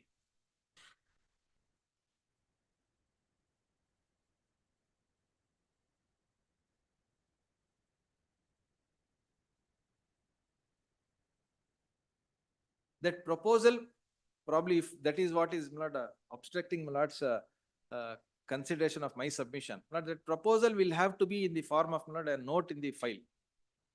Whether he wants to proceed further and issue notice to any of the persons who are found not wanting, deficient.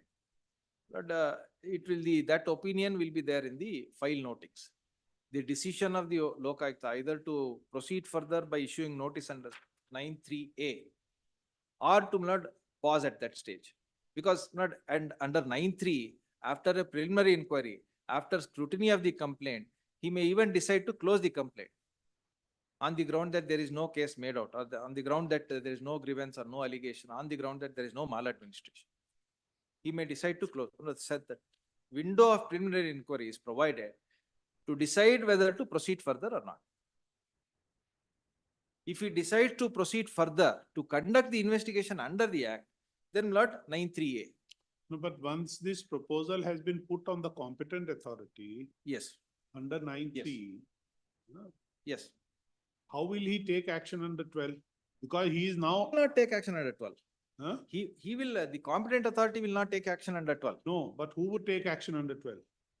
But 12 is only for the Lokayukta or the Lokayukta. That's it. So. Competent authority will report back what action they have taken under 12(2). The competent authority say these were the For recommendations, proposals. this is what we have done. You have said this, I have looked into it. This is my view on those. And then send it to Lokayukta. Send a report kind of. That what will he do? Lokayukta? Depending on what is the action What are the taken. final this thing? And then take action accordingly. Yes. Will that be construed anything under 12? Will that report, or Yes. will that conclusion of the Lokayukta based on that report Yes. would be an action under 12? Yes, my lord. It would be an Yes, action. yes. So, my lord, 12(1) and 12(3) again, they're two different, they operate in two different fields. When I read my lord 12(1) and 12(3), I'll try to my lord, make submissions about how my lord this 12(1) has to be looked at and how 12(3) would be different from 12(1). 12(1) is more in the nature of do a particular thing under the particular statute, giving more or less not a short of. See paragraph 14 of this, Mr. Bharti. Of the recommendation. No, the one which you have read. Yes, yes. Page 136. Instant case, yes. The competent authority shall intimate or cause to intimate it to this authority about the action taken on the report within 1 month thereafter as stipulated in 12(2) of the Lokayukta. So, my lord, what recommendations are there? The Lokayukta would suggest these 3 recommendations. These 3 recommendations, what you have done has to be reported back to the Lokayukta. Within Lokayukta. Yes. But they say action taken report on the report. Report, which report? 12(1) report. This report 12(1). This is 12(1). Yes, ma'am. This report is issued under section 12(1). Oh, my lord, I'm my apologies, my lord. I should have 13, my taken lord. to the. I should have.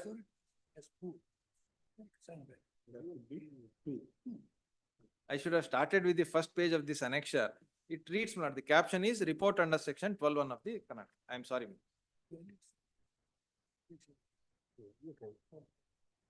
Now, before, when will that 9(3)A principles of natural justice come? Yes.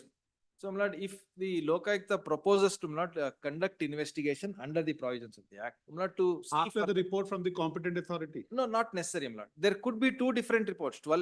In a given case, my lord, there could be a report under section 12(1), so also report under section 12(3). In a given case, there could be only a report under section 12(1). Or in a case, there could be a report only under section 12(3). So there are 2 different types of reports, 12(1) and 12(3). My lord, Here, what is contemplated is 12(1). 12(1) report. 12(1) report. Yes. 12(1) report. So, my lord, may I take my lord to 12(1) and 12(3). This is 12(1) report. 12(1) report. Okay.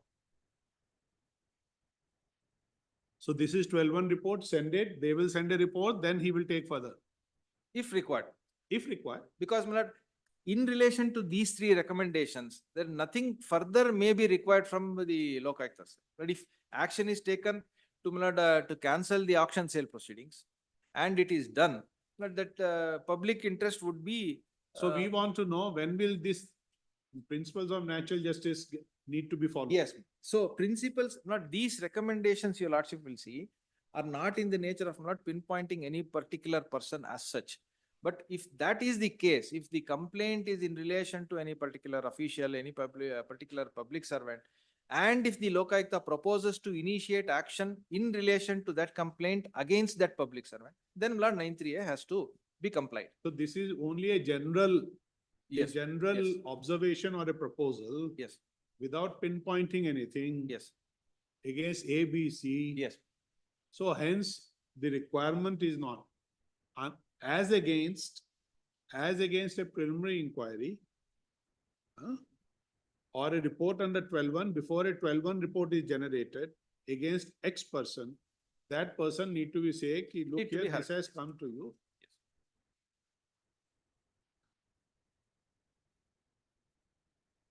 After this, they have registered FIRs, everything. Yes. In furtherance to this. Yes. Oh.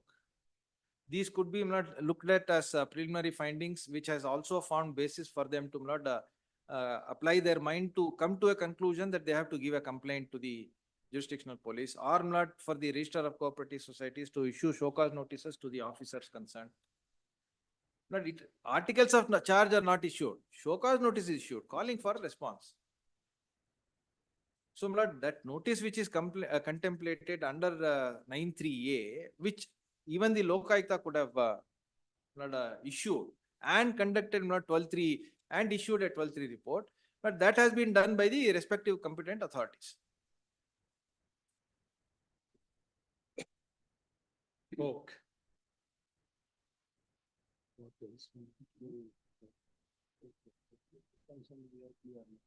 What is that, the other one, 8.1?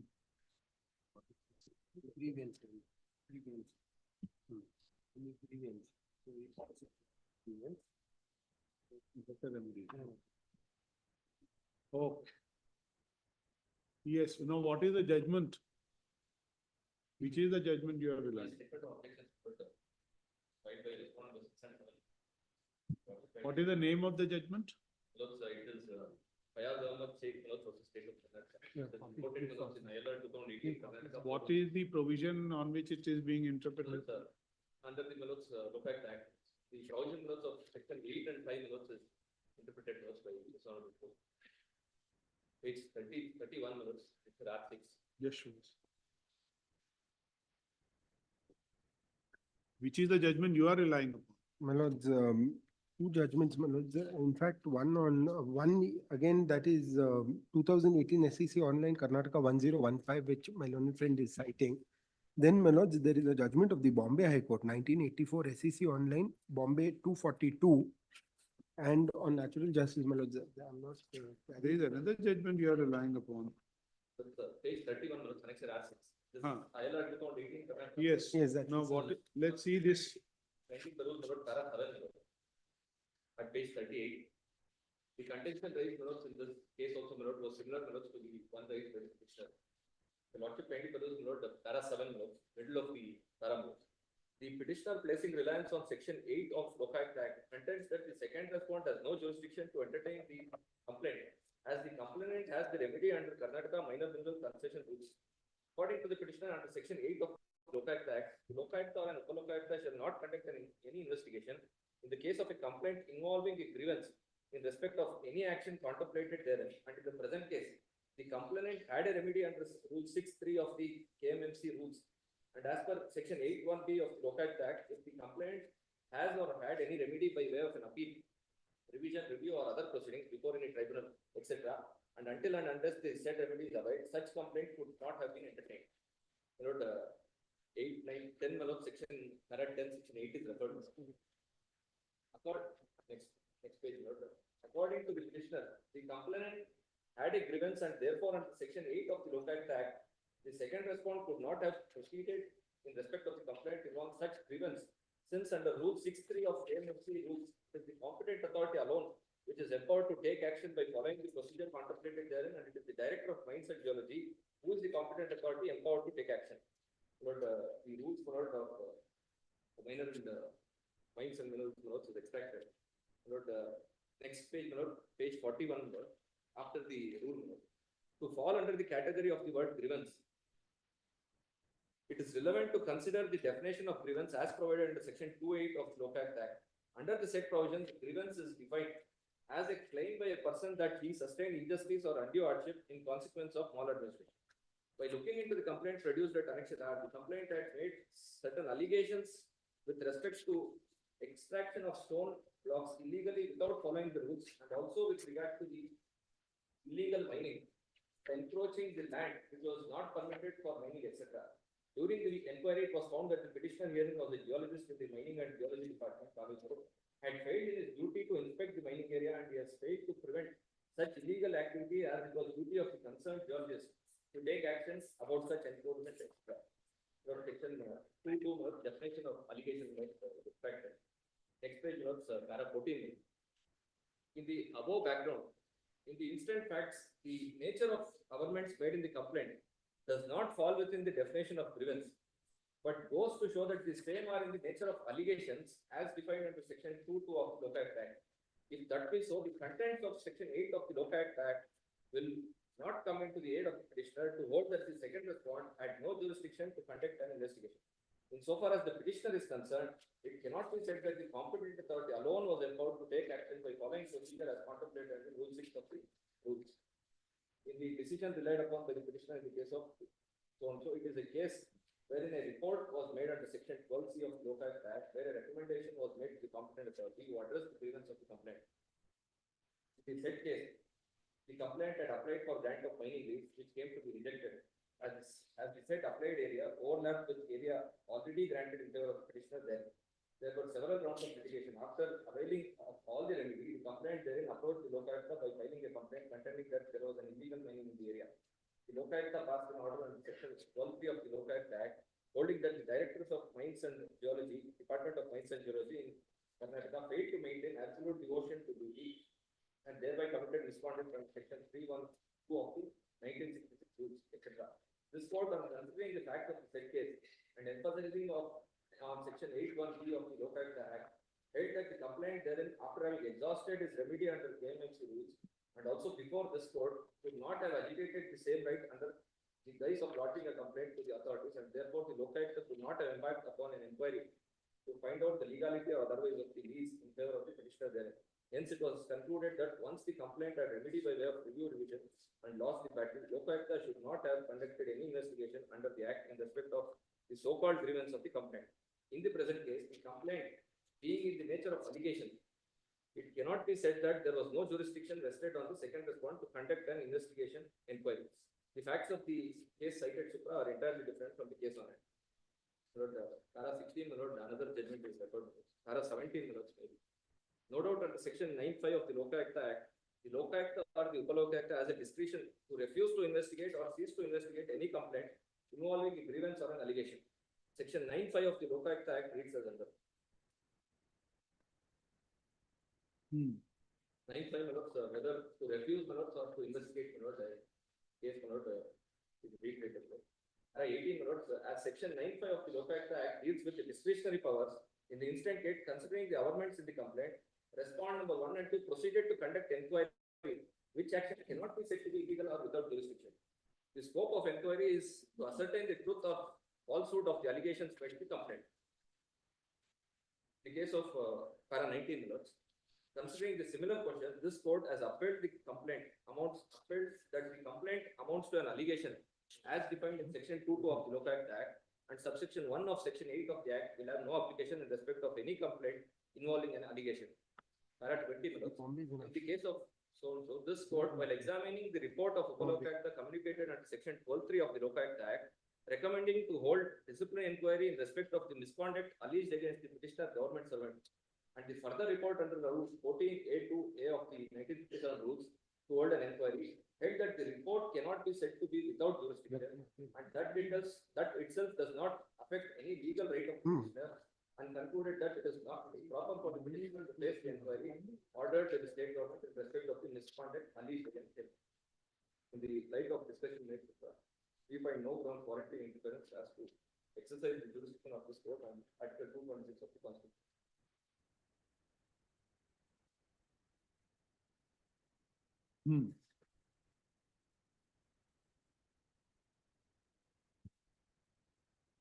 So what is the sum total of this? Both Malots, the allegation Malots and the grievance Malots, the definition of Malots have been considered Malots by the Honorable Court in this judgment. And has come to the conclusion Malots when there is an allegation Malots made in respect of an act Malots of the government servant. That does not bar Malots, the Lokayukta Malots to conduct an investigation Malots in respect of the allegations. If it is a grievance Malots, it was subject Malots to a review or revision petition Malots to be filed by the person Malots aggrieved by a grievance. That does not bar Malots, the Lokayukta Malots to take action on the allegations. In this case Malots, the facts of this case Malots, there is an allegation made in the complaint Malots which is filed by the respondent number 6 and 7. That Malots, the property Malots, which is owned Malots by the factory, sugar factory, which is about Malots 192 acres. Out of this 192 acres Malots, 130 acres Malots is owned by the KIDB, that is Malots Karnataka Industrial Areas Development Board. Malots, that it is a lease property Malots which was given Malots to the property was leased in favor of the sugar factory. Just before the auction Malots, the respondent number 6 and 7 and other Malots shareholders brought to the notice Malots of the petitioners Malots that the property in question Malots is leased in favor of the sugar factory and it is Malots the government land Malots, it belongs to the government land. And Malots, the value of the entire property Malots was more than 400 crores as on the date of auction. So what you are saying is it is this is the allegation. It is an allegation Malots against the petitioners that they have misused their powers Malots in conducting the auction procedure. In collusion Malots, in the report also Malots, which is filed by the Honorable Lokayukta, it has come to the conclusion Malots that there was collusion Malots in between the persons Malots who conducted auction, that is the petitioners herein, and also Malots the purchaser Malots of the property Malots which was sought to be auctioned. Successful bidder Malots. That society Malots had in fact come into existence just a week before Malots conduct of auctions. That Malots. Now, if that being so, then will not 9(3)(a) principles of natural justice would come? Malots, this Malots has my learned friend Malots, senior friend, submitted Malots. It is Malots only recommendatory Malots in nature. Now Malots, what has happened Malots by way of the report? Now, what Mr. Arbati's submission is, there is no one named. Please Malots. This is only a general, Even in the entire general report and without naming, and hence to whom the notice would go. To whom the notice will go. Then it's like this. Then if notice is gone to them, it is means there is a conclusive that this report is against them. That is not his submission. He says this is a general. It is general. There are 13 Malots in the recommendations. Lordship kindly says Malots, it is only recommending to conduct, first recommendation Malots is to conduct an inquiry Malots with regard to the formation of the successful bidder Malots who took part in the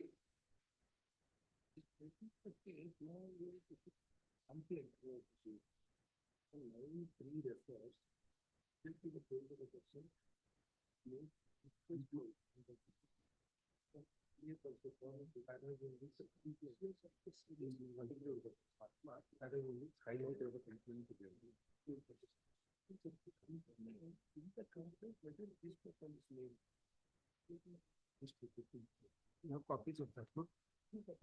Mr. Arbati, tell us one thing now. He is saying something which is conclusively against him. Something like that he is saying. The complaint is names them. Complaint names them. Yes, ma'am. Complaint names them by Page designation. Page 130, my lords. By designation. But the report and the recommendation does not pinpoint to a particular person. Because the investigation is conducted, the preliminary investigation is conducted, and it reveals not about 20 points. That is also listed in the 12-1 report. So matter requires further consideration. So we have stopped at this stage by recommending these 3 points. No, but if the subject matter is with regard to them, Yes. will you still say that this report is general in nature without any? I would not, for the purpose of the conclusion of the report, your lordship may see. I do not say Okay. complaint is accepted. Hence, initiate action against the persons named in the complaint. I do The not say. complaint doesn't name them, It names them not by. not complaint. This, your conclusion proposal. No, conclusion does not name them. Conclusion only says take action against erring officials.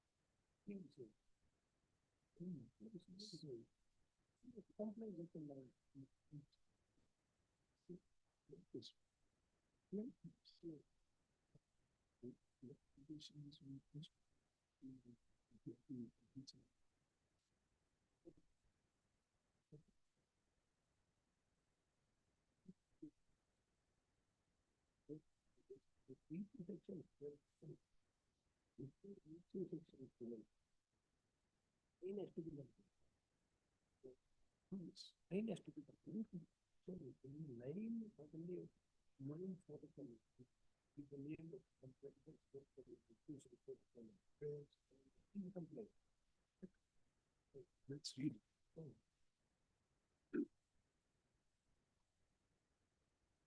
Let's read 9, Mr. Bhatti. Yes.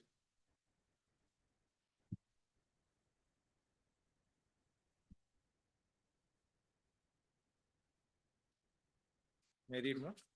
Subject to the provisions of this act, No, 9(3).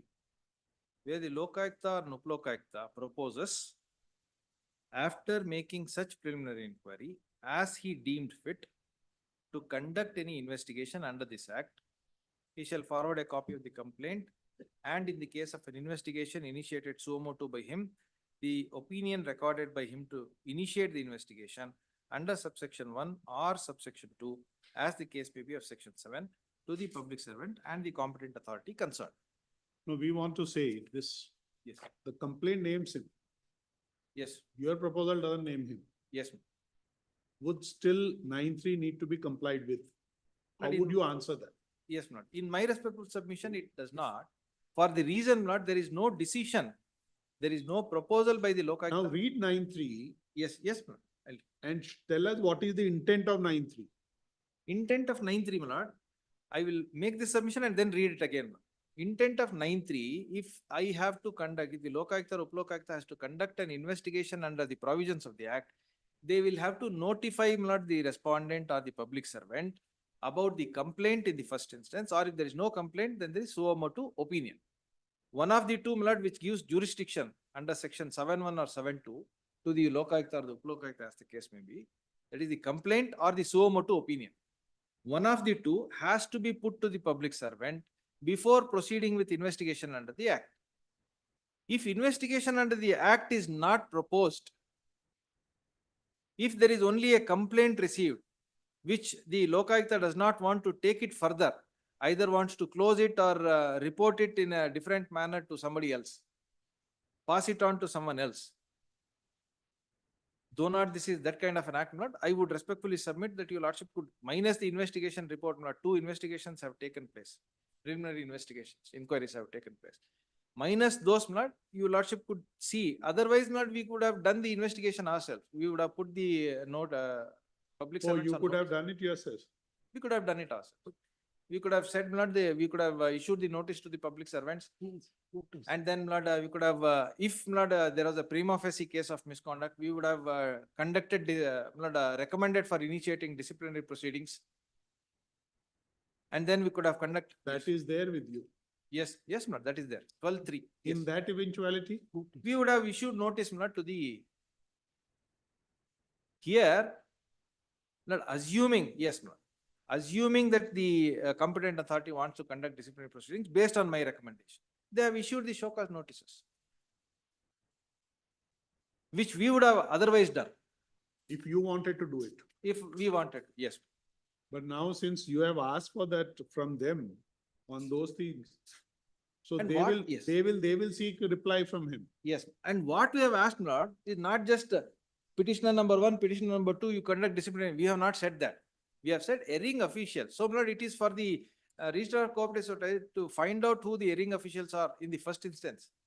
So, Lord, there is a preliminary inquiry again conducted by the Registrar of Cooperative Societies. Lord, in my report, nowhere the names of those officials are there. The names of the petitioners are not there.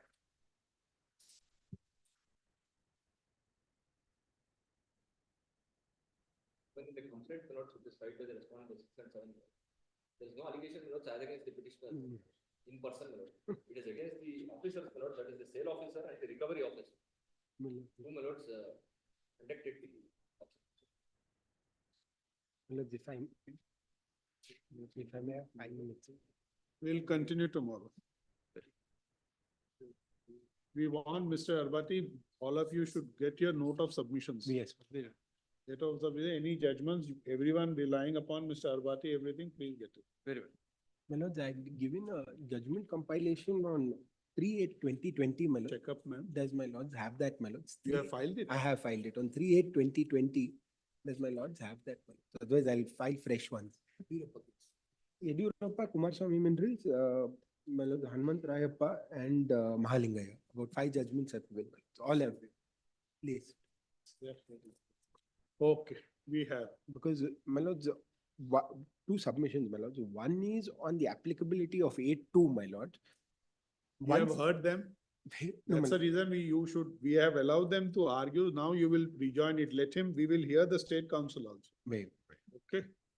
And possibly whatever you want to add on tomorrow, Mr. Arbati, and you add on, so that then we can hear it him very also. We have heard the counsel for the parties for some time, re-notify on tomorrow. Tomorrow. Could we request for 2:30 minutes? We have any 2:30 matter, ma'am? One matter? We have one matter. We just take a chance, let's see that. We don't say anything. If you want any accommodation, we can, not an issue. We will see our board also how it goes. Right. The interim order has to be, interim order has to be extended. There's an interim. Yes. Interim order, if any, to continue till the next date of hearing. Great.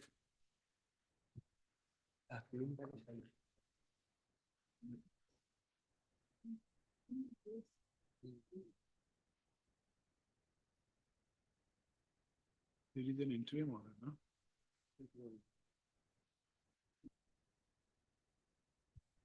Yes, ma'am, next matter. 9.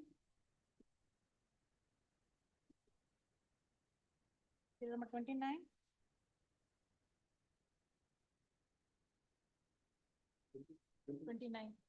No, for petitioners. Yes. Yes.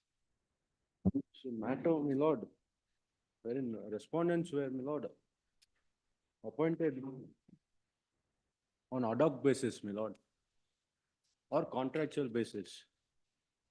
Thereafter, my lord, on humanitarian grounds, my lord, we service. Thereafter, what happened, my lord, the Comptroller Auditor General, my lord, raised objections for such regularization, my lord, because they claimed that we were making overpayments, my lord, on account of such regularization that we did on humanitarian grounds. My lord, despite, my lord, us providing justification, the CAG continued their objections, my lord. Thereafter, the Ministry of Finance, my lord, Government of India issued an official memorandum for complaints of that conditions, my lord. And in the meanwhile also. What was the condition? My lord? What was the condition? Conditions, my lord, as stated by the Ministry of Finances, they asked us, my lord, to take an undertaking from these respondents that they will not, my lord, avail the benefits of the 7th CPC. That was fixed, my lord. Oh, this is that. Oh, Please, that. you were recovering? No, my lord, we were not.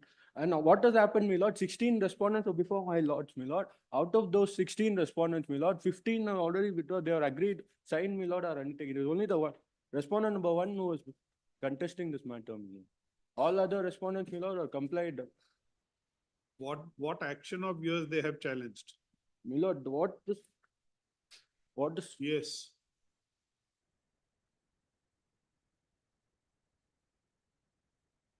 My lord, the respondents 1 to 17, my lord, they were appointed on ad hoc basis or on contractual basis, my lord. They were appointed for 1 year. Then with a break in service, they were reappointed. My lord, like that, my lord, they continued for 5 to 6 years. Then, my lord, the management felt pity on them.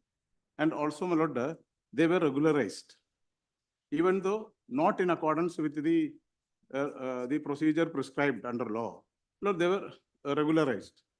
Thereafter, my lord, as and when they were appointed, my lord, on ad hoc basis or on contractual basis, they had given an undertaking that they will not climb the seniority or the continuity in the service. Then, my lord, when they were regularized, my lord, the CAG in the audit report, my lord, they objected for the wrong fixation of the pay because they were not appointed in accordance with the rules. Therefore, my lord, we had given reply to that, justifying the appointment and the fixation of the pay. My lord, CAG, that objection continued to be there. Then, my lord, came the fixation of the 7th CPC pay scale, my lord. When the 7th CPC pay scale was to be applied to them, my lord, then, my lord, we issued a memorandum to all the employees. My lord, there were about 79 employees throughout India. My lord, then to give an undertaking that they will not climb the continuity of service from the first day of their appointment. From the date of regularization, we were ready to recognize their services. But, my lord, they did not give that undertaking. Only the 17 the employees. All others, my lord, they 59 people, they gave the undertaking. Then, my lord, they went to the CAT. CAT, my lord, without appreciating the stand taken by us, my lord, passed an order cautioning those, even though, my lord, the NCSM had issued the memorandum. In accordance with that, my lord, the VATM, NCSM is that, my lord, it is an autonomous body and coming under the Ministry of Culture, my lord, and it has got about more than 25 museums. VATM, my lord, the first petitioner, is one of the constituent units and also the headquarters of the South Zone. My lord, then, my lord, only these employees, they objected to that. Then, my lord, they took it to the CAT. CAT passed an order cautioning, even though they had not challenged the memorandum issued by NCSM, even that was also quashed. So that is against that I am before this honorable court, my lord. What is the effect of that order? My lord, in fact, my lord, in fact, it is beneficial for them. Now, what had happened is that now, subsequent to filing of this petition before this honorable court, my lord, 16 people out of the 17, my lord, they have switched over to the 7th CPC scale. They have been paid. They are getting all the benefit. Only one person has not filed that affidavit undertaking. All others have filed the undertaking and they have switched over to that. They are getting higher pay. Higher pay. There is no, in fact, my lord, there is no impact on them. Who is the person now remaining? That is the first respondent, Prem Kumar, my lord. That is.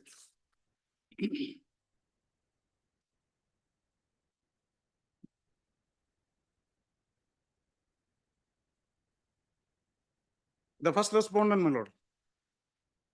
Respondent number 22.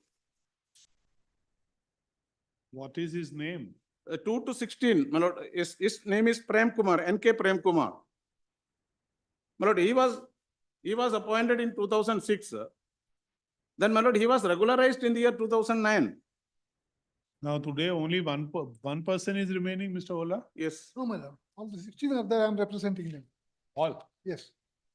So they have not given up their claim. What do you say now, Mr. Ola? My lord, I'll just read the order of the CAT, my lord. That is at page 727, second volume, my lord. Just 2-page order, my lord, that summarizes everything. Second volume, my lord, 727. Third, the applicants claim that respondents issued a notification or an advertisement for selection, held a selection, and selected them. They were first appointed as ad hoc employees, which later on matured into contract employment.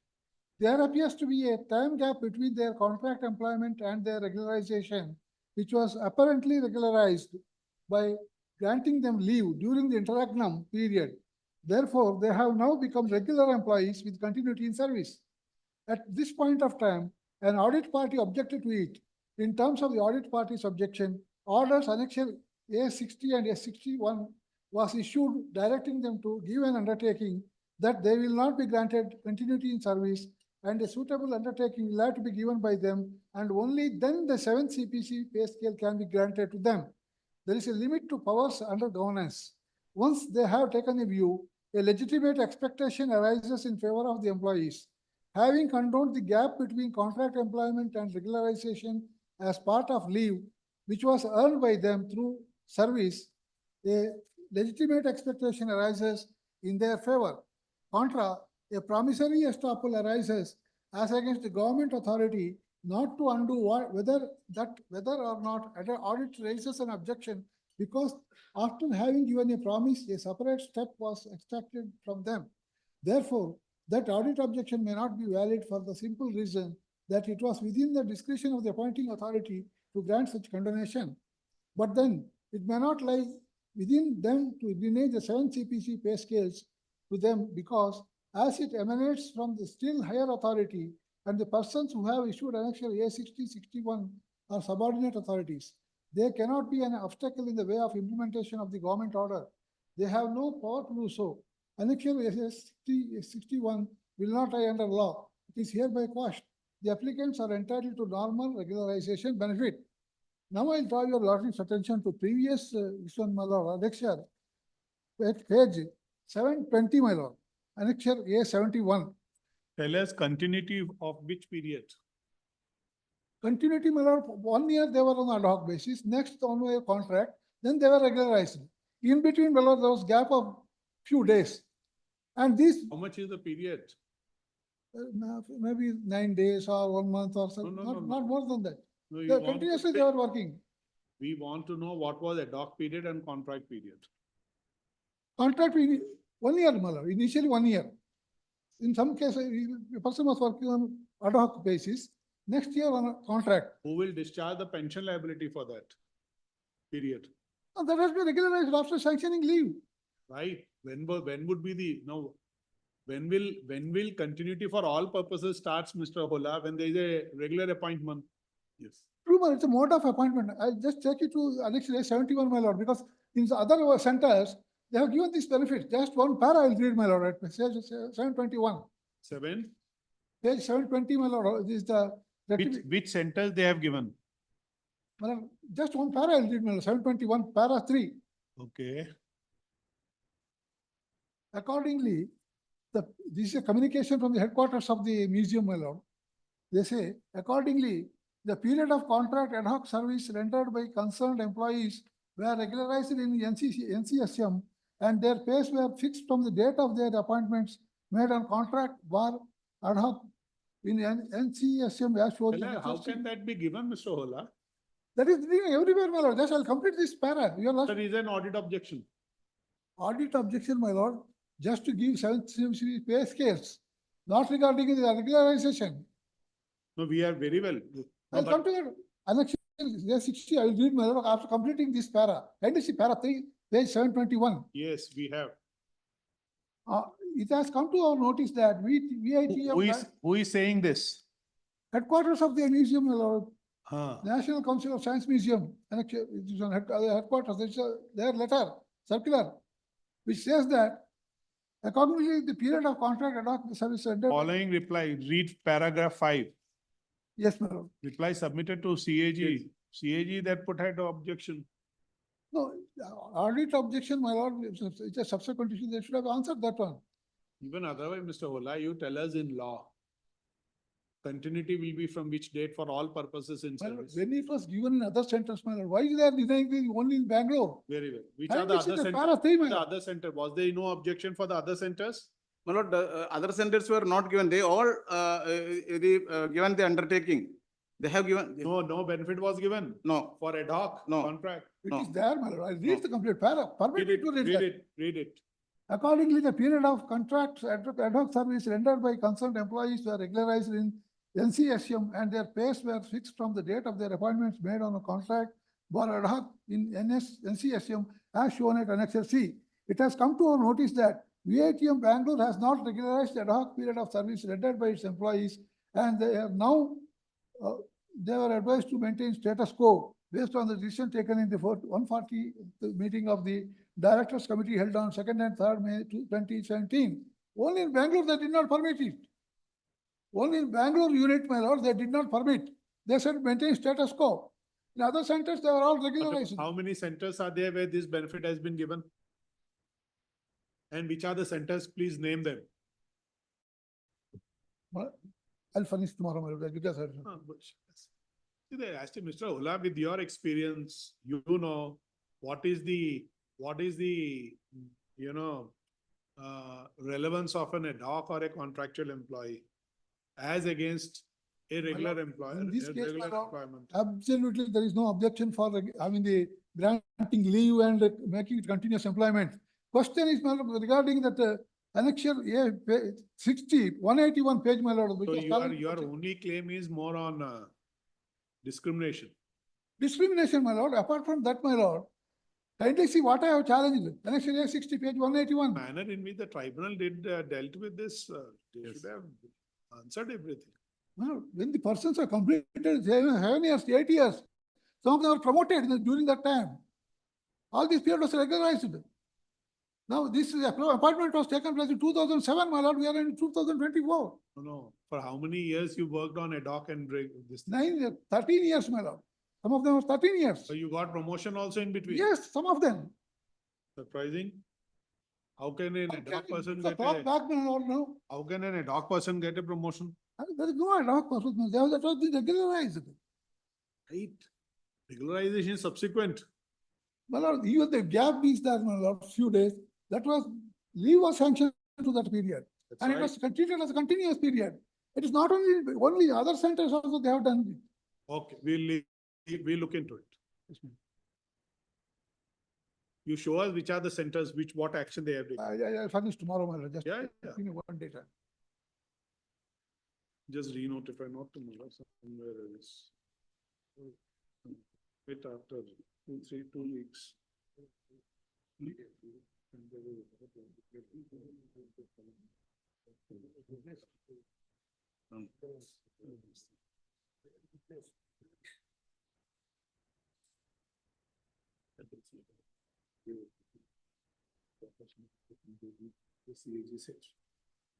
How did you? 2210, sir. Next. 30. Over, ma'am. Which number? 31, sir. 13. 31. Yes. Who is in 31?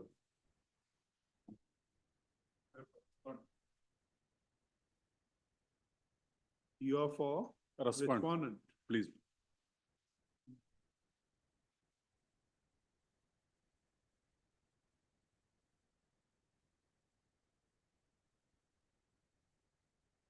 He sums up all of this in one page. Otherwise.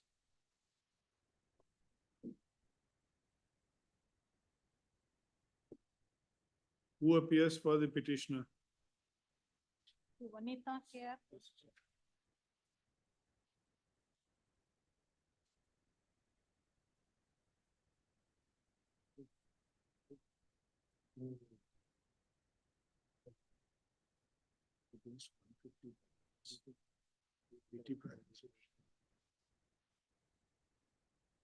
There is no error in the tribunal order, my lord. No error. Because the honorable CAT has passed an order partly allowed by the filed by the respondent to appeal. That is a forfeiture for gratuity is released. That is one of the penalty imposed for What was the penalty imposed? 20% of the function is By whom? Who has imposed this penalty? that is UPSC. As per report of the UPSC, respondent number 2 has passed an So order. gratuity has been given now. Yes, my lord. Why gratuity was stopped by the disciplinary authority? That is a lost cause. Yes, my lord. As per UPSC report, respond number 2 has passed order to gratuity as impounded and Where is that order? that is page number 147, my lord.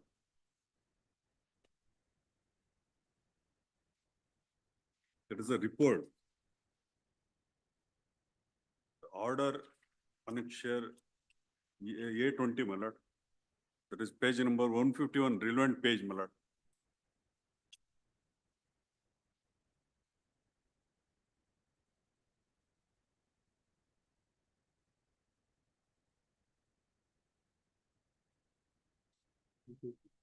And therefore, President,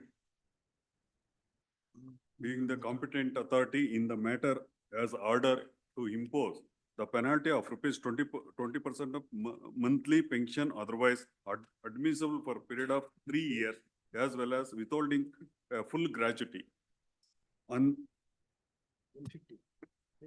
page 151, my lord.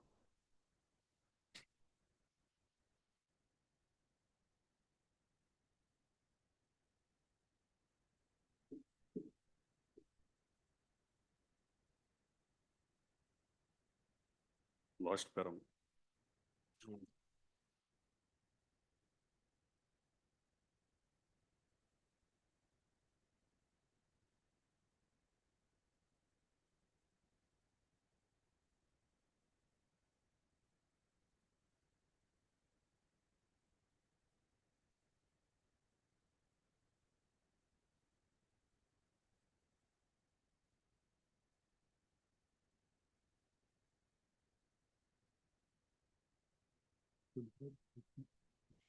Pagination.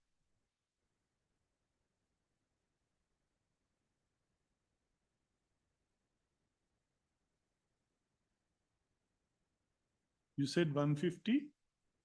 151 lost para. And therefore,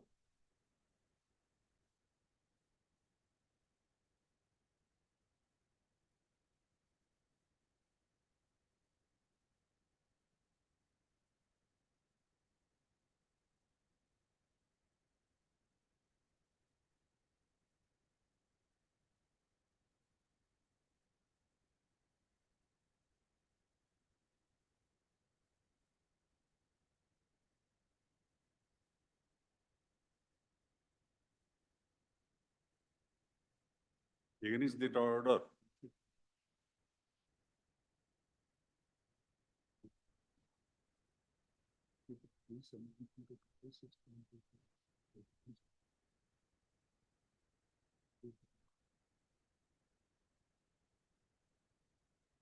We will hear you later. Yes.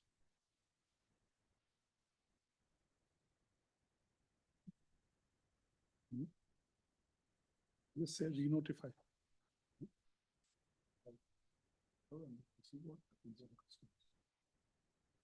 That's all, ma'am. Over.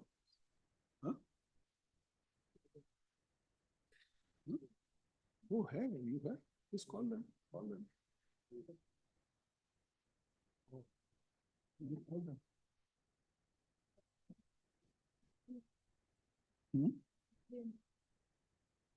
Call them, call them. 31. We'll have it some, ma'am, just give the date to him. Please, madam. 24th, madam. 24/9. Much obliged. Please. Serial number 33. Report के. Here for the petitioner in this matter.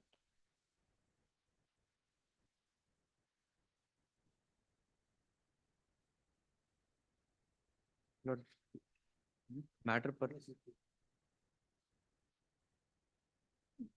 Give date. We'll give you date. 15/10. 14/10. 35. 35. Employee. 35. Central Provident Fund. Huh? The matter which I argued, my lord, the Central Provident Fund matter, my lord. That is with regard to the assistant in the headquarters and assistant in the regional office, that matter. Lordship may have it tomorrow, day after tomorrow, my lord, because it will be fresh in, since. Increment to the field staff. But, where is he? Directed to extend. They have filed before Honorable High Court. High Court dismissed their petition. Thereafter, they went to the Honorable Supreme Court. Then they file review. But then they have taken the liberty, came back, filed the review. Your Then lordship, in this, they have taken liberty to file review before the CAT. They have dismissed. Arising that. We'll hear you. They just give a date, ma'am, whatever convenient date. Just give it. 5/9, sir. 25. Great. Lordship, serial number 10. Serial number 10. No. Yes. Madam, on Friday it is fixed for hearing. madam. Oh, Friday. Friday. He will hear. Yes. Otherwise, liberty may be reserved for me to press for interim order.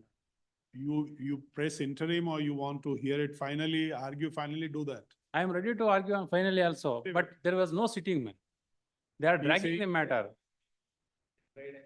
Just say this petition, this appeal has been filed challenging the order dated so and so, whereby the learned. Let the single judge- writ appeal may be pending, Oh, no. We will after not, disposal of, we will not have two parallel proceedings. I will report the, what happened. You can, if you are agreed, you file a fresh petition with the following directions. We have been informed that after the passing of the order by the learned single judge, the appellant herein has filed a appeal before the Revision. before the appellate authority. That's right? Revision petition, not appeal. Revision mail. Revision petition before the competent authority. First of the during course of his submission, he stated that the said revision petition is not being heard. First of on instructions, the counsel appearing for the state would state that the date of hearing in the revision petition is 13. 13th of September 2024. He also states on instructions that the revisional authority shall hear the parties on the revision on the date fixed and decide the revision as expeditiously as possible. Okay, noting the said submission, comma, relegating the appellant to the revisional authority, this petition is closed. Time frame may be fixed, man. Otherwise, they will not dispose of. How much time? How much time you will decide? 3 weeks. As expeditiously as possible within 4 weeks thereafter. Much of. Okay? Petition disposed of.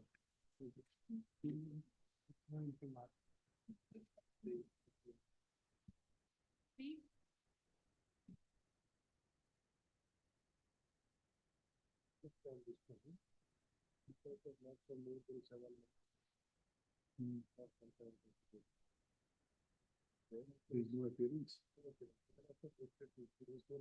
We find that there is no appearance for the appellant. This one. Yes. Appellant even on the second call. We find there was no presence for the appellant on 6/6/2024 before the registrar.